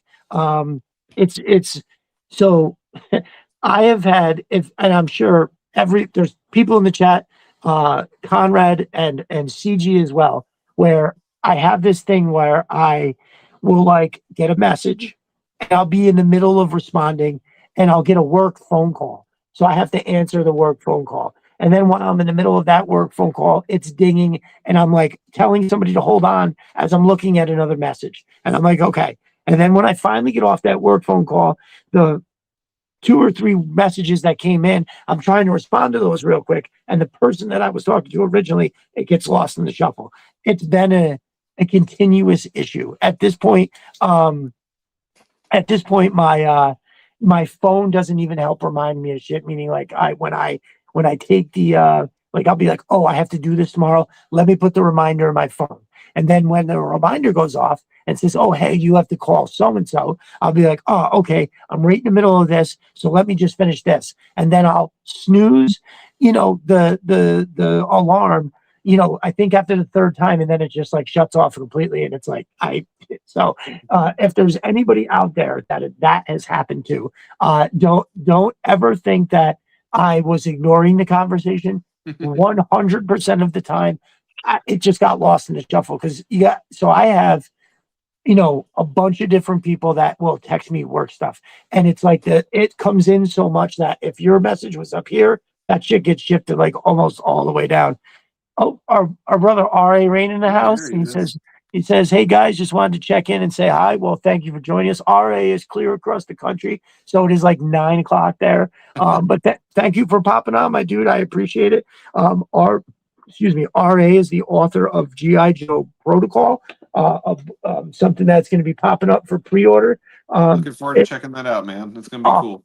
100%. Also, I was so impressed. So I have copies of the Protocol and his Dreadnought story, and I only read a very small amount of the Dreadnought, but I'm like, oh my god, I'm trying to think how far I am into Protocol. All I'm going to tell you is that if they wound up making a GI Joe movie out of Protocol, like say if we got put like this really crazy scenario where God was like, listen, you can either have R.A. Rain's story or you can take a risk of having Hollywood make it. I'd be like, oh, just give me that then. Like, like here's something is going to be good, or do you want to take the risk? I would just take it. I think I said a lot about it with when I was on with Mark, but like he takes these incredible details that if you're obsessed with G.I. Joe, like all of us are here, like I think like Conrad, I know you actually Conrad, CG, and these people that are in the chat, really everybody has this crazy knowledge about like every little detail in that story is tied to something factual, right? And so I know he has said this, so I'll say in the very first, chapter that you're reading is there's so much hidden knowledge in there that it's insane. And one of the things that like he even found a way to weave something from the Rise of Cobra, or wait, was it Rise of Cobra or Retaliation? It just kind of like a extra, not a throwaway, but a particular basis of things like oh, here are the different options that we have, and one of them was exactly I don't want to say what it is, but you're like, oh, I know that detail. That is from both. Yes, he says from Pursuit or Rise of Cobra as well as Retaliation. So when he takes these little things, and he uses them in the perfect way where it doesn't bowl you over with like something that's going to be integral to the rest of the story. It's flawless usage, like absolutely. I pulled a little from every corner of the G.I. Joe verse, and I have to admit that is accurate. For all of the diehards, I think it's going to be good. But just to give you another idea of how much I was sold on his writing, I actually went to. Oh, let me get it so the late. I actually went to Amazon and purchased a hardcover edition of a book that he wrote before. And I only read the inside, the what do they call it? The jacket notes or the jacket liner. And that alone I thought was very good. And it's a wonderful picture on the inside, brother. You're a handsome devil for sure. That was a great photo, whoever took that. No, it's not. I mean, dude, you got to put your own picture in there, right? And and it's got to look, yeah, I'll show it real quick. It's got to look like professional and all that. I don't know, man. I thought he did a fantastic job. So, I can't wait to read this one too. And excited to hear everybody get their hands on the book and we can all go on about it for a while. Now, CG, and I should know this. Do you have a bunch of comics as well? Or do you collect in the same way that Conrad does? He's got a lot. Are you down with the comics like that? I used to be. I haven't I'll still download comics, but I haven't bought a comic in years. I do have every issue, every appearance, and every cameo of the Punisher from That's cool. 1974 to 2011. Wow. That's awesome. I thought it was cool that I had the first like 28 issues of of the comic book. I know, that's awesome, dude. That's fantastic. I was obsessed with the Punisher, and it was like I was into GI Joe first, obviously, Right, right, and right. I was like in 8th grade, and I brought my comics to school and would read during like homeroom and stuff like that, and Mm. I had a buddy, he was like really into like the X-Men and the Avengers, and he's like, hey, you might want to check out the Punisher. I think you'd like it. And I picked up one issue. My uncle had a little convenience store in our town, and I went right into the store, bought it, and I went right behind the store in the alley and sat my ass down there and read it. And then when it was done, I read it again, and then I walked home, and yeah, that I was hooked ever since. Oh, that's awesome. That's awesome. So I as well very much love the Punisher. So it was, let's see, I would say back when I was actually collecting comic books, it was the Punisher, Spider-Man, and Wolverine. I don't remember. I mean, of course, I did like I thought Ghost Rider, like the covers, the art on there always looked cool. Uh, yeah, I'd like to see a J. Antonio take on a Ghost Rider. I bet you that would look pretty fire. No pun intended. He I'm trying to think. I know there was like, oh, so I can say that honestly, after getting into Spider-Man, I actually started to really enjoy Venom as a character, right? I thought that the black suit was cool. He was kind of hulking and big in a way that that Spider-Man wasn't. And I can always remember reading Spider-Man comics where Venom was like whipping his way after him. And I was like, oh my God, he's going to tear Spider-Man to shreds. Look at it. There's no way Spider-Man can beat him. And yeah, but I did love, anyways, I love the Punisher. And I went from enjoying Punisher comics to being obsessed when they came out with that line, The Punisher's Armory. Conrad, are you Yeah. familiar? Yeah, I I know. vaguely remember that one. That one's one I don't remember. Nice, nice. So, go ahead. so Elliot R. Brown would basically do schematics of the guns that the Punisher used, Okay. the van, his warehouses throughout the city, and it was like very technical stuff, and I think there was 4. Actually, I think there was close to 10 issues of it, and it was some good stuff. I loved looking at that. Dude, it was I think that I was as obsessed with those editions as I was with GI Joe card art, figures, and the lore of the figures. There was something about it, and because it wasn't just like, sure, you'd have, your guns that oh, here's an MP5, here's like an M60, here's a master key, right? But it was when they had like the very unique ones that like you almost didn't even know if they were real, right? Like I remember there was this one that had this weird canister on top, and it was some kind of air. It was a silence thing that instead of like a actual in like a bang, because it was using gunpowder, it had some kind of air where it could enough compressed air or something to fire like a small clip of bullets, like without the actual bang. It was just air or something like that. I think one time there was one where it was pictured, it showed it was like a ladder climbing down to like a sewer, and he had like a boat, like almost like a mini hovercraft for like one person that he could drive around underneath the city. It was, yeah, man. I actually have them right over here. Now I'm trying to remember how many I keep wanting to say episodes. I know that I think I had 6 issues, but I feel like discovering down the road that there was more. So I'm glad you brought that up, CG. I'm actually Yeah, I think there's 8 to 10. It's been forever since I read them and flipped through them and stuff. But yeah, I got so like on my when I turned 18, I went out and I got a Punisher. I have a Mike Zeck Punisher tattoo because I think Mike Zeck is one of the best artists who's ever done the character. Did they do? Did they ever do a trade paperback of this? What's that, brother? Yeah, I think there is actually. I Uh, think they broke it down into to like several trade paperbacks. I'm trying to think. I thought I had. Yeah, it looks like there's 4 volumes of it. So I also had. There was a Punisher graphic novel that I happened upon. Oop, there's the comics that Conrad so generously sent me. Oh, this was a crazy one too, and an edition or issue of Deathlock that where he almost kills the Punisher.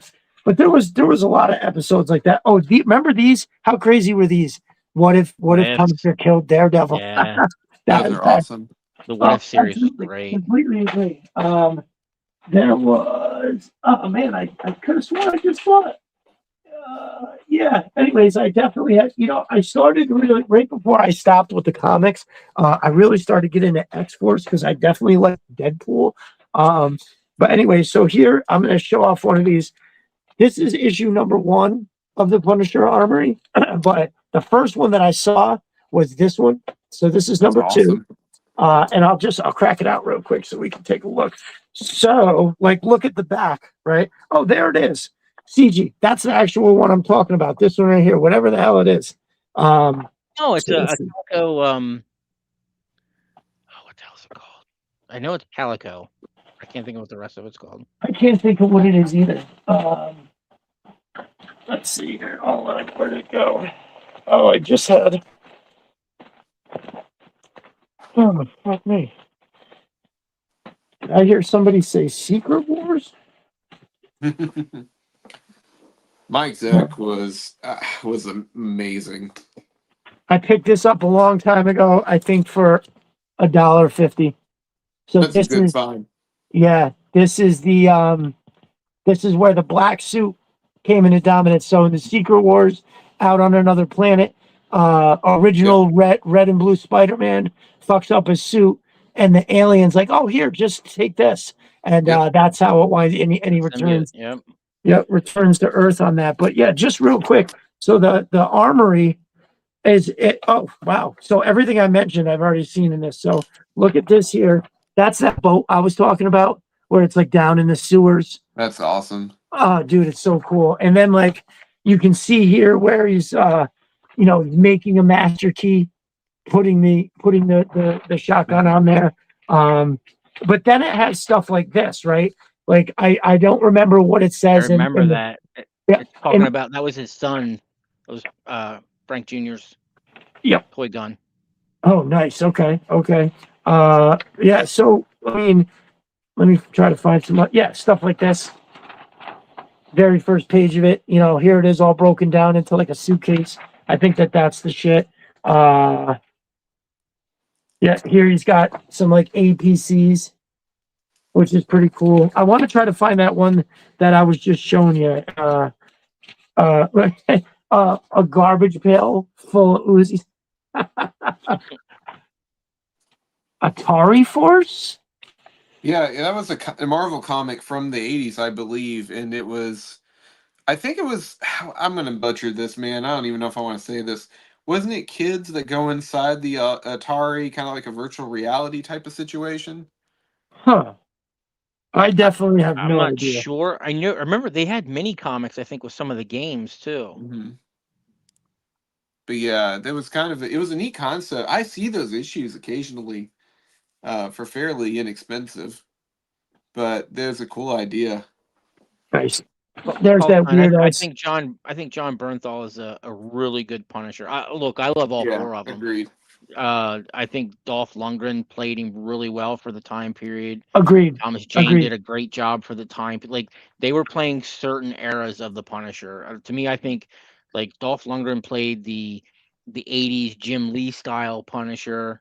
Thomas Jane was definitely like the Marvel Knights version. Right. Obviously, Ray Stevenson was the Max version, and I think Bernthal is just like the overall, probably little more modern version of the Punisher.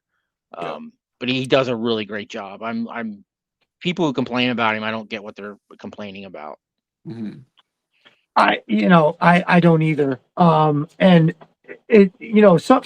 some people will take an actor's personal choices and then make that out as like, oh, he's not a good actor because his politics don't line up with mine. That's usually like when I hear stupid shit like that, it usually ends up coming from some dumb shit. But Dude, if I boycotted everything I disagreed with, I would have nothing. Absolutely. Absolutely. Right. 100%. John Berthal is an amazing Punisher. His one-shot series comes out in May. One-shot series? They're doing like a 1 hour special on Disney Plus. Kind of like they did with Werewolf by Night. Yeah. Nice. Oh, that sounds cool. And then he's gonna be in the Spider-Man movie, which I'm really excited for. Probably a small role, but I'm looking forward to it. That's the kind of cool cameo that we all like to see, right? It's little shit like that that makes it good. Jay Antonio says that cover pushed me to draw every day with my best friend. Which one was that, brother? Was that the Secret Wars one? I feel like I talked to you about that before.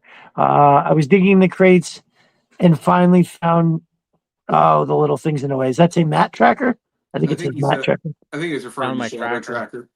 Oh, okay. Oh, nice. Well, that's cool. Nobody wants to buy that again if you don't have to. So when I traded, when I talked about it earlier, I had the Claw and the Valkyries, and one of the things I basically just put it out there. I was like, I'm looking for, what? I don't even think I said Trench Viper.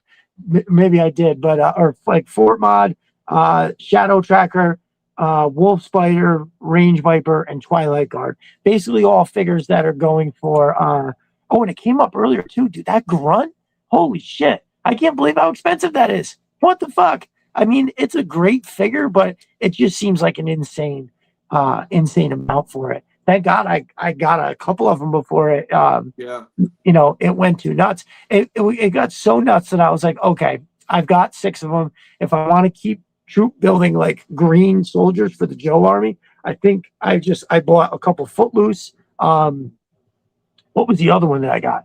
I got a couple Footloose, the Troopers, and I feel like there was something else that doesn't. Shirts? Yeah, the green shirts. I have 2. I just got my 3rd one of those, but maybe I'm just misremembering.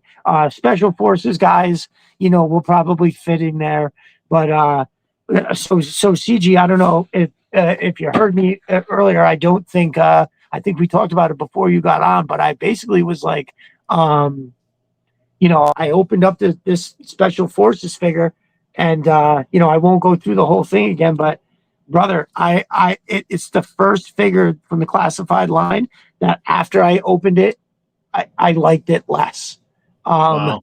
Yeah, dude. I have 2 coming that are going to be here Monday, so. Well, it's definitely cool enough to keep, right? But I found one at a Walmart when I was working the other day. I just so happened to I was like, you know what? I'm going to go in here and see what they got for Joe's. And they had this. I got this, and then they had a couple Royal Guards, but I've got 4 of those, and I think that's it. So I as soon as I took this out of the box, I literally went, because it just like let me put it to you this way: hit and run, right?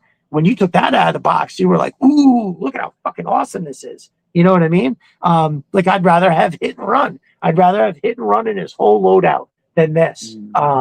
The only cool thing is, we got the scissors, right? So he's starting to get that more of a tactical loadout on his chest, which I think is cool. And all the stuff they give us this helmet, which has more detail than a lot of stuff, like especially this and this here. But the problem is he should have night vision. You know what I mean? Like, again, another soldier style thing. The Halo jumper, he came with more stuff that looks almost more like special operator type thing.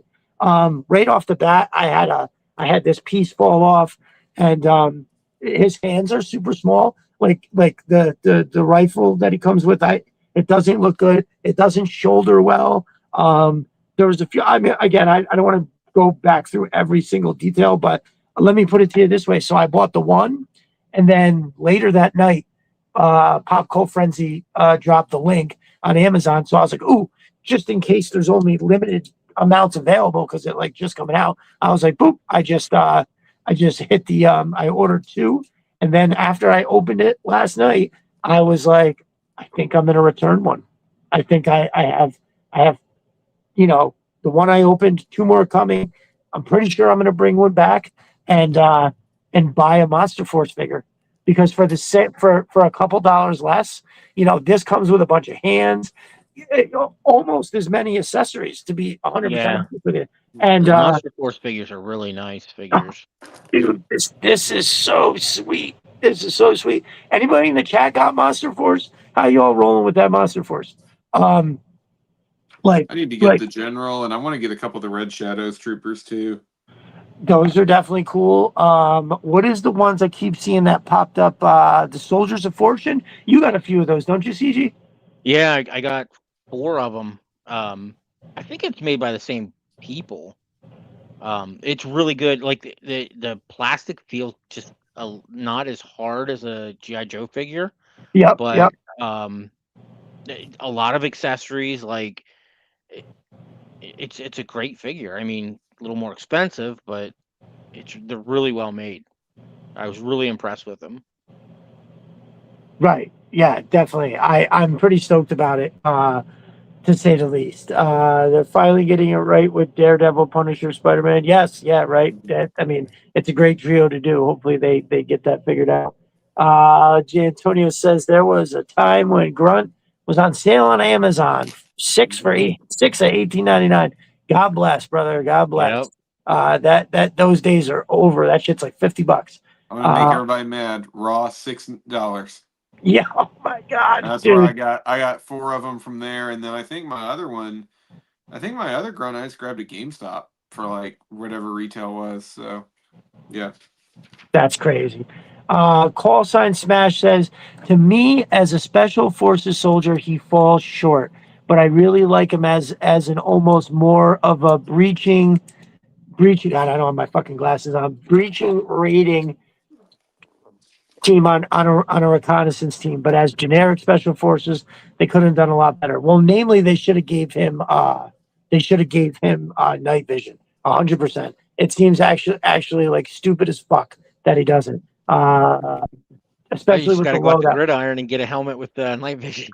So I do have one of those and thought about it, but it's like, I already use those for like whatever. I mean, I could probably jump back and forth. Maybe I think I have 3 of them. Maybe I'll get another one and maybe I would like that a little better. So, I mean, it's not god awful. It's just, I think for the price, I expected more. If it was $35 like the top, I'd probably make it feel better. R.A. Rain says, I'm making a team with him, Hit and Run, and Stalker, and maybe Beachhead. Yo, That'd be good. Mm-hmm. Acid Rain line looks ridiculous. Yes, it does. I wonder what the price point is on those.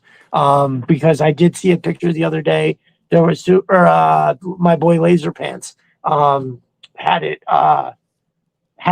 I think he had 1 or 2 of them. But anyway, I remember when he took it out on the stream, I was doing something else. And when he said the name, I was like, oh, I don't know if I've seen those. And I turned around and looked, and I was like, wait, what? I'm jealous of your Ross. The only thing you will get at my Ross is probably an infection. Yeah, mine's the same way, Moose. Yeah, for sure. Budo's cheaper, and you get so much stuff. I know. So I don't even have a Ross up here. We have Ollie's, and man, the one that is around here. First of all, it used to be around the corner from my house. Now it's not. It's like almost 35 minutes away. I've never seen a GI Joe figure there. I've gone in and they've been overloaded with like what Star Wars, the Black Series. Sometimes they'd have these weird random He-Mans. They always have this. I don't know what it is. Skibbity. Anybody familiar with that? Yeah, it's some weird internet meme at this point. Dude, even my kids were like, that is some weird ass shit. Cal says Acid Rain is like 40 a figure. Well, look, that's the thing. I would be go the classified. Right. Yeah. And that's the thing though, I'll pay. You know what I mean? Like if even so obviously the special forces at 42, I would rather have this. But if I'm being 1,000% honest with you, even this at 40 um is almost still I feel a better value than some of the classifieds at 28. You know, I'd rather spend the additional $12 and get this totally off the chain. Jay Antonio says, "Oh, so you got Ollie's down there too?" Yeah, dude. I mean, again, the toy aisle is stacked with shit.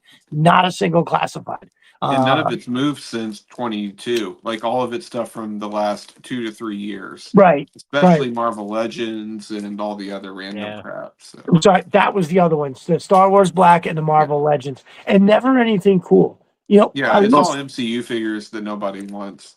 I will say the one thing that I did see that I thought was cool there is they had these like Snake Eyes and Storm Shadow masks. They were like a step up from a Halloween one. It's just, you know, something that you put on the front of your face, and I thought it looked okay.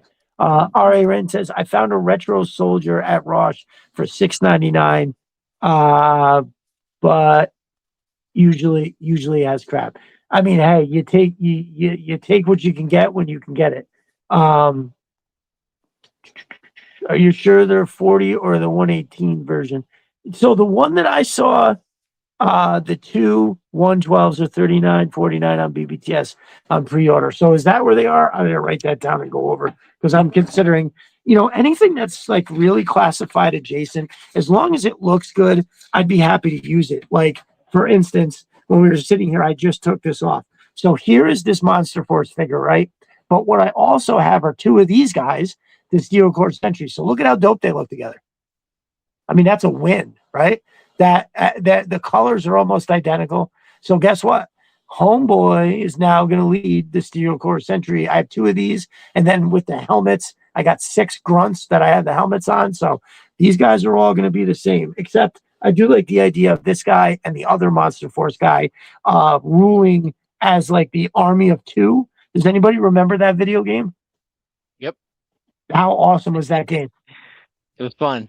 Definitely. Oh, we've talked about that before, as a matter of fact. Yeah, definitely. I think there's I can't remember if you made it, but somebody made it. And it might have been just another jerk, but it was like a meme where it was the two of them, and they said that was you and I. And I was like, I just thought that was funny. It's an awesome GIF that they put together there. That game was cool. Did they have more than one of those games?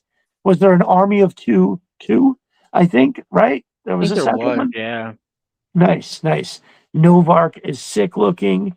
What's Novark?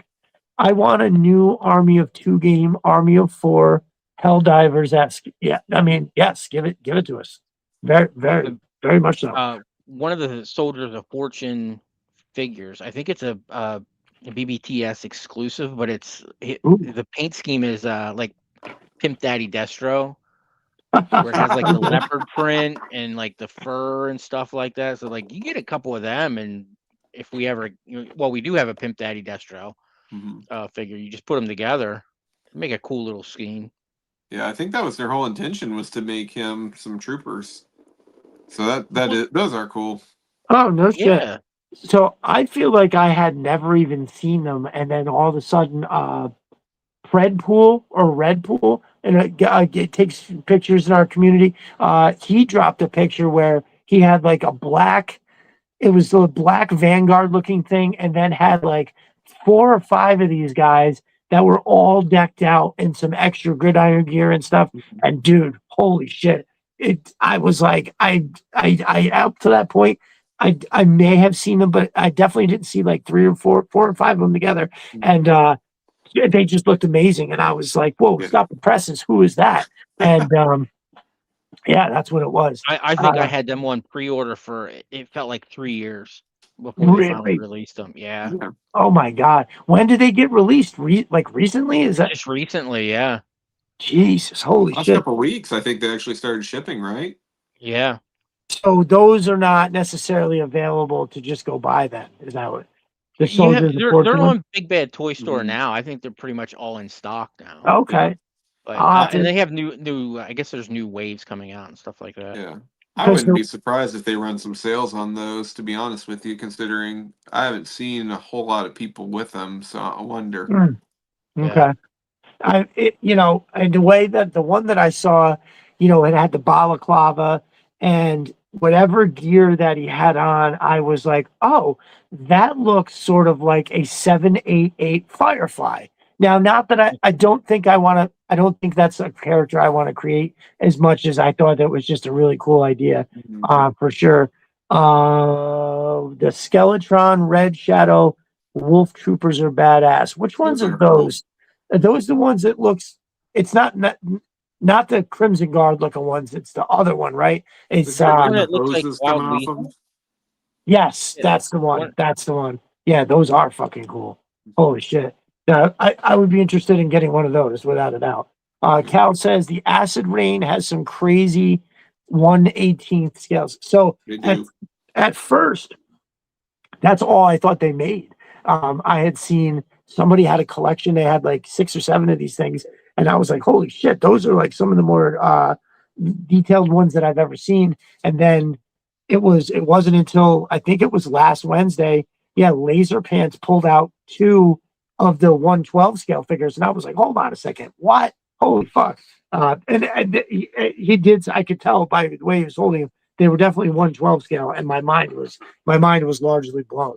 So, yeah, Rain, I made a Dr. Venom using a Marvel Legends egghead body and a Grand Moff Tarkin head that I just colored his hair then brown. Ooh, it looks pretty good. I keep thinking about doing that. I don't need a Dr. Venom for my collection, but when you did that, it looked fantastic. Yeah, I thought it really came out nice. Nice, fucking A. Ramp Rats. How do you guys feel about Ramp Rats? We're all Rattler owners here. Is that something? Pass. It's more figures to take up more space, and I really won't ever do anything with them, to be honest with you. I would do one shot, maybe, Baroness loading up in the Rattler, a couple with Wild Weasel. It would be one photo shoot and it'd be done. Largely, right? Largely. And I'm not sure if I want to get them. I'm like with you. I can't do the photo shoots like you guys can, but I don't know. My Rattler sits on its stand like in a flight thing, so there's really no point in having them then. So that is my thing where I'm gonna get a set, but like look how I have this set up, right? So I can put the gunner there, I can put the Wild Weasel and the Baroness there, but then what am I gonna do? Have the Ramp Rats on the other side. So I mean, I also was deciding on when I do move my stuff around, I thought about taking it and suspending it from over here in this corner, but even still, I don't think that I'm just not so sure. I'm definitely going to have to get a set. One thing too, I mentioned it earlier, I hope happens is I hope Christopher Sith 3D Arsenal comes up with something for like the case that they made looks cool, but I bet if Chris made it, it would just be a little bit better. You know what I mean? So I'd be interested to see, Bearded Sumo says, I will get them. I will get them if they hit the sale. I mean, it sounds like one of those things where it probably will, unless they, pull off some horseshit like Duke. Now I know like a lot of people probably could have cared less about that Duke, but I still can't believe that thing sold out. I was gonna say for a lot of people who didn't care, it did sell very fast. I don't think they made very many of them. I think that was a low run item because I don't think they knew. I think they knew it wouldn't sell, but the problem is, they did a low run of them, lower than usual. But a lot of them are going to get flooded out to Walmart stores, and they'll be picked up. But a lot of them are going to go on clearance. It's going to be kind of like Target Breaker, how like you could find them in stores sometimes. In some areas, never saw them at all. Other areas saw them go down to $7.50. Yeah. So, my Walmart never has anything. It's very rare if they have anything. There's only one at Walmart in this area that gets. I think Industrial is the same way, where they only there's only one Walmart in my region that gets good stuff, and it just happens to be the one 5 minutes from my house. Nice. Yeah, I mean, for a while, that's what it was. The Walmart by my house had the big display. They had a ton of shit. They kept restocking it, sometimes with random weird shit, but they were filling it. And then the one day I went, it wasn't just so it had an 8 foot, it was 2 4 foot sections that was this display. And then one day I came back and it was still all of that. And then the end cap of it, they had full of frag vipers, just a bunch of shit for like, it's almost like they went through a stock room and found a bunch of shit. They were like, all right, just throw it out on the shelf next to the other stuff. You know what I mean?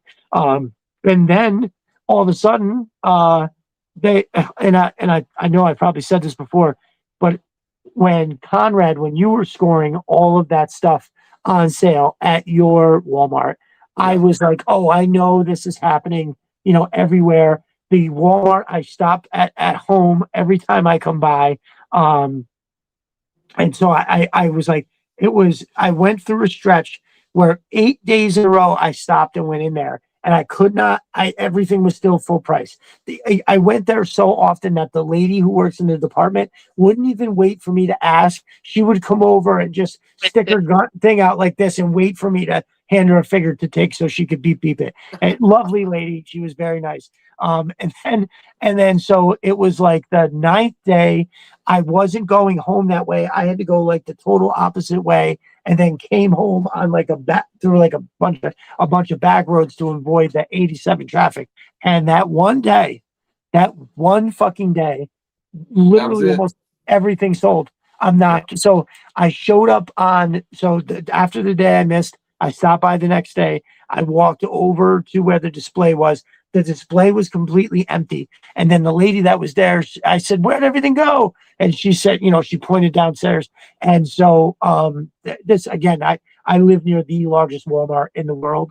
It's Imagine the biggest Walmart and then double that, and then also double that. Because like the top floor is like twice as big as any Walmart I've seen, and there's legitimately an entire floor underneath it. There's an escalator and an elevator in the whole thing. So, but yeah, she was like, "They're downstairs." I went downstairs and I couldn't fucking believe it. Everything was gone. All the stingers, all the figures. The only thing that was left was one Spirit Low Light 2-pack for $30. And then there was three Falcon and Coral Night Force. I bought all of them because the fodder that's in there is just ridiculous.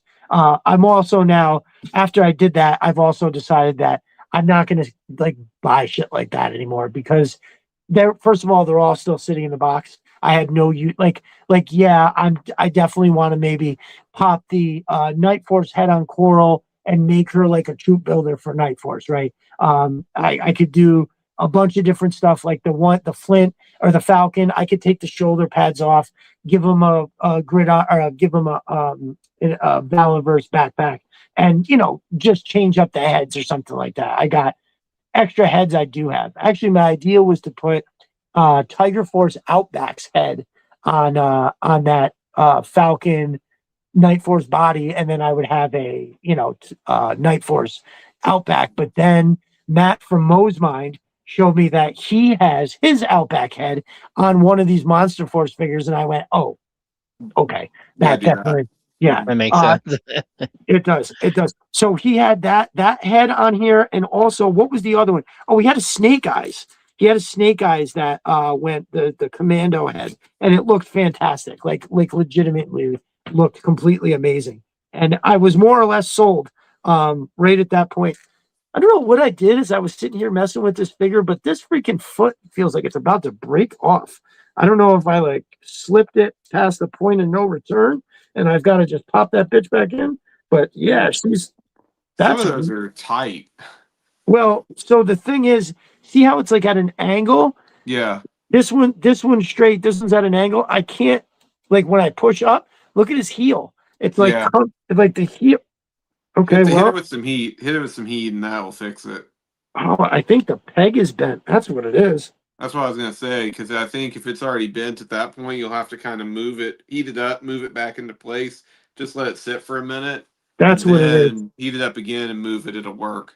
Yeah. So the pivot. So here's the point, but the pivot goes, around like that. Yeah. And so you can see that it's definitely not all the way back, but I don't want to just pry it because that shit does not feel like it wants to move. I mean, I don't mind stiff joints because you can heat them up and it just means that they're working right. Yeah. So, I love that. RA says, God, I can't believe this. This I know I'm getting tired. I can't see. The most of the SoCal Walmart stopped carrying them because they said no one wants them but crazy old men. I nearly knocked the fucker out for saying that to me. Well, I mean that to be fair, that is a crazy thing to say to somebody asking where they are. Exactly. It's like, oh yeah, okay. Well, obviously you're scared of the toothbrush, you fucking dirt merchant. Yeah, I'm a very positive guy, but I can lay the heat. I just don't. Just another jerk. Gestro driving marketing decisions. Hey, you got to control the market from both sides. Jan Turner says maybe I get one at Most Mine. I don't know. I missed that. Maybe a Raptor size. One of the smaller aircraft. They were talking about ramp rats and all that sort Oh, of thing. nice. Okay. The drone would be good for the rat. Yeah, it's true. For sure. Well, you know what would be dope, Matt? I don't know how many you would sell, but I customized a. Let me see if I can find it real quick. I customized a. What do you call it? Buzz Lightyear. Yeah. Oh yeah, I've a lot seen of people those. were doing that one. Hey, have a good night, Rain. Have a night, man.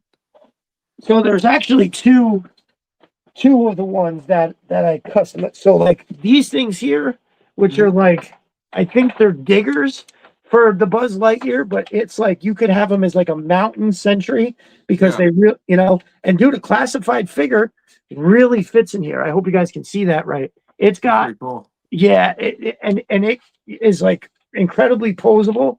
You can go like this. Again, I did a real crappy job. Have a good night.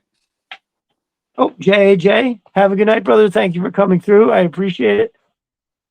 All right, ladies and gentlemen, I need to head out.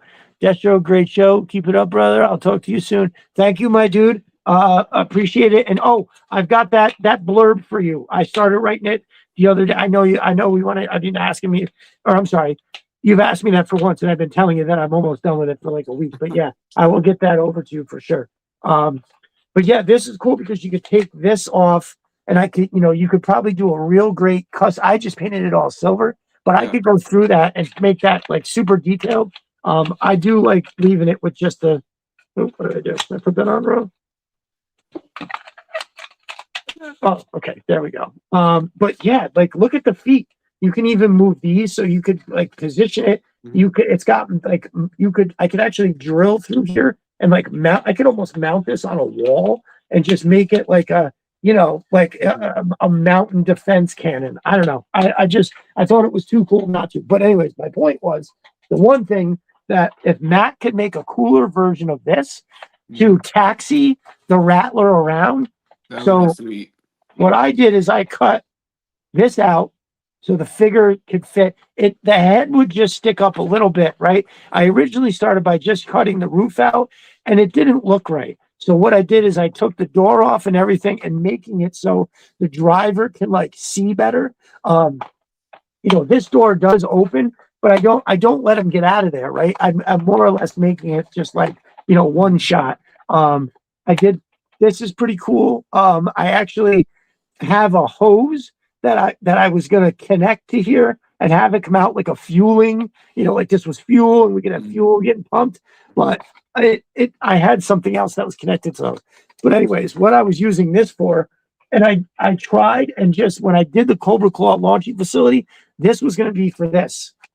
So it can hold that up, which actually that's, while the pilot is getting on there. So something like this, Matt, something small that you could just connect this part to the nose of the Rattler, like right underneath that big cannon, and then just you could have it taxi around. Now, again, it's one of those things where you're like, all right, well, how much space does one have to be able to taxi the Rattler around, right? But something like this, your ramp rats go in here. Maybe you make a space where instead of this fucking thing, you can slide their giant case that it comes with. You can make a fuel thing with like a hose, and then something to, make it a combination. So this will drag the rattler, but then you could also swap a piece out and make it to hold the claw. Because I think people would like that too, right? Something that holds the claw up for your guy to get on there. It's definitely very specific stuff that people would have to really want it. So I don't know. I think this came out okay, but when I took pictures of it, you could really look at it and go, oh, he just like cut something. Like that didn't come like that. Maybe it was a dreadnought thing. Maybe it was something they made. Well, Matt said on here too, he said, so I can go buy a rattler as a business expense. I yes, guess so. Yes, 100%. How else are you going to get it scaled properly? So, 100%.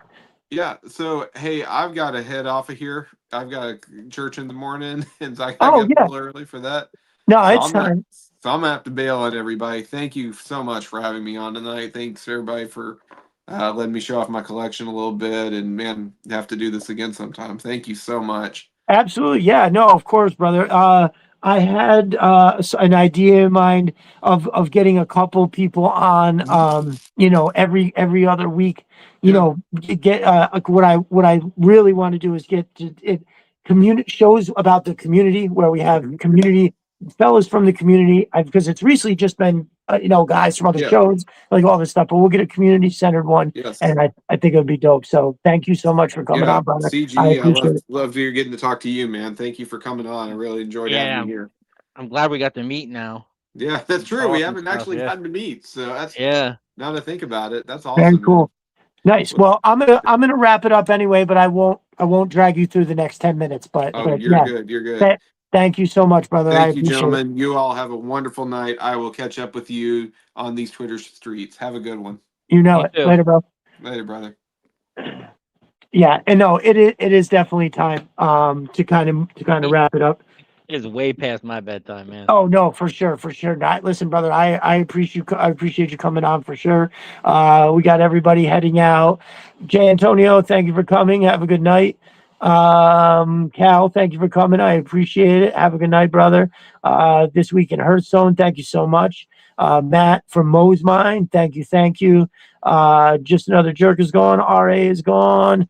There's definitely still people hanging out. Unfortunately, I can't just see who it is and then say goodnight to all of you individually. I'd be happy to, but so remember, everybody, be cautious with these. Now, I'm not telling anybody not to buy it.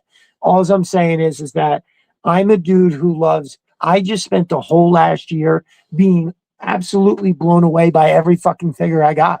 Like, I don't think I had anything negative to say about one figure that came out last year. Even Crystal Ball, who was like my very last choice, I basically still was like, this is fantastic. Pop Cole Frenzy in the house. Thank you so much, brother. Have a good night. I appreciate you and all the work you do for the community, posting them links. Really appreciate it. And so me being super positive, if I'm literally like, ooh, I really kind of, again, it's still a cool figure. It's not like trash, but for the money and what I expected, like from I don't know what it was. I think in the pictures, I saw like the skull face. I saw the new RPG and I was like, I need 10 of those, or I think 20 is the I think 20 is the number I said originally.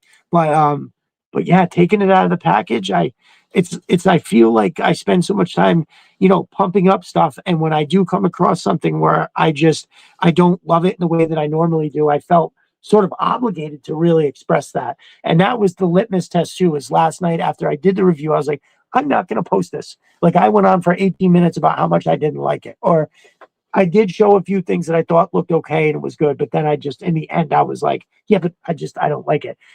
I also had a rough couple days. So I was kind of like, maybe I'm shitting on this because, work was hard yesterday. My kids, this, that, the stress of everyday life. And I was like, maybe I'm just not feeling the figure, because it's everything else in life is like shining through and taking the life out of this. And when I woke up this morning, I came downstairs, I picked it up, I looked at it, and I was like, nah, I still feel the same way, 100%.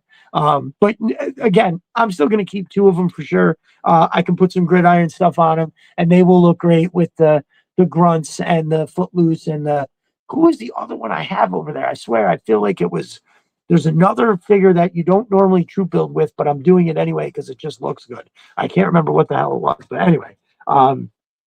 My personal choice is if I return one, I'm probably gonna buy another one of these maybe.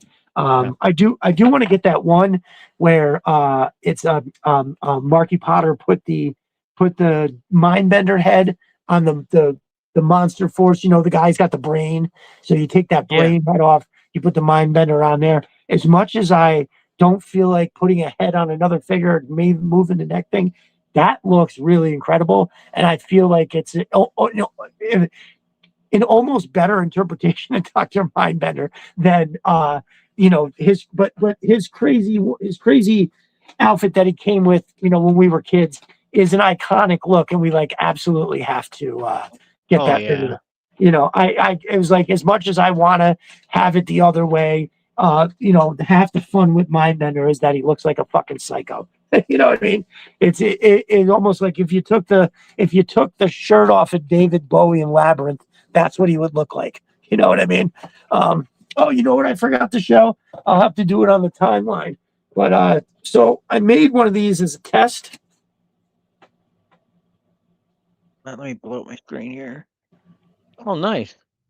So the thing is that I'm unsure how long that lettering would last. So it was very easy to do. What I think I'm going to do is I will literally make no money on it, because these shirts, even if I find there's like dungarees.com, sometimes they have them on sale. This is the heavy duty classic Carhartt K87 t-shirt, which the brand was fucking built on, and which I love. It's a little heavy for the summer, but it is unbelievable quality.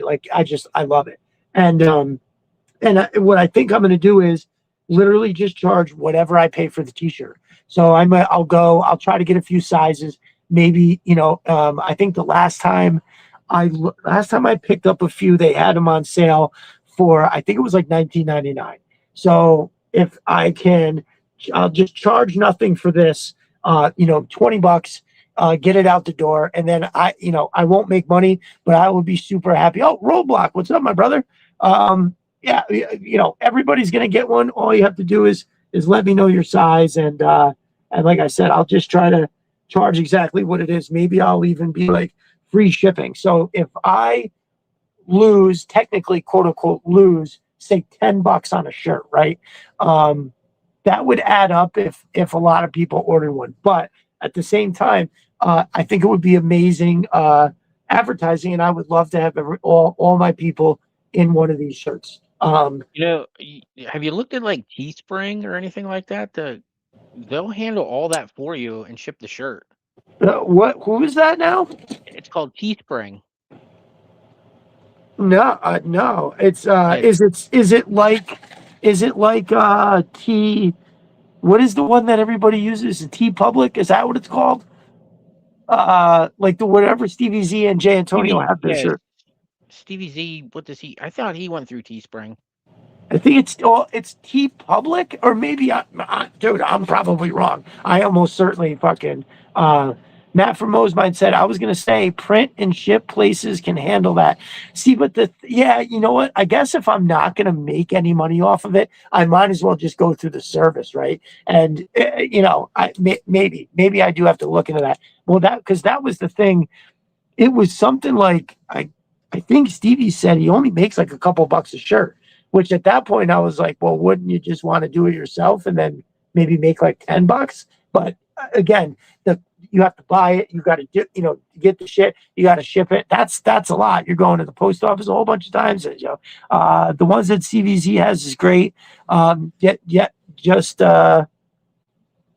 Just T Public is what he uses. Oh, T Public. Okay. Yeah. Okay, that's it. Yes, that's the one. I believe, Jay Antonio's, I think his come through there. Oh, and Pop Cult Frenzy, he did make 2 shirts as well. And it was, that came from the same place. So But listen, I counted it the other day. I have 17 Stevie Z shirts. I have one of them on right now. This is Strike First, Die Last. I think he made a series of shirts about Vipers, and this was one of them. I think it's pretty dope. So yeah, I mean, hey, make sure you're going over to T Public. You're supporting Stevie Z. You're supporting Jay Antonio, and then Pop Cult Frenzy has a shirt or two over there.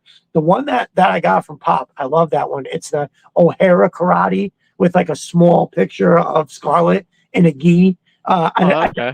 Oh, it's fucking awesome. It's a really brilliant idea. I'm waiting for him to drop like another something really awesome like that again. Like that was a cool ass shirt. I'll be buying that. And I showed it off earlier. This is the one from Jay Antonio that I got. Pretty cool. Yep. I like it. I think this is an original, meaning like I don't know if that image like appears anywhere on a what do you call it? Like in a panel on a comic book or anything. I think that's just his own design. So that's super cool. But yeah, support all the fellas from the community over there, absolutely. And once I get down on more of these, then we'll see what's up. Because I did this. That's the thing. Like I put this on here myself. So well, actually, my wife did. I'm not gonna lie, my wife. I didn't do that. My wife did it. She has the Cricut, and she does a lot of stuff. Oh, speaking of which, if you ever need something, brother, let me know because she enjoys doing that. And like I just recently got a couple more of those Cobra stickers made up. We were out for a while. I broke her last Cricut. I stepped on the wire and yanked it out of the back. And dude, it was like, so what's gonna happen is dude, it was like hundreds of dollars to get it fixed. Tax time came and she was like, well, I actually want a different one. Now that she had used that one for a while, she wanted to get the upgraded model because she knows how to use it all, right? She was like, I'd rather get this one anyway. And then, so what I'll do is I'll wind up, somewhere in the next month or so, I'll just pay somebody to fix it. Because, dude, there's literally like 50 different screws that you have to take out in the craziest positions. And listen, I have all this shit, but it was like when I was watching the video, it was going to take me a whole day to do it. And I was like, oh, no. I'd rather pay somebody that money and go to work and still, you know what I mean? Like I can't sit here all day and fucking do that. But nonetheless, then there will be two ones that operate. And she has this idea that, I don't know if anybody saw, I was working in the shop. I made some cutting boards, some coasters and stuff like that. I don't know if I put a picture of the finished stuff out, but anyway, I can pump out, mass produce a bunch of that.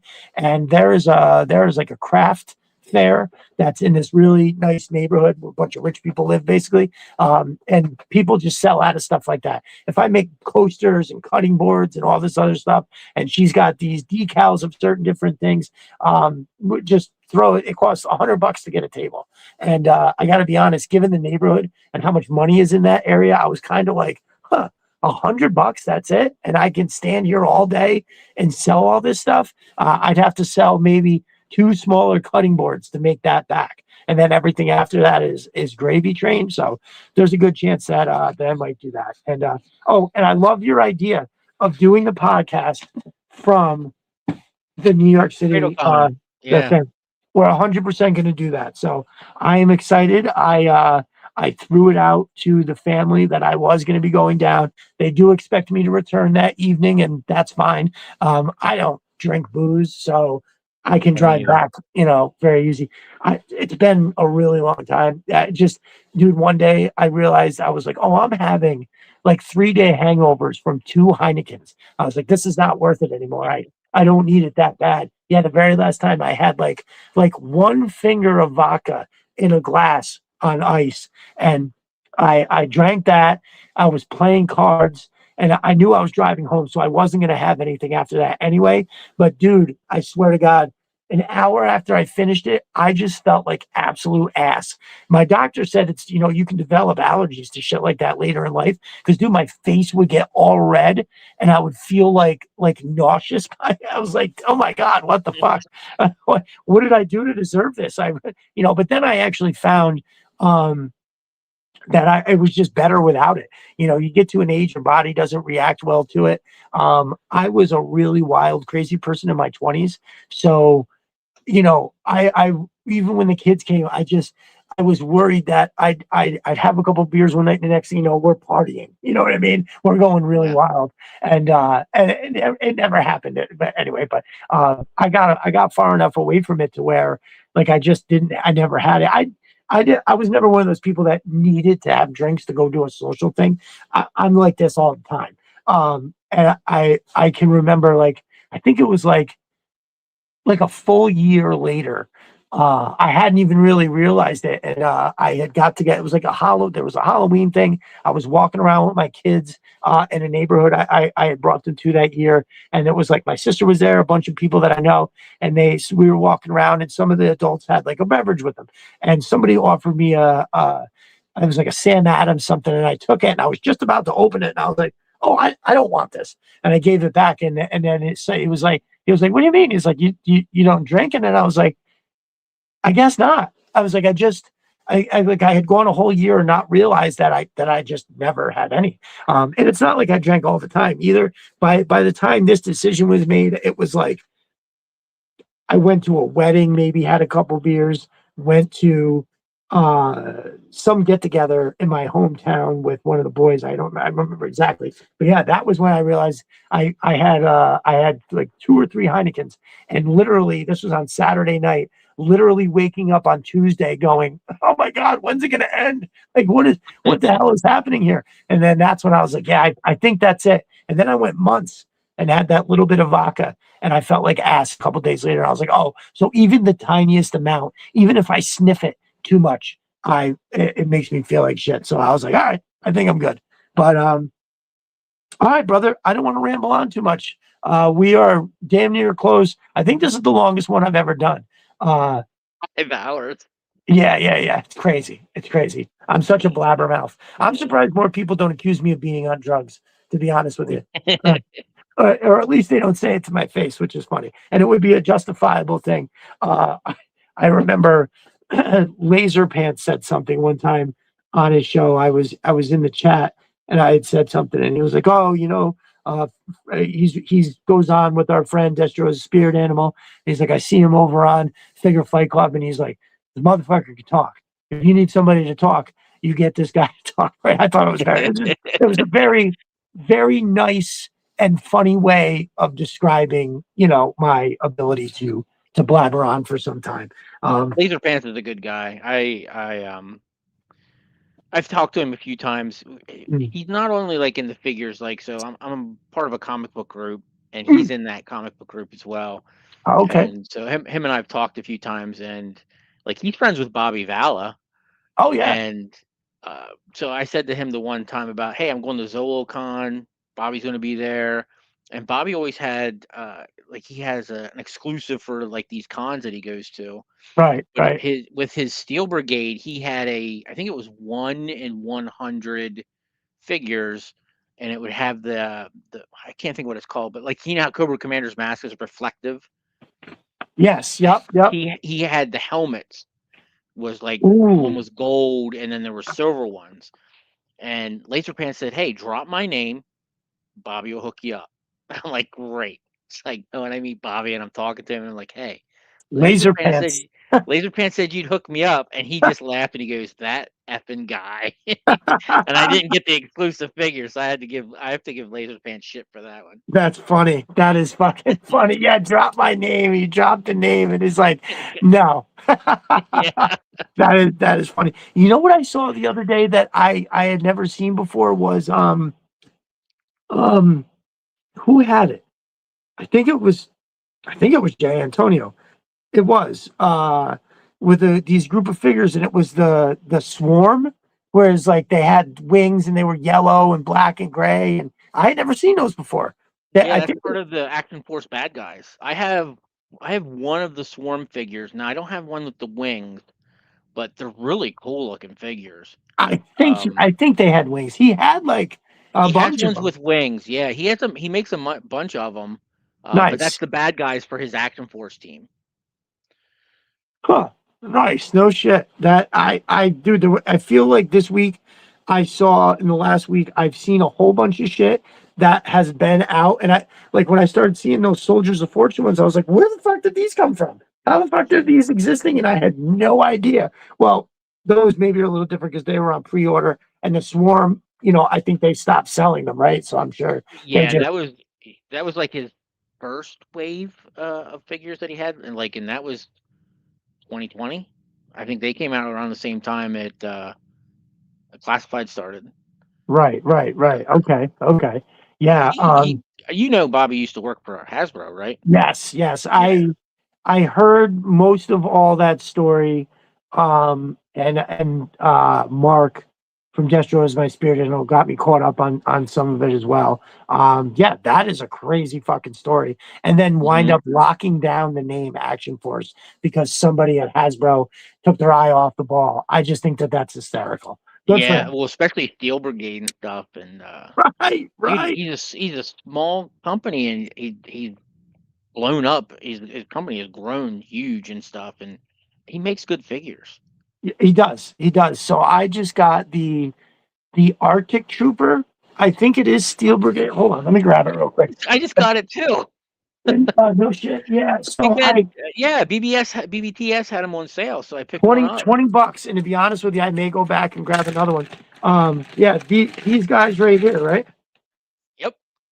These Yeah, are I have all of his Steel Brigade figures, even the pink one for the cancer. oh right. That's a pretty cool thing to do. He made the Yep. Vanguard as well, right? Yes. Never saw the coasters. Oh yeah, this week in Hearthstone for sure. I've got I took a video when my in-laws opened up the stuff. I took a video. So there was two different cutting boards, one of which went to my brother-in-law, and he left before I get a picture of that. But yeah, these are awesome, bro. Hmm. They're when you feel these figures, you can feel it feels quality, right? Like it Yes. feels like you're messing with something. And when you look at the detail, like there's a lot of detail in how like the frumpiness of the clothes. You know what I'm saying? Like Yeah. it's very much it's very much nifty. And like this, like your grab handle on the back, I noticed that the other day and I was like, oh, I wonder if I can get one to grab the other and drag him while he's waving, his sidearm around or something. I don't know, dude. I saw these for $20 and I was like, well, let me get one and see what it looks like. And then who did I talk? I talked to somebody and they were like, no, those are legit figures. So I actually went back and ordered another one before it shipped. And like even the weapons that it comes with, like all the extra hands. Yeah. He really The, puts a lot of effort into them. And I agree. the I one thing agree. about him is he doesn't raise his prices. He ends up lowering his prices.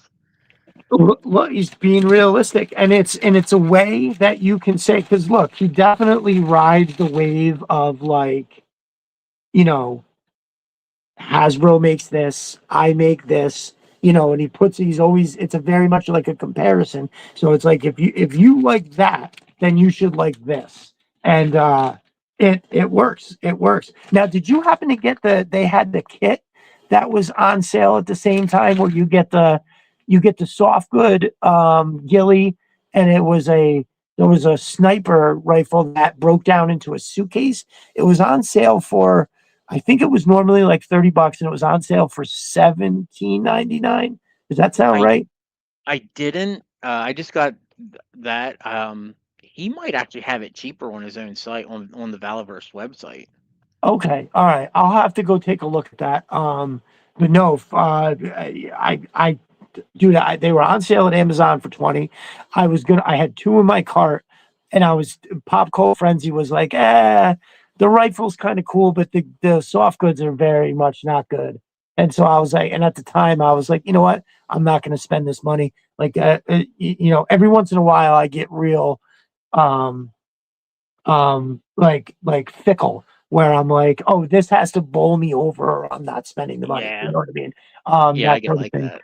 And I just was like, you know what? I'll pass. And then they popped up again on BBTS, and I was like, I wanted to buy them. I remember I had 2 in the cart. No. You know what? That's right. I ordered one of the figures, the Arctic figures. It came. I loved it. When I went back to get a second one, I saw that they had that Arctic kit, and then I put the figure in the cart. And spending 20 on the figure sounded right. And then when I added one of those things into the cart and it brought it up to almost 40, I was like, I don't want to spend 40 on this. Again, I don't know where this shit comes from. I'll buy 16 Night Vipers, but if I wanted to buy, which I'm still like, it's just crazy. He's got a sniper, a green, like a forest sniper kit. Ooh. Probably would look awesome on a Night Viper. Okay, I'll have to look into that. Because listen, all of their and when he sells like the $15 weapons packs that have like 8 awesome weapons in it, like that shit's a steal. Yo, those backpack deals that were just out on Amazon for $11.99. So for $12, you're getting 5 backpacks that are basically better than most of the backpacks that Hasbro makes for the shit. Like the one. Absolutely. The one, actually, yeah, this one right here. Like, look at this shit. So you've got a phone that comes off the side, right, with a nice little hose. It's actually kind of sturdy, but then it's got this part here. It's like a receiving pad, right? Like a satellite receiving pad. Multiple points of articulation. Bro, it's fucking awesome. I have so this is the desert set. There's the desert set, the dark green set, and the black set.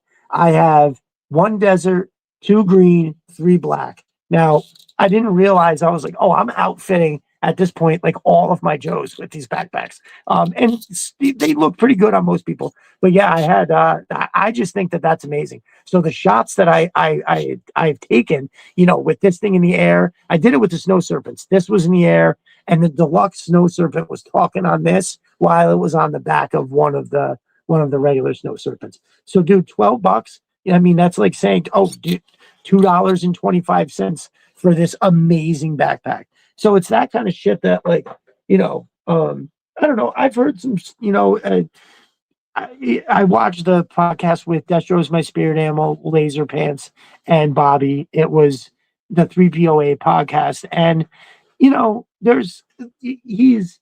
he's critical about some stuff, and there's definitely people who look at it in a particular way that, like, maybe he's and look, me, I can't sit there and listen to somebody be negative, like, constantly, right, where it's like negative this or negative that and all that. I just that's a little tough for me. But when I watched that podcast, I don't know, I didn't exactly feel that way. I mean, I can see what people are talking about, but I just don't think it turns me away in the same way, if that makes any sense, right? No, I agree with that too. Like, Bobby's very blunt, and that's what it comes down to. Like, he's blunt about what he says about, and he is critical. I get where he's coming from. There's probably a little bitterness with Hasbro.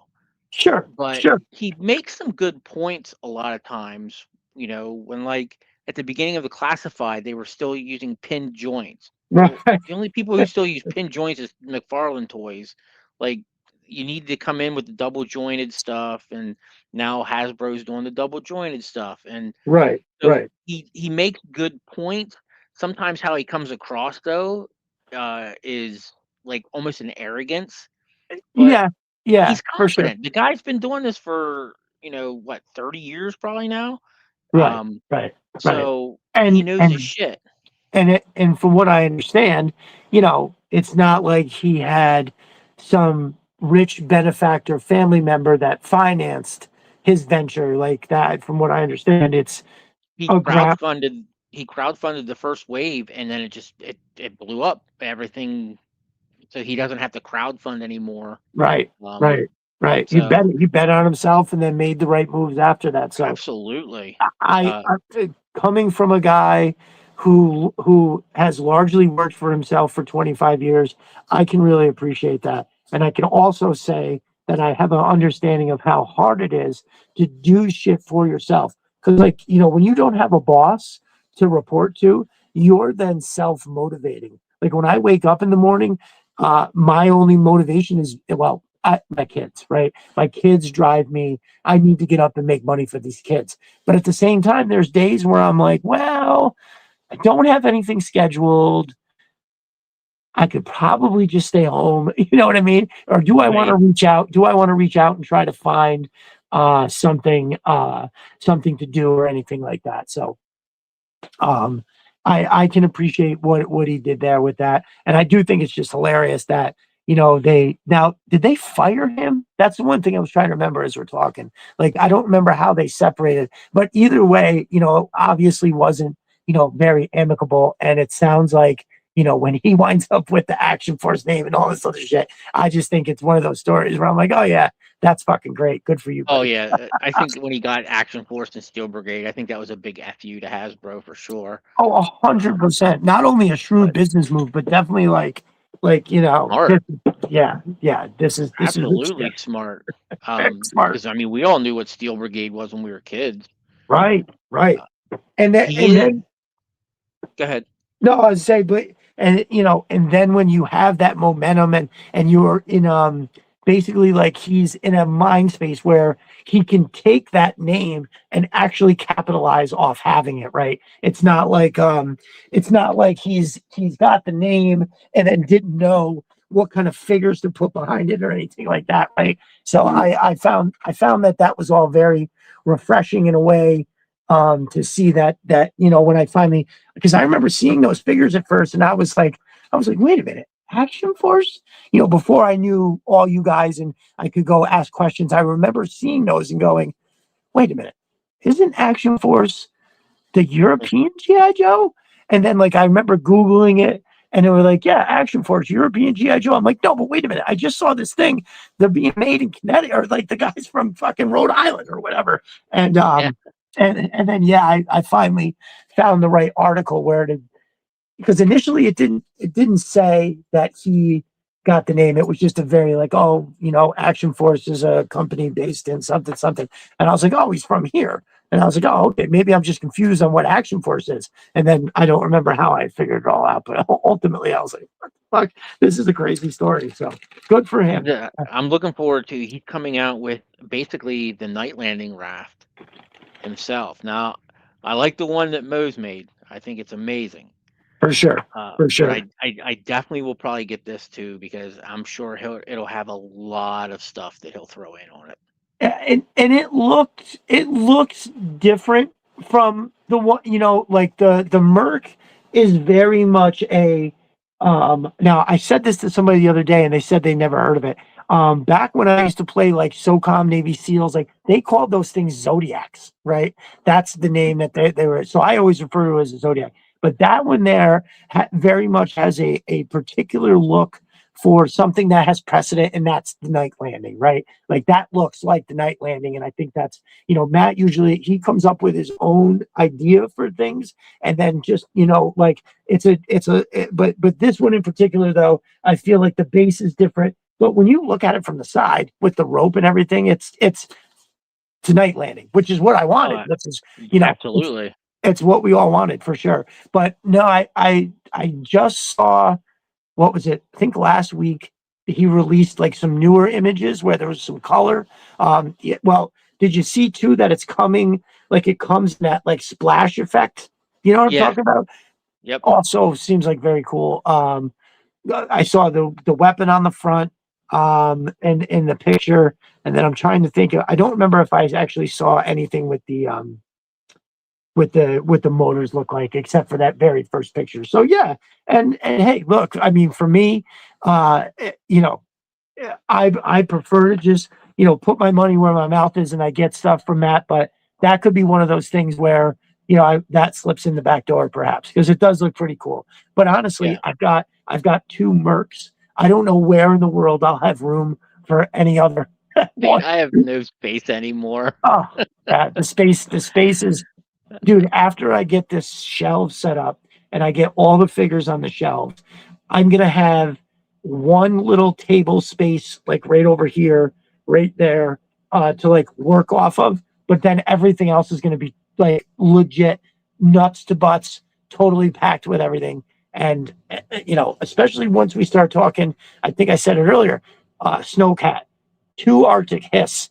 I'm definitely gonna get the Arctic version of the Atlas. Like that's coming. He's working on that. So yeah, man, that's fucking great. But listen, brother, I will sit here and do this till the cows come home. So I just looked up and realized in my head, I thought it was midnight. It's not. It's 1 o'clock in the morning. I've got shit to do tomorrow, so we are going to get out of here. But, brother, I'm very excited for our trip in May. We've become very close, and it's just I really legitimately can't wait. Hi, creepy old man. Oh, thanks. I didn't think I was that old. Might be creepy, but I didn't think I was that old. I don't recognize that name. Oh, anyway. Yeah, dude, I'm really looking forward to that. I mean, it'll definitely be cool to meet Larry for the first time, meet Mary, who's just a lovely person. Like that'll all be great. Absolutely. But yeah, I can't wait. So much is, you know what's been going on with me, so stuff like this is really making me excited for life. Good, man. So good. Listen, we live for today, but having like the future to look forward to, I think is important, right? And so yeah, you set those benchmarks in front of us to get to, and so that's where we're gonna be. And it would be awesome to go to I always say Joe Fest. Hopefully, I don't even know if I'm going to be able to make it, but anybody else that could make it to that, I think would be pretty sweet. But honestly, I'm not even thinking about that. Let's just get to May, and and I know people that live out that way. I'm going to reach out and be like, hey, here's where we're going. What is the exact best way to drive there, right? Like, tell me not the way that the GPS is going to tell me to go. Tell me the way that to like turn on this street and then go up this way, and then it'll save you a little bit of time. Because we'll both hit the city sort of kind of in 2 different spots, but we're going to ultimately wind up bottlenecking together to get over onto the island, I think, right? It's been such a long time. I don't think I've been to Long Island in 15 I haven't been to New York years. since I haven't been to New York since like 1993 or 4. I think it was when I was last there. So well, I definitely went down a lot in the early 2000s. I knew some people that lived there. I actually dated a girl that lived in Chelsea, which is in Manhattan. Yeah, dude, she was like the marketing director for Clear Channel Radio, and paid like $4,800 for an apartment that is like half the size of my remodeled basement. Like, and I'm not kidding. It was insane. Like, yeah. And that was like, she's like, it's the cheapest place I could find that's this close to where I work. And I was like, well, you pay for that convenience, sis. I don't know what else to tell you. That seems like fucking insane amount of money, but yeah, dude. So we look to the future. We look to May, and I'm always excited to see what you're working on, printing stuff up. I think that Swamp Smasher looks fucking amazing. I'm actually I like that. I was in a rush, just trying to kind of catch up on the timeline when I saw it, so I didn't have that much time to go to like soak it in and really appreciate it. So I'm gonna shoot back over there and take a quick look at that as I get my old ass into bed. But dude, I really can't thank you enough for taking the time to come on here, brother.